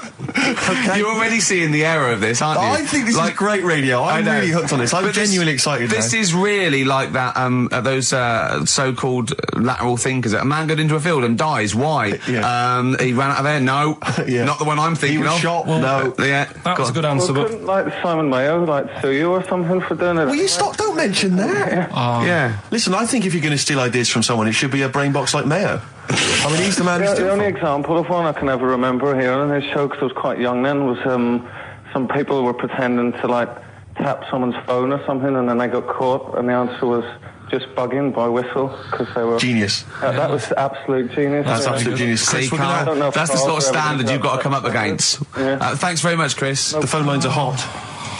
Hello, XFM. Hi, is it Candy Perfume Girl? Is it what? Candy Perfume Girl. Candy Perfume Girl? Yeah. Candy Perfume Girl. Is it? Well, who's that by? Madonna. No, it's... That sounds like an obscure album track. No, it's one of her songs. Just think about it. She stinks and everything. She's a normal life. I didn't say she was a sweet or anything. But for some reason she can't have a bath or a shower. Is this a big song, just to give him a clue? It's a bigger song than Candy Sweet Girl. Thank you very much indeed for your guess. It clearly isn't right. Thank you. Cheers. Sorry. Okay, one more, then we go to a record. Come on. Okay. Go on. Hello, XFM. Karl. Yeah. Is it High and Dry by Radiohead? High and Dry. High and Dry. Now that's great. She smells, which is another word for high. She's dry because she doesn't have a shower. Karl, if it isn't that, yours will never be as good as that. He's the winner. Whatever you're thinking of, that clue is brilliant. What's your name, mate? It's Richie. Richard, I mean, you can't beat that. That's a bit too lateral.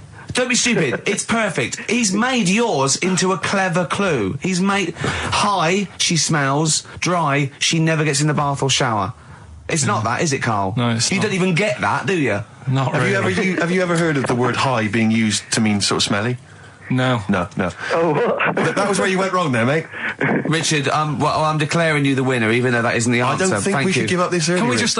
let's play a song and give it one more chance, because if people think about it, it is really easy. So I'm not going to find out the answer now, because I've got to go out. Okay, we'll do it very quickly. Stay in for 10 minutes. We're just going to play a new Coldplay track out. Okay, let's play Coldplay and then we'll come back with this. Karl, it was you that worked out the maths and worked out I was 28, because they just worked out I'm 27. You are 27. No way. Yeah, I asked you, didn't I? And I said... But what I sort of questioned was, I said, well, if you're 27 today, that means last week you were 26. Well done, yeah. That's irrelevant. So therefore you assumed that I must be 28 then? Yeah. Whereas I assumed you were using, your knowledge of maths, such as it is. I wouldn't do that. No, sure. Wow. I actually got lost in that conversation because I genuinely didn't know what he meant would mean last week you were 26. I don't know what that meant. I don't know what it meant. Wow. Well, it is Steve's birthday. But he would have been 26 last week. Sometimes you genuinely frighten me because it's those staring eyes. There's nothing behind him. It's this little bald head. Looks like Davros looking at me. Genuine fear on his face when he enters into a conversation with another human being. What bit don't you understand? If he's 27 today, he would have been 26 last week, and he doesn't look 26. He didn't look 26 last week. He looks older than 28 today. You've started on his birthday. You're still having a go at him. Karl, I don't look like the kind of hot stud that I actually am, but face facts, that's the truth, mate. Yeah, live with it. Get with the programme, jeez. Well, let's have a little bit of cake. Okay. Oh, that's appropriate. See the what I did? birthday. But you mean the band, don't Yeah. you? Not the cake. You haven't actually bought cake, have you? Got anything at all? I'll tell you what though, my mum was loving it. Do you know Rockbusters? Do I know Rockbusters? I love Rockbusters. I think I dream of it. She was taking part. I mean, she doesn't know a lot of the new bands and that, but she made some up for some older bands and that. Oh, she did some herself? She made some herself, sent them in the post. So are you going to use those today? She's not quite got the hang of it. Okay. Unlike her genius son. Have you got them there? Can we hear what they are? You keep talking a second then. I'm quite excited. I mean, if they're even approaching, say, the genius of Wet Knee Houston. Yeah. There was another one which was something to do with a trench, Carl. What was that? That was Dandy Warhols. That was a good one. Dandy Warhols. I think that was his finest moment. Yeah. Incidentally, I've got an email here from someone called Sauda, if that's a he or a she, but let's assume it's a she, just for glam's sake. Yeah. She says she saw an old man eating a Twix last week, Carl, so that blows your theory at all. I'm not having it. Okay. So if you are a bloke, he's calling you a liar, so maybe you want a little rumble later? In fact, if you are a bloke, he's calling you a girl. Yeah, exactly. Right. Yeah, then. These are ones that my mum's made up. Brilliant. Right, just in case you're a new listener, I'll give some initials out and a cryptic clue. And it makes up a band, doesn't it? Yeah. Or a soloist. Yeah, not so much cryptic as what you're thinking. Go on. My mum sent this one. This group would be good at doing your hair. This group would be good at doing your hair. TP. Is there a group called the Hairdressers from the 60s? This group would be good at doing your hair. TP. Is it the something? The Platters. The Platters. Yeah, that's all right. So that's all right. Nice. Let's have a look. This group sound like dinosaurs. Group sound like dinosaurs? T-Rex. T-Rex. Yeah, I see what you mean. They're not so much cryptic, are they? This group. Don't leave her alone. They're good. This group likes being by the sand and the sea. This group likes being by the sand and the Beach Boys. Beach Boys. This band are called the Beatles. The Beatles. Hang on. We just have a What else you got? It's funny because one of them that she's done, I'm actually doing today. I thought of in the week. Right? So, is it the same clue? It was, yeah. Wow, But great minds think alike. Here's So the this last is one. obviously coincidence. Here's the last one from her. This guy sounds superb. This guy sounds superb. The Bachelors. Glenn Campbell. That's good. I like that. I'd say this. I think you should get on to one of the big game organisations, Parker Brothers or whatever, because this has got to be. This could sweep the nation at Christmas. Don't you think this is the perfect Christmas game? Yeah. Well, I think this is what's going to make or break the MTV thing. Right. Some kind of TV version. Yeah. I'm just thinking into ad breaks, coming up next is this band. Be careful though, Carl, because, make sure you retain the rights, because I can see this selling abroad. And I can see someone coming along and taking the sort of like the Rockbusters and changing one word and making another game out of it and just using the same format. I don't know. I can't think of something there, but they could change. So sort of like they change the word rock to something else and have it. What could it be? Brick, block. Yeah, and so you have to, you know what I mean? So be careful, because Blockbusters will never work. Look at his little face. So we're doing that later. Got some good prizes. Okay. We'll talk about the prizes after. About that a bit. Yeah. Educating Ricky. Yeah, got that. We've got the woman who's got a ghost in her house. Yeah. It's a shame she's not here live, because I feel like I want to ask a few questions, Rick. I don't know about you. Don't worry, I've covered it all. You've covered it all? Go on. Yeah. So. Yeah, play a record. I'll tell you what's also interesting, Rick. The prizes we're giving away this week on Rockbusters. We got for you David Attenborough's The Life of Mammals. I don't know, is this a new show? Is this on TV at the moment? Is this like a new thing? So that looks good. It's like a double VHS thing there. We've also got a U2, the best of their 90s videos, even better than the real things on there. Mysterious Ways, Beautiful Day, Electrical Storm, the new one. Stuff on there, that's on video.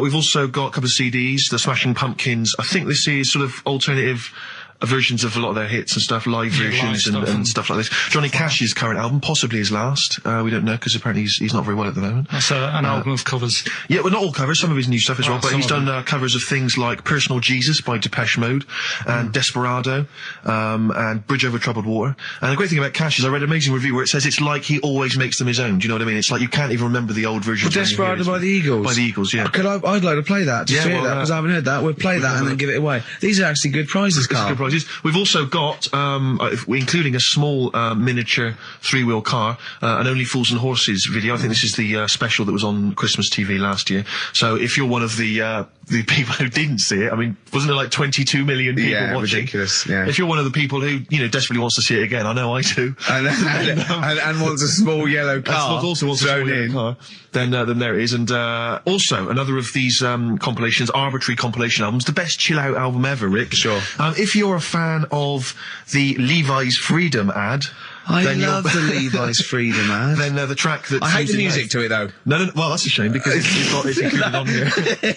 Rick, how much do you love the Volvo TV advert?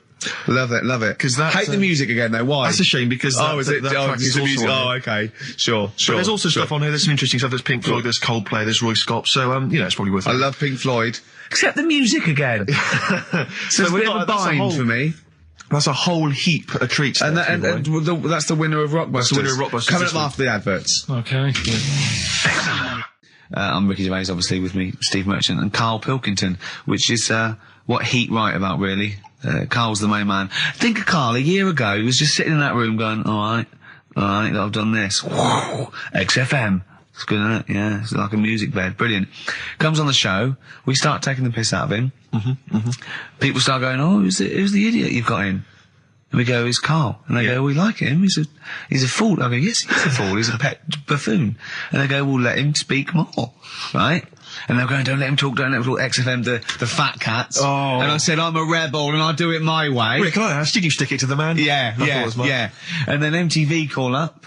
Yeah, Heat are writing about him every week. Yeah, he's just been doing film for the BBC. There's some rumours he might be the new James Bond. Yeah. He's got. Is he in lovely McVitie's original digestives? Are we allowed to? Can I? If McVitie's are listening, I love these biscuits. Yeah. And he's got the best. If the Spearmint Rhino strip clubs are listening, I'm a huge fan. Right, and he's got Rockbusters to come. Yes, I should just ask, the few people have asked me this, and there's also an email here from Rich. People are saying they've seen some of the posters and the adverts of advertising the show, plugging the show. Why aren't you on the posters, Karl? And it is your choice, isn't it? We did ask Karl to be involved. But he is actually. It's like, where's Waldo? He's actually, he's in my trousers. You don't like any photo taken, no? You're not seeking the publicity.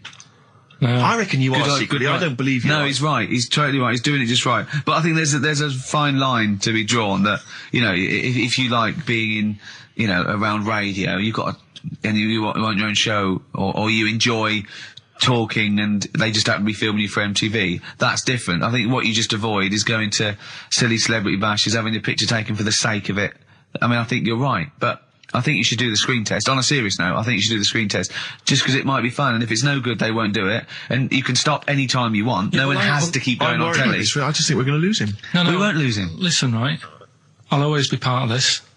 I'm just worried that you're going to exhaust yourself. You're going to be drained. You're going to have told all your anecdotes on MTV. He certainly will if you have to help the old fella upstairs with the bed. Yeah, £50 an hour. Oh, that's terrible. Go on. But what I wanted to do, right? Because I don't want to embarrass myself, right? I don't want to embarrass the woman at MTV when I turn up and she thinks, oh, look at him. Yeah.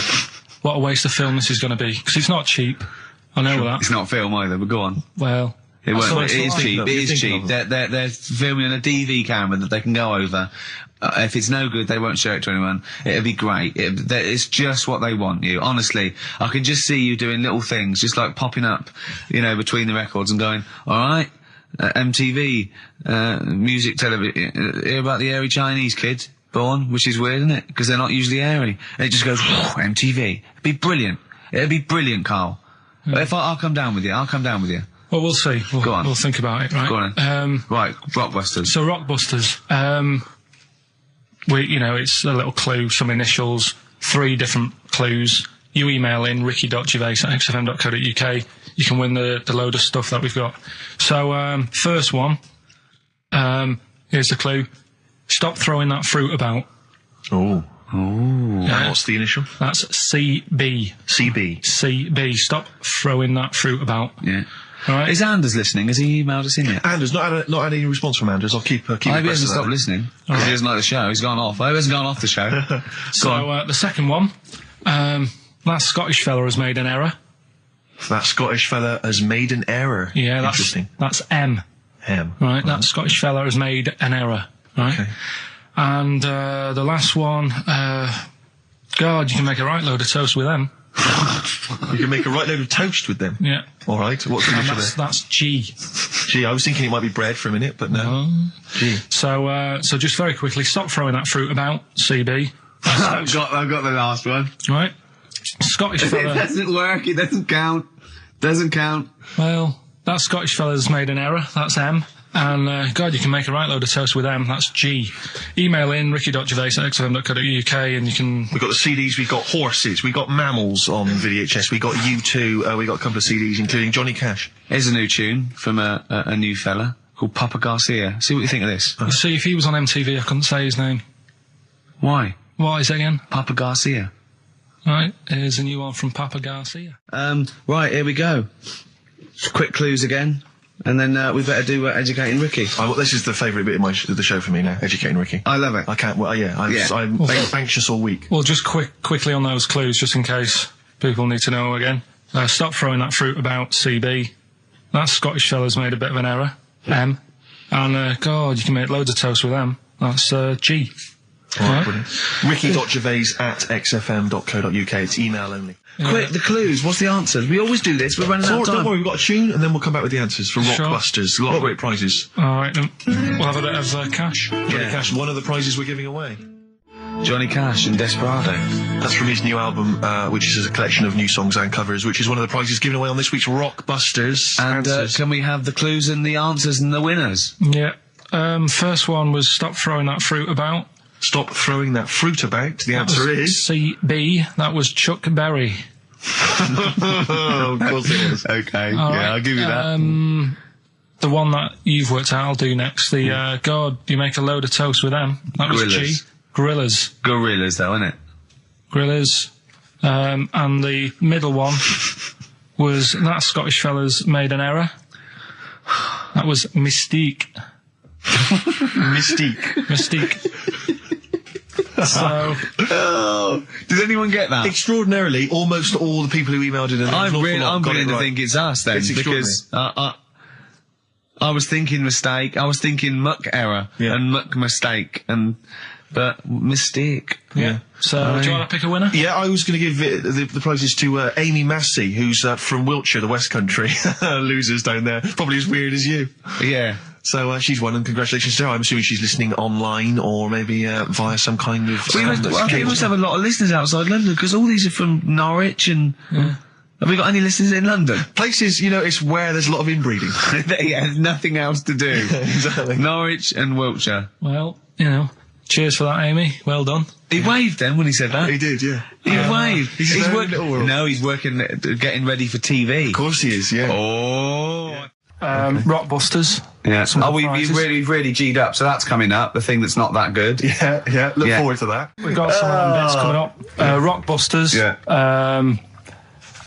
Rick, can I just explain some of the prizes we got here for Rockbusters? Because I just want you to try and picture, if you would, the kind of XFM listener who'd particularly want this collection of gifts. You've got the best chill out album ever. This is the one, as I said before, that's largely made up of songs you may have heard in adverts. Sure. So you've got the Volvo advert on there. Yeah. You've got the T-Mobile T-Mobile. Brilliant. That's on there. So that's Roy Cobb. So look forward to that. Again, just imagine which XFM listener is particularly looking forward to Top of the Morning with Terry Wogan. His 2-disc set there. You've got, it starts with, we've got the Bangles on there. We've got Billy Joel, River of Dreams, Shine On by Mr. Chris de Burgh. So just look forward to that. Oh dear. We got the Only Fools and Horses last year's Christmas special. We gave one of those away last week, but still more to shift. Do I spy a little free Yes, there's a little free 3-wheel trotter independent trading 3-wheel car, so that's there as well. So as I say, if you like fairly mediocre comedy, little Jonathan Ross's face there on the back, and maybe you also want Jerry Halliwell's Body Yoga DVD, Rick. So sure, that is that's good quality. And then just a few token XFM kind of things. We've got the Manic Street Preachers DVD and the U2 best of. And tell me, Steve, how do the lucky listeners win these? Rick, I'm glad you've asked. What they do is they email in with the answers to Rockbusters, which is a quiz. Hold on, how do they email if we don't know the email address? Rick, again, thanks for asking. Thanks for flagging that up. Ricky.Gervais at xfm.co.uk. That'll be coming up shortly.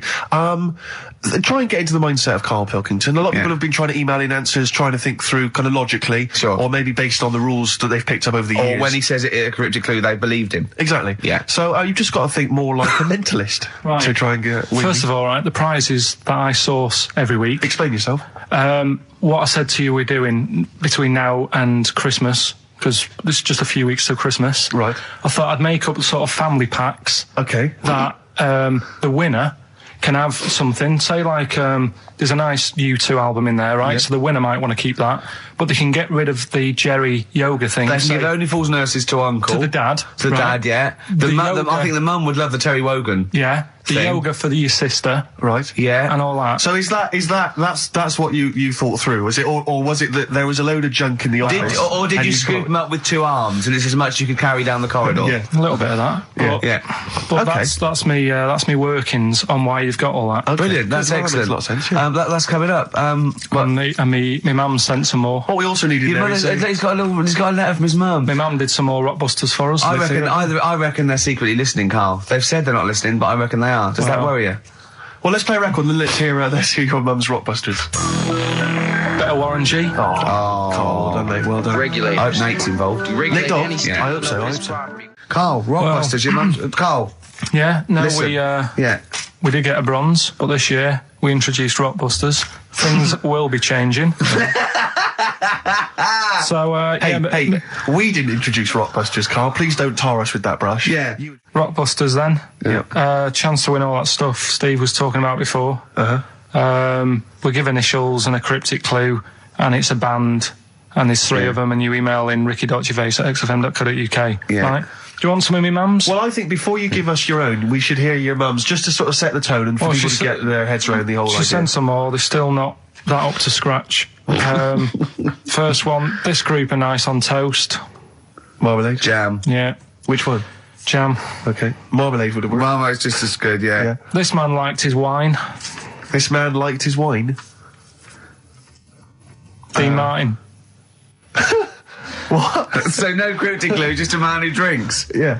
But isn't there like a myriad of rock stars who like booze? I liked his wine! I don't think anyone would have ever got that. That's fantastic! This man liked his wine, Dean Martin. This man liked his golf. Clubby chip face. No, Bunker Smith. Bing Crosby, yeah. He liked his golf. Yeah, that's genius. This man liked his wine. Just a couple more. Hope you're not speeding when you meet these. The police. It's great. And is there any other ones? Sounds like these lads work for the hospital. The porters. Say that again. Sounds like these lads work for the hospital. Jerry and the pacemakers. Right. So we'll Karl, I have to say, if there was ever in the future any doubt that you were your mother's son, that would pay that. Believe me, you are a chip off the old block. Well, let's so we have a little record and then educating Ricky and Rockbusters. When the show really starts. Of the prizes. Jerry Halliwell's yoga video, DVD, I think it's the latest one in that particular series. So if you've already worked yourself up to, you're looking pretty good, but there's still a little bit of flab maybe around the arse or breast area, then Jerry can help you out there. Yeah. We got Only Fools and Horses. This is the Christmas special from last year. Jonathan Ross was giving that well on his morning show this morning. I don't know if they're just trying to get rid of him. Top of the morning to you from Terry Wogan. That's his 2 CD. I'm sure they were giving that away as You've well. got the likes of Love Theme from Top Gun, obviously Take My Breath Away by Berlin, that's on there. What else we got? We got the Pretenders, you mentioned them earlier. Alison Moyet's on there. Annie Lennox featuring Paul Simon. Still call her Alf. Loaf is on there. I'm talking of the meat variety, obviously. Miss Tina Turner on Silent Wings. There's an incredible selection there, perfect for saying mum or a deaf aunt. That's the Manic Street Preachers greatest hits DVD. Aunt, anyway? How's your aunt, the one who farted for 5 minutes, Karl? Also got the U2. I've not been that well. The U2 What's up with her? The best chill out album ever. She alright? Yeah, she'll be alright. Yeah. Okay, guys, so that's the prizes up for grabs. Sorry, we were having two conversations there. I think we're a little bit too relaxed in this show. Sure. But at the moment, we've got Rockbusters. Okay. So these are mine. Number 1, you've been dunking that for too long. That's LB. Right, so... Oh, God, that's too easy. That's too easy. I always tease them, don't I? I give them something to make them feel like they're going to win something, and then I hit them hard with a tricky one. That doesn't make sense. Yeah, go on. So, the first one, so that's the cryptic clue for a band or an artist. Their initials are LB, and the cryptic clue, you've been dunking that for too long. Yeah. So that's the first one. Second one, you won't be able to play that game in this pub, because the table ain't big enough. Right? Could be an old artist, could be a new one, could be a band. What's the initials? FD. Alright? FD. You won't be able to play that game in this pub. The table ain't big enough. And the final one, well, I've had a rubbish day, so I'm happy it's over. Right? That's the third cryptic clue. The initials being GK. Right? Yeah. Well, I've had a rubbish day, so I'm happy it's over. They're the 3 clues. All you got to do is email in ricky.gervais. That's great. That's genius. Which one? The last one. All right. That is genius. That's the best one you've ever done. All right. Ricky.gervais. That's great. I don't know the middle one. .uk. Okay. Email in them 3 answers. You win the stuff. Well, cheers for that, Oliver. Olivia. Yeah. Don't see your email coming up with the Rockbusters answers, so let's you better give us the answers. Let's give them out. The first one was you've been dunking that for too long. That was LB. Limp Bizkit. Yeah, got that one. The third one, we'll jump to that one because you've got it. Well, I've had a rubbish day, so I'm happy it's all over. That was GK. That's a great one. That's Gladys Knight. Glad it's night. That is brilliant, Carl. And the one that you're both having a problem with, you won't be able to play that game in this pub. The table ain't big enough. FD. Go on. Fats Domino. Yeah? What? The dominoes. You played dominoes in a pub. The dominoes fat. Pub tables are quite small. You won't be able to play that game in this pub. Fats Domino. Rubbish. So, do you want to pick a winner? Rubbish. Well, you say it's rubbish, but plenty of people got the right answer. Rubbish. Who do you want to go with? The bunch of slightly rubbish prizes is going to Elliot K from Chigwell in Essex. Well done to Elliot. Have you to do the prizes for the prizes? Okay. All right, so screw those who are less fortunate, is what TV's Ricky Gervais thinks. Rick, I know you're a big fan of the likes of Bryan Adams, Robert Palmer, Alien Ant Farm, and obviously ZZ Top. Yeah. And so you'll be enjoying the best air guitar album in the world ever, Volume 2. Yeah, sure. Fantastic. Well, Volume 1 wasn't enough. There wasn't enough. Exactly.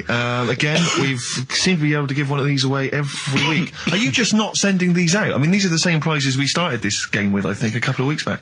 Are you just not sending the prizes out? Yeah, but I want to give, more people a chance, because if 1 week they listen in and think, God, I wouldn't mind winning that. Sure.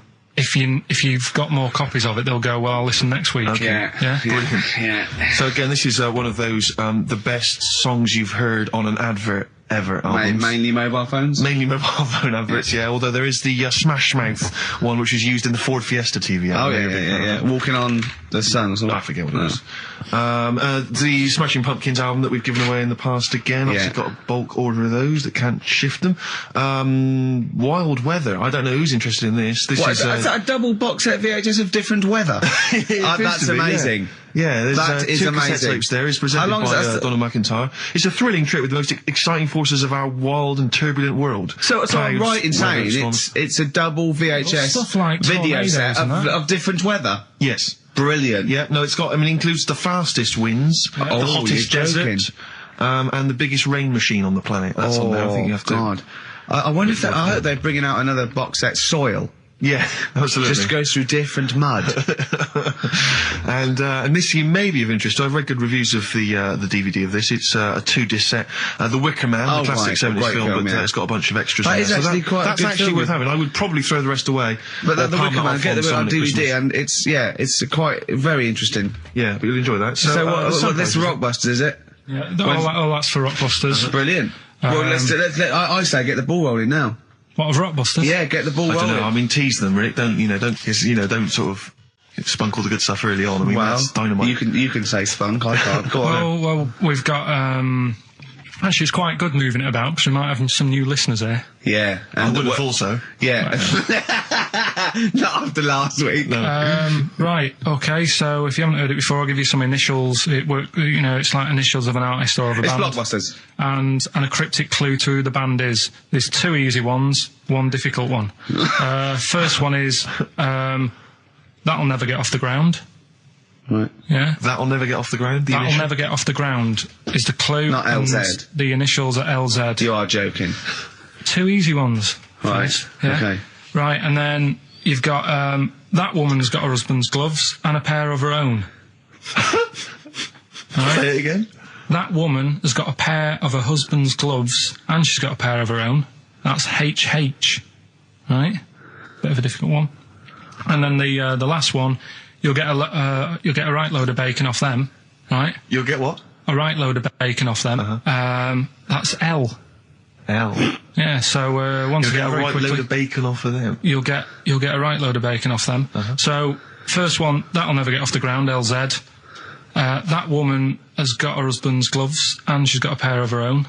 That's HH. Brilliant. And you'll get a right load of bacon off them. That's L. And it's an email only competition. Email only.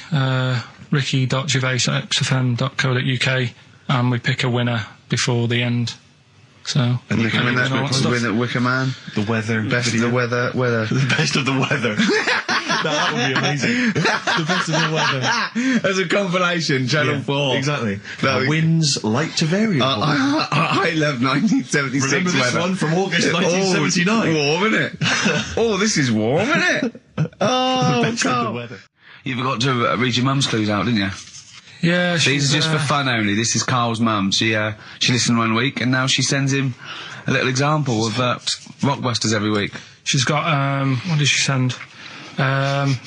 This group would go well with your Christmas dinner. Cranberries? Yeah. They make a few good cupboards. They make a few good cupboards? Yeah. The Carpenters. I was thinking of EMF. I was thinking B&Q. The B&Qs. This group thinks of lots of things. This group thinks of lots of things. Yeah. Go on. Imagination. I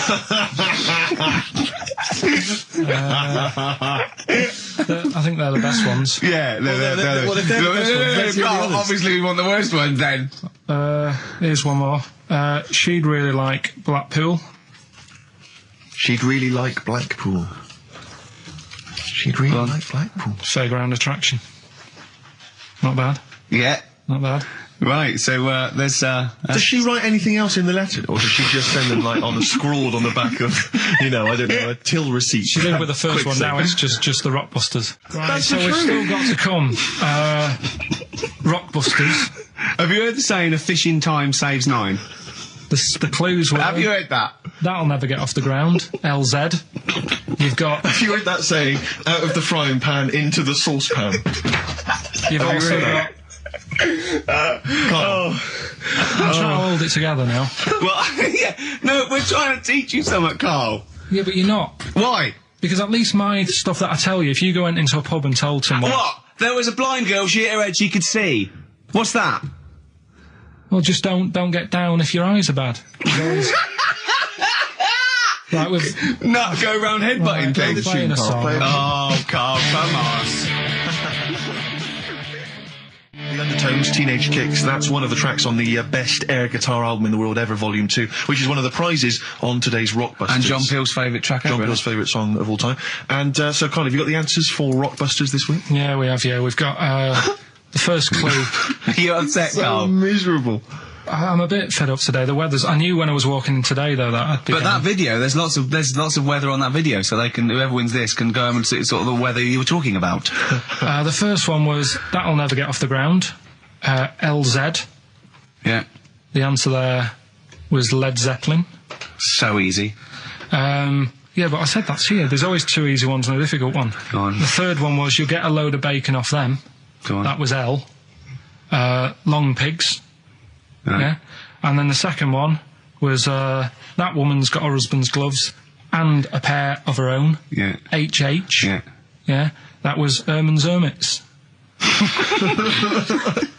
So that's the three answers. I'm sure Well, I'd like to give the prize this week. Herman's Hermits. What? There's a lot of... Herman's Hermits. That is genius, Carl. That is genius. Oh, Herman's Hermits. There's so many people who are worthy of the prizes, obviously. Herman's Hermits. I'd quite like to give the prize this week to Tom McGibbon. Just because I like his name. I don't know if I've pronounced that right, but Tom McGibbon. Yeah. I'd like to give that to him. No, you shouldn't laugh at someone's name. He also lives in Bloxhall Road. I don't know why I find that. Tom McGibbon of Bloxhall Road. I don't know why. Well, you've made a mockery. You've made a monkey out of the man. For old Gibbo. Yes. Yeah. And he's asking that he's got a question there. What? Can Carl get rid of slugs? I don't know what that means. I'm almost certain he can. Just so well done to if he's been listening, if he was listening a few months ago, he would have known how to. Go on. Because I told you what slugs like. What? Getting in letterboxes. How does that get rid of them? Put some stamps in your garden. They like, they like stamp glue. So, yeah, that's and what how does that get rid of them? They'd keep coming back, won't they? They'd be going, I can't believe it, we'd have to climb those boxes now. There's a fella leaving stamps out for us. Go. You've won some prizes and I've sorted you. No, how does that get rid of slugs? Leaving stamps out for them, their favourite food. And then we've got a Christmas edition of Rockbusters, which I found out yesterday. Go on. Channel 4 have ripped it off. Go on. It's on their teletext thing. That's outrageous. Yeah, on their teletext page, someone said. What are they doing then? Like Rockbusters, they're copying the format. You sure they're not copying Blockbusters? No, it's someone said it's a cryptic clue of a band and that, and initials, and you work it out. That is despicable. I mean, we should investigate this. So they've fundamentally ripped off the idea of being allowed to do a cryptic clue to guess a band. Yeah, but the sort of clever cryptic clues.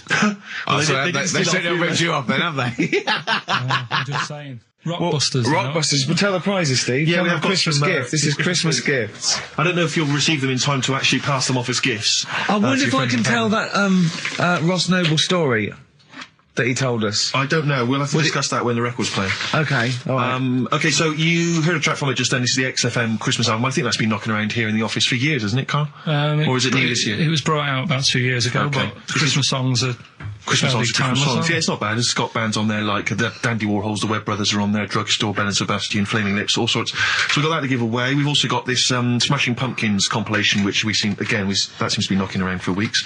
Another one of those 50 years of the greatest hit singles. I don't know, Culture Club's on there, Queen, obviously, I've just seen the Cult film. Yeah, the Cult film we'll come back to shortly. This, I think, is one of the most exciting gifts. If you have a video player and you want to get trim, then surely Big Brother 3 champion Kate Lawler and her cardio combat video, in which I think she uses kind of, I don't know, military kickboxing training to get you trim and taut and looking as good as her. Then you can get that as well. We've also got a exclusive 7-inch single from the White Stripes, a kind of Christmas single. Is that from them? Yeah. That must be quite rare. That's probably the only thing. That is rare. That is worth something. And the current Badly Drawn Boy album, Have You Fed the Fish, which I think is slightly mediocre. They've gone up, actually. I think that the level of prices there has gone up. Not a bad selection, but here is the big movie. And actually, I have to say, this is not a bad one. No, it's not. Again, it's not terrible at all. It could be worse. It's James Caan in the original Rollerball, not the disastrous remake that came out recently, but the DVD version of Rollerball. So that's there as well. So something fairly interesting. That's worth winning. Right, come on then. Let's do Rockbuster. Well, will we play a song to give people time to get a pen and paper and that? Yeah. So we're doing it next. Rockbusters coming your way with all those great prizes. Yeah. Right, we're doing it now? Yeah. I noticed Heat magazine sort of put a bit of a spanner in the works. Why? Because they were saying, maybe it'll be a Christmas edition of Rockbusters. And I'd already sorted them out. I wouldn't worry, Carl. Well, what I've done, I've cleverly tweaked them to make them Christmassy. So the Christmas bit in it has got nothing to do with it whatsoever, but I just thought... So you mean the clues have a Christmas element? Well, yeah. But it's nothing to do with the answer. It's nothing to do with the answer. Right. So why don't you just ask the normal ones and I'll ring a bell. I'll shake some bells. Well, it's the equivalent of that, but in sort of speech. Right. Brilliant. So the first one, there's a load of letters there asking for advice. Put them on Claire's desk. Oh, and have a good Christmas.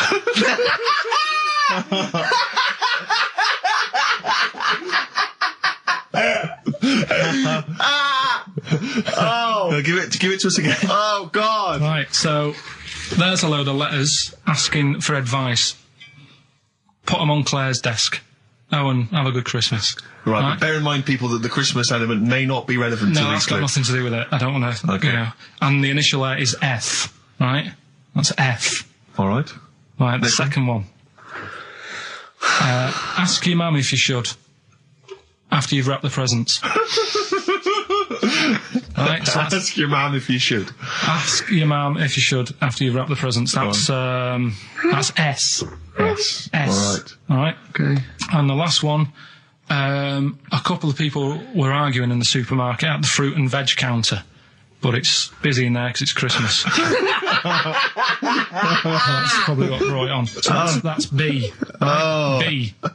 Oh, God. So they're the three. Will I just recap? Yes, please. Yeah, I have no idea. so I the can't first even. one. I don't know what to start thinking. Right, there's a load of letters there asking for advice. Put them on Claire's desk. Have a good Christmas. Have a good Christmas. Second one, ask your mum if you should. After you wrap the present. S.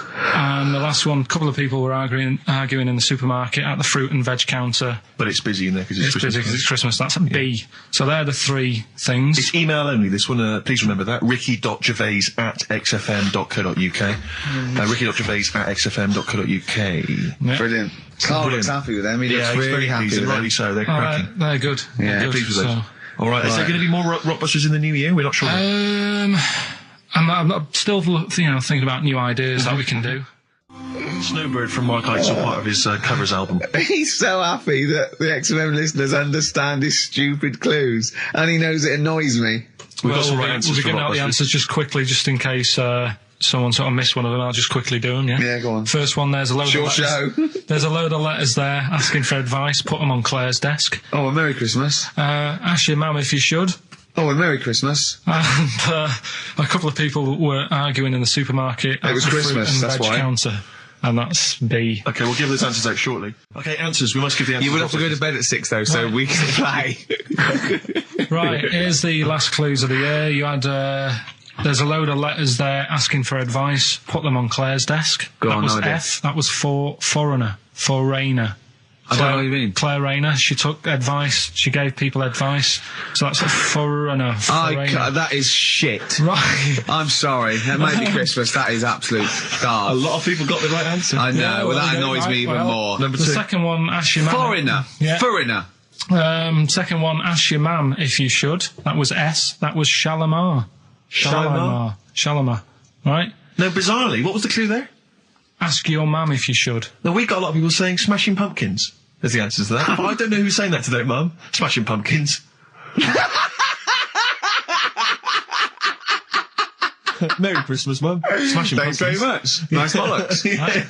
Oh, that's great. That's great. Right. Smashing Pumpkins. Your dad bought them for me for Christmas. Yeah. And the last one, Lovely plums. What, my Victorias? Oh, God. right, we've got to wrap it up. Come on, then. A couple of people were arguing in the supermarket at the fruit and veg counter. That was B. That was Banana Drama. They were like having an argument. What do you mean Banana Drama? What, no, wait. What group is Banana Drama? What group is Banana Drama? So, You're a fool. You're a twat. Well, you say that, but you accuse Carl of that. You're also accusing lots of the listeners, including the winner, Nicola Rogers, of London, and she wins those great prizes, and she got them bang on, so... Banana Drama. so can we finish there now? Yeah. What do you mean? What do you mean? Can we finish there now? Just play the ads and go.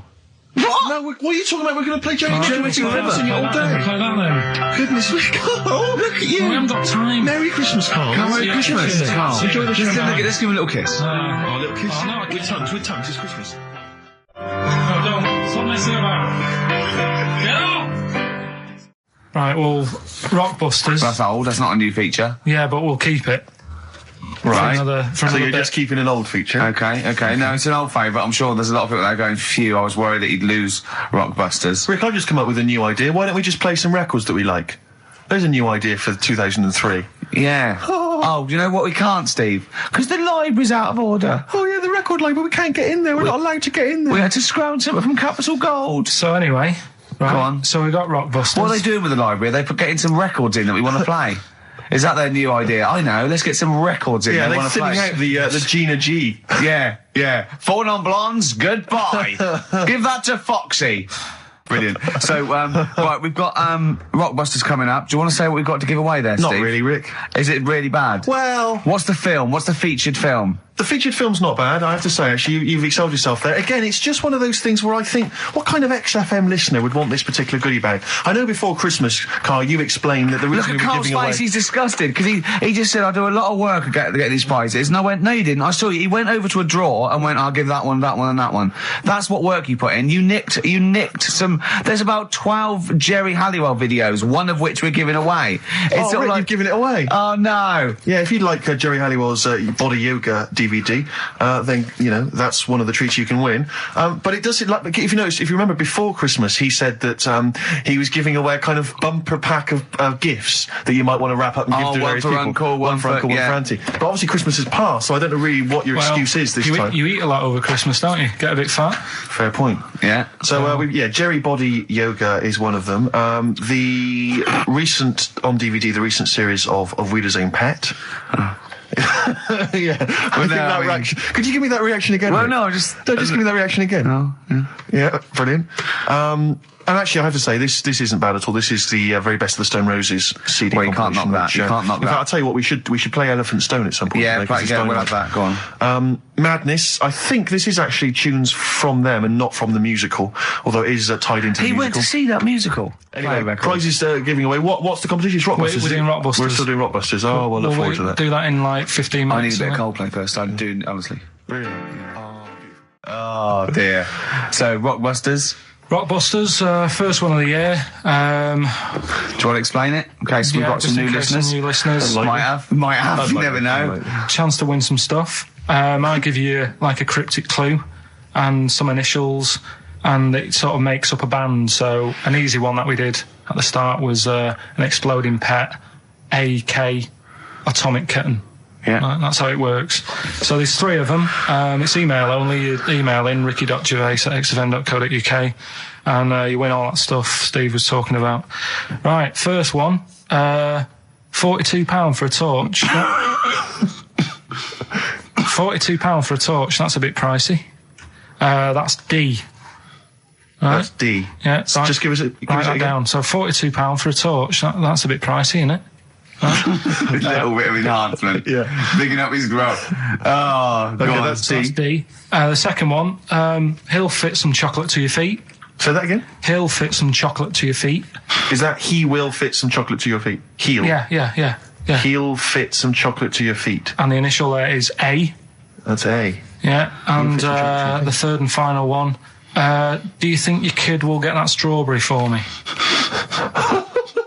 Do you think? Say it again. Do you think your kid will get that strawberry for me? That's WP. Right, now I just better warn people.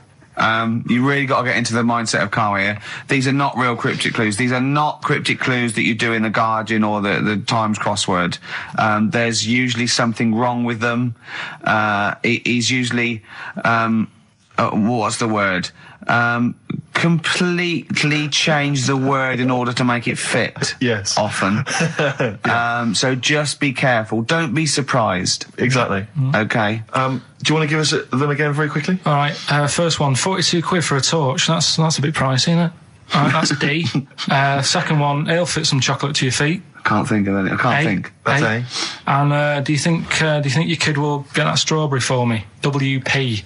Right, so ricky.gervais@xfm.co.uk. Some great prizes to be won. Yeah.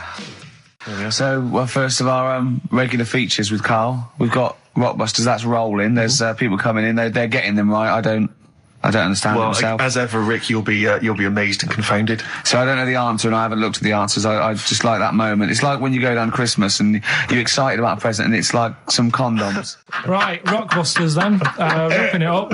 It needs some work, that game, but I'd see it's got a lot of mileage. Right, here we go then. The first one, £42 for a torch. That's a bit pricey. Go on. That was D. Yeah. That was Daylight. Wait, I thought Delight, and I thought it doesn't work. It doesn't work. I actually thought Delight doesn't work. Second one. There's no, wait. Dear Light, it doesn't work. It's Delight. Second one was... No, Carl, it doesn't work. Yeah, but if we're going to continue with this feature, you've got to tweak them a bit, right? People have got it. We've had loads of emails, more than ever. So, do you know what I mean? Let them decide. If they don't like it, they won't email in, but they're loving it.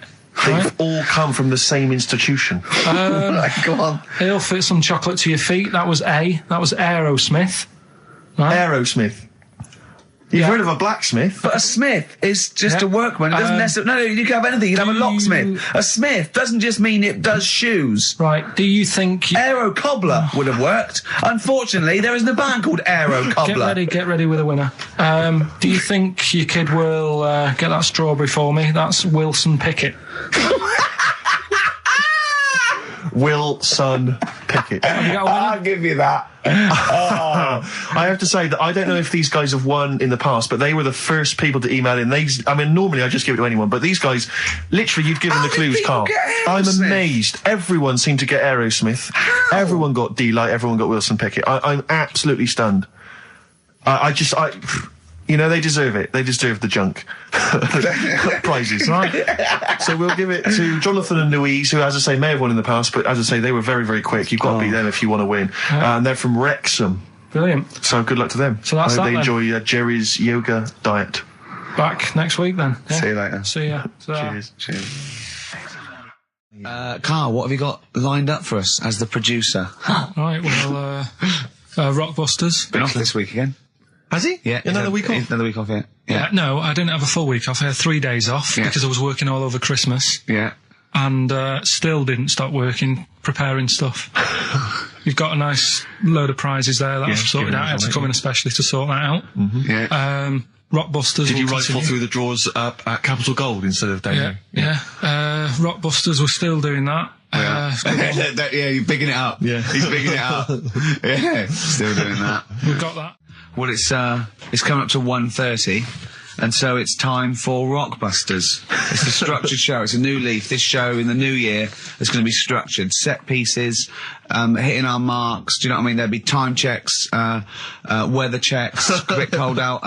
If you're driving, careful on that. So do the prizes. Check for traffic, if it's bad. Yeah. Okay, well, again, an arbitrary selection of goodies. What are those politicians doing? Was that XFM News? Yeah. Right, what have we got? So we've got, for those that are a fan of the movie Donnie Darko, which a lot of people rave about this year, a sort of weird teenage movie, then there's a sort of sweatshirt there. It is actually quite nice. It's not bad at all. It's medium, so if you're a bit of a bloater, don't bother to apply unless you've got a friend already. We've also got here a Graham Norton video. Certificate 18. So please don't phone up don't email in unless you're above the age of 18. Yeah. And that's, I think, the best of his TV show. Yeah. Look forward to that. It's a big stiff video, that, isn't it? It's a big stiff cock of a video. Thanks very much. I meant you meant the bird. Yeah. There's also a fairly mediocre British wartime thriller, Enigma, which a lot of people, it was hyped for a while, but it's actually interminable. I've seen it. The first series here of The Kumars at number 42 on DVD. I think that's award-winning, so that's available as well. We've got 2 CDs by the look of it. We've got Pulp's Greatest Hits, which I don't think sold very well, and so presumably they are giving that away. And Johnny Cash's current album, American For the Man Comes Around. There's some good cover versions there. Again, another big sell. A big sell. We're really pushing this. It's quite kooky. Johnny Cash here does covers of things including Personal Jesus. Oh, right. By Depeche Mode. We've got Bridge Over Troubled Water, his version of that, Desperado. And anyway, it's not bad. That's probably the best treat in that bunch. Right. And, I'm assuming there's some questions there, Carl. Yeah. Right, here we go. If you're a new listener, the way it works, I'll give you a cryptic clue and some initials, and it sort of makes up a band. Yeah. Makes more sense when you hear it, I reckon. Not particularly. Well, not really. Although people do get it. I just worry about the state of our listeners. Go on. Right, so there's 3 of them. You email in ricky.gervais@xfm.co.uk. It's email only. I repeat, it is email only. We are too lazy to answer the phone. Yeah. Okay, Right. Here we go then. Number 1. There's normally 2 easy ones and a difficult one. Sure. So here we go. Number 1. Don't argue with him. He ain't going to change his mind. Don't argue with him. He ain't going to change his mind. Yeah, that's AA. AA. So that's the first one. He's not going to change his mind. What do you mean, You just got them written out, have you? I'm just thinking about what the answer is, so I don't write the answer down. Don't worry, they get it.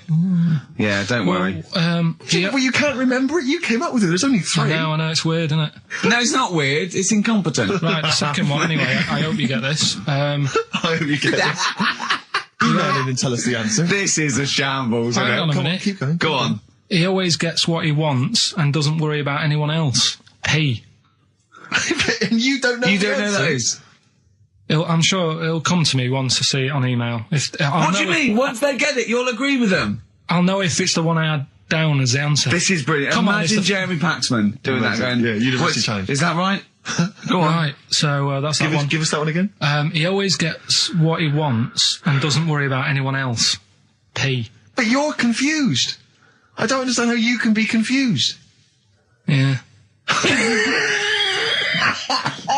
Alright, what's the third one, I'll have to put that woman in the oven. And that's AB. Alright, quickly give us them again. Right, so the first one, don't argue with him, he ain't going to change his mind. That's AA. He always gets what he wants and doesn't worry about anyone else. That's P. And I'll have to put that woman in the oven. AB. Alright. Okay. Ricky.gervais@xfm.co.uk. I'm going to play a classic track now by Neil Young, Alabama. It's beautiful. Neil Young, Alabama. Carl is still confused. He's waiting. He's biting his fingers, waiting for an email to tell him the answer to the clue he made up but can't get. I love that as an experiment. As a that would confuse psychologists, that you come up with something that you can't get. It's brilliant. Yeah, you came up with the question, you don't know the answer. And you expect them to, but you can't, and you made it up. Look at your face. Play some adverts. Excellent. Honestly, Juan by Billy Corgan's new band there. Ex-Smashing Pumpkins. Sounds a bit like them, but I like it. It's alright, not bad. I like it. You expect to know, Rick, incidentally, that someone's got the right answer. So, Carl's relieved. knows the answer, yeah. Brilliant. Well done, Carl. You're a fool. Right. Right, what are you doing then? Let's have a quick reprise, if we could, of the Rockbusters clues. Yeah, Rockbusters, if you've just tuned in, you've missed it this week. Here's your 3 no, clues. you haven't. That's why we're giving the clues again. Yeah, I know, but if they haven't. Eh? What? Say if they've been busy. Just give the clues again. First one. God. Don't argue with him, because he isn't going to change his mind. That's AA. Second one, he always gets what he wants and doesn't worry about anyone else. That's P. Yeah. And the third and final one, I might have to put that woman in the oven. AB. Interesting. Are we telling him or still? No. People have still got a chance to win those extraordinary prizes. Ricky.gervais@xfm.co.uk. So the answers to this week's Rockbusters. Yeah. Want to give us the clues again and the answers? Yeah. The first one was, don't argue with him. He ain't going to change his mind. The initials there were AA. That's adamant. Yeah. All right. That's good. That's a good one. Second one, he always gets what he wants and doesn't worry about anyone else. That was P. That was Pixies. Right. Picks his. It kind of works, yeah. And the third one, I'll let you have that one. I'll have to put that woman in an oven. That was AB. That was Anita Baker. Anita Baker. It's good. Anita Baker. Baker. I'll let you have all 3 today. So you've done well. So do you want to pick a winner, Steve? Well done to Mark Leder from Bow. He wins those fairly mediocre prizes. Enjoy them. Oh, brilliant. Now listen, it's Rockbusters. I've got the prizes here. Rick, I'll be honest with you. I mean, we've given away some shoddy stuff in the past. This is the worst collection. Tat, is it? This is really scraping the bottom of the barrel, Carl. I mean, let's hold on. The how phones many are more going of these mad. can we give away? If you're still phoning, hang up, because we're not going to bother anymore. We really sorry about that. Maybe email us or something. How many of these can we give away? Look at that. It's only Fools and Horses. It's the Christmas special from not this year, the year before. Yeah. I mean, we have given away so many of these. I imagine there's charity shops throughout London throwing them away. Yeah, throwing them away. Yeah. So we got that, dear. and if you didn't watch it, if you weren't one of the 20 million that watched blue-eyed, fat-legged, purple-eater, big boy, they had a big and had a big boo. It's something like that. And once again, the best chill-out album ever. with, it's pretty much rubbish. It was a big boo. Actually, no, the songs are okay, but it's just basically a collection of songs you might have heard on adverts. So enjoy that. Oh god, this one again, the best air guitar album in the world, volume 2. This is no longer an entertainment show. This is three people chatting to each other now and again. Sometimes we remember it's going out. Sometimes we just take a call for our own amusement. I mean, it's the same price again. It's the David Attenborough compilation of DVDs, which I'd be very surprised if it actually makes it to you. I imagine someone here will have had that long before we post it. Oh dear. There's a t-shirt in here. XFM 104.9 You get sent a lot of just in case you're wondering what you're listening to. This is a Quicksilver t-shirt. What is that? What t-shirt is that? That's a t-shirt made by the Quicksilver people, so if you're a bit of a surfer dude, and by the look of the size of it, you're a midget. You can't say midget. You're welcome to it. And this is, I think, the piece de resistance, Rick. I mean, because you know the kind of fans we have. They're pretty cool cats. Pretty groovy guys. Yeah. So I imagine they'll be loving on DVD Doctor Who, the Aztecs. That's one of William Hartnell, the first Doctor's classic episodes on DVD God. there. You know, rubbish. That's rubbish, Carl, those prizes. I'm ashamed to give them away. Carl, you know our mate Johnny? He's a Doctor Who fan. Yeah. Do you remember, he bought, the Doctor Who magazine, and he went, to the toilet, and Steve got post-it notes and put geek on every page. And Johnny opened it on the tube, right, and it had geek and everything. And Johnny bought in the new Doctor Who magazine, I think this week's or this month's, right? And they've done the perfect Doctor Who fan, right, what the geek is, right, and it looks exactly like Steve. Alright, don't have a go, Rick. It does. And he went, and I'm going to try and put it on the website. It's amazing. It's got your hair, glasses, it stands like you, it's sort of dressed like you, and it's only, it's hilarious. And he was, I mean, I'm insulting you now, it sounds like an insult, but if you'd see it, you'd laugh. Well, Rockbusters, right? Yeah. Alright, here we go. Just a little bit annoyed. Just, 3 clues. We've lost all the energy in this show, haven't we? Well, I can't get over that insult. I'm just a little... No, we did though. It just came out, no, I can be honest with you. It came out left field. I wasn't expecting an insult. No, but I think there was a sense of camaraderie on this. Just email in ricky.gervais@xfm.co.uk. I'm just annoyed. I can't what are we doing? I'm just reading out the clues. Should we put this, let's put this one in for the Sony Award. Let's put this show in for the Sony Awards. Play a song, Carl, because I need to discuss things with him. I've talked before about him Edit it down. Get this down to 3 minutes. It'd be a great show. Rockbusters in a minute. If you haven't heard the Rockbusters, might as well give them out. Well, let's check the emails working before we do that. Yeah, otherwise it's a complete... This whole show has been a sham and a farce and a waste of time. Well, I think they can take that as read. Rockbusters then, we've got a problem with the email this week. Yeah. So the least of our problem, I think. They're not coming through, so... I'll give out the clues again, and then you can call in on 08700. Only call if you know all 3, you can rattle them off. Yeah. We'll do it during the next record. So the number is 08700 800 1234. Right? 08700 800 1234. Right, okay, so you've got that. So call in if you know all 3. Yeah, the 3, just to recap. I've got 3 other jumpers like this one, the initials FT. That bunch of people can't make up their minds if they want to sit in the sun or not. Right, that's C, and the Jamaican fella had some aspirin. Why did he do that? Right, that's FD. So if you know them, give us a call, and it's just the first with the 3. Right, well, I think they're calling now, Carl. So play a lovely record. I'm really worried about this because everyone's getting that last clue wrong. I reckon it's so rubbish that even your mental fans can't work it out.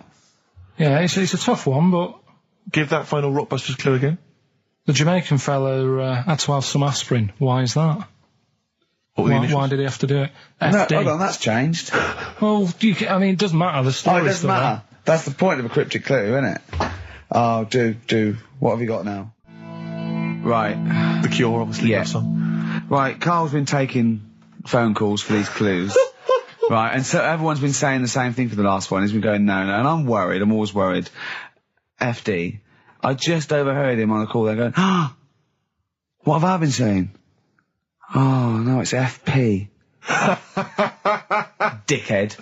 Right, give me the clues out. It's a rollover. Right, tell people, we're really sorry to anyone who would have got that right. Okay, right, do the clues quickly. Tell them it'll be a rollover, so we have to do 3 new ones. Do you not write these down, I don't write the answers down in case Ricky looks over the thing and sees the answer. Why would I cheat? I'd rather you do something right with your life. Right, well, the clues were, I've got 3 other jumpers like this one. Yeah. That was FT. Yeah. You got that, 4 tops. Yeah, that's all right. Good, well done. That bunch of people can't make up their minds if they want to sit in the sun or not. That was C, they were getting that. That was charlatans. Charlatan, right? A bunch of them, charlatans, right? What do you mean? What's Charlie? No, it's like, shall I go out? Shall we? Charlatans. They got it, right? Where I went wrong with this one, the Jamaican fella, he had to have some aspirin. Why? It's my fault, you know, I'm not cutting, there's no point passing the buck or anything. I said FD. A lot of people were saying, Fred Durst, like, forehead hurts, which is a good one. Yeah, which would have been as good as any of yours. But I made an error, so we'll roll it over. No. What is the answer? What is the answer? Over. Jamaican fella what? Add some aspirin, why do that? What's the thing? FP, it was Frida Payne.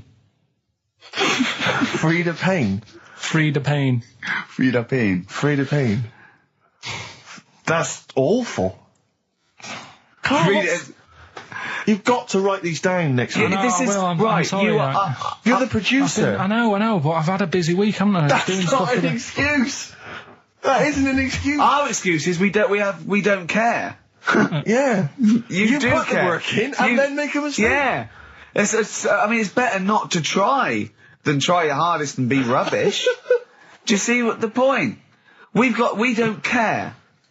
But you've got standards. Yeah. And you're not meeting them. Think of that. You're not even reaching your standards.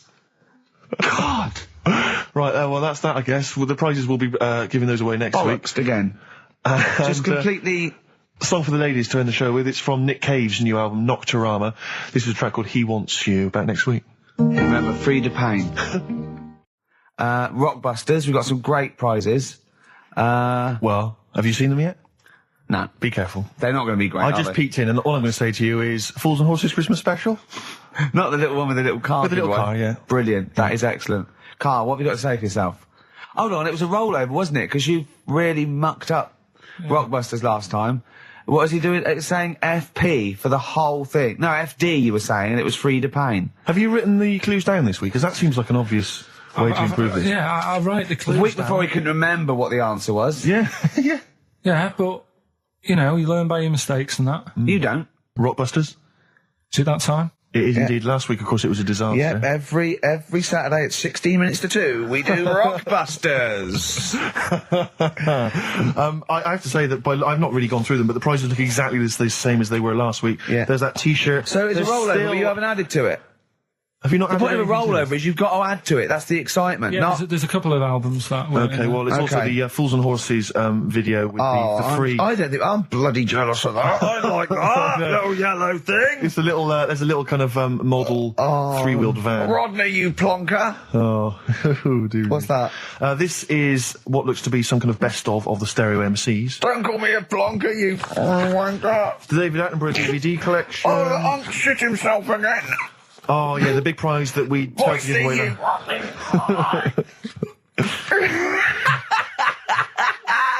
Best chill out album.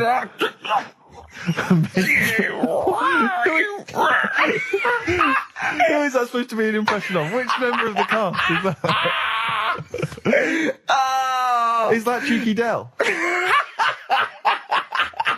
I don't know. Best chill out album ever, the best air guitar volume 2, and of course for all our fans, Doctor Who, The Aztecs. That's on DVD, and that's one of the William Hartnell Doctor Who.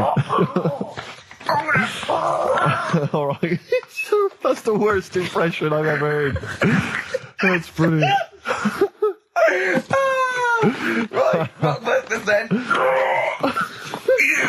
Right, then. Right, three cryptic stuff. Oh, come on. Right. Rodney, Three. I can't do it. No, come on. Right, three cryptic clues. Some of which may be wrong. Yeah, and don't take the letters literally. Yeah. Right, go on. And some initials, and it makes up a band. So here we go then. There's 3 of them. You email in ricky.gervais@xfm.co.uk. Yep. Right, here we go then. Sure. Number 1. The weather stinks, doesn't it? The weather stinks, doesn't it? Yeah. That's R. That's R. Right. The weather stinks, doesn't it? Yeah. Second one. Look, Grant, just get on the boat and help us out. All right, give us that again. Look, Gran, just get on the boat and help us out. Look, Gran, just get on the boat and help us out. What's the initial? R again. R again, interesting. Yeah. And then the third one, if you're going to do that with your drink, I'd let it settle for a bit before you open it. CK. CK. All right. What's more? So quickly, all the way through then. Number one, the weather stinks, doesn't it? That's R. Look, Gran, just get on the boat and help us out, will you? That's R as well. And then the last one, if you're going to do that to your drink, I'd let it settle for a bit before you open it.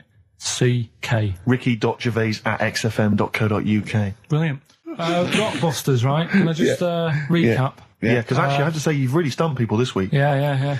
Well, either that or they just can't be bothered anymore. Well, oh, they're wrong again. No, right. I think the prizes are so pitiful they can't be arsed. Let me just explain it again, just in case they don't understand it. It's a cryptic clue, right? And it makes up a band, and the initial that I give you is the initial that the band, that all the artist starts off with. So last week, I can't remember, but we did AK, an exploding pet, atomic kitten. That explains it. So very quickly, number one. No, last week we did FP, that you gave out the clue, FD, Frida Payne. Yeah, it was an error. So they're all right this week, though, are they? Yeah. The weather stinks, doesn't it? That's the cryptic clue, and the letter is R. Number two. That's the rainy smell, boys. Right.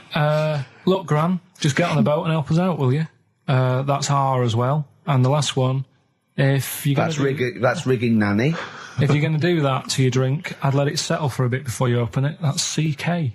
Right. Ricky.gervais@xfm.co.uk. Will we give out the answers for... Let's do that after we've played the next tune. I have to say that I'm wondering if Rockbusters, like Do We Need 'Em, is beginning to run its course, because this week we've had very, very few right answers. I think you're just getting too complicated. Yeah, because his clues and his answers are rubbish. Why don't you start doing proper ones?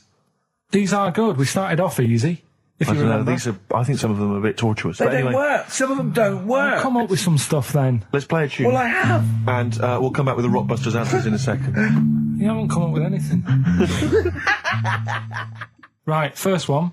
The weather stinks, doesn't it? Yeah. That was R, which was rainbow. Right? Rainbow? Like rain is the weather, and it smells like body odour. Body odour. So it's B.O. It's B.O. That's B.O. Well, yeah, but you've got to play... It's not pronounced bow, and it's not spout bow. Who calls it bow? Everyone knows it's B.O. What, you don't care? You don't care that doesn't work? Well, they got it, so again, as long as one person got it, Carl. One person got it. Of all the emails, one person got it. Second one. Look, Gran, just get on the boat, will you, and help us out. Go on. That was R. That was Ronan, right? Ronan, who's Ronan? Ronan. Who's Ronan? Ronan Keating. But he's known as Ronan Keating. No, he's not. No, he's not anymore, though. He's gone on his own, hasn't he? He's just known as Ronan. No, he's not. No, he's not. It's Ronan Keating. He's always been known as Ronan Keating. All right. So that doesn't work like that. Go on. Third one. Next. If you're going to do that to your drink, I'd let it settle for a little bit before you open it. That was CK. What? Shake a can. Shake a can. If you're going to shake, you can. This is the worst competition ever. So it's Chaka. Have you got? It's Chaka. It's Chaka. It's Chaka Khan. Shake a can. No, Chaka Khan. What you got? Chaka can might have worked. To throw a can. Who got all three right then? Well, because basically what happened was people just emailed in 3 guesses. We're stopping this. And the guesses that were right came from Mandy Thompson in Hendon. That's ruined that frankly, one. Well, that's run that into the ground. That's Do We Need 'Em ruined. No, we can't just bin everything on 1 week. I don't think we're going to get that. Oh, they're not as good as they think they are, because you've only picked on Newton Einstein. You don't know anyone else. You don't know who Gandhi is.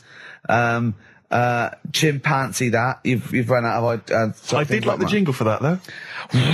Oh, chimpanzee that! That was a great jingle. Yeah. But sadly, we won't be able to use that again. So who's won anyway? Well, it was Mandy Thompson I mentioned, but as I say, she guessed, so I mean, she can have the prizes, she's welcome to them. But I think we should knock it on the head, Carl. Maybe you should come up with something new. No, I think it's still got a few weeks in it. I think we should take some time off. Well. Yeah.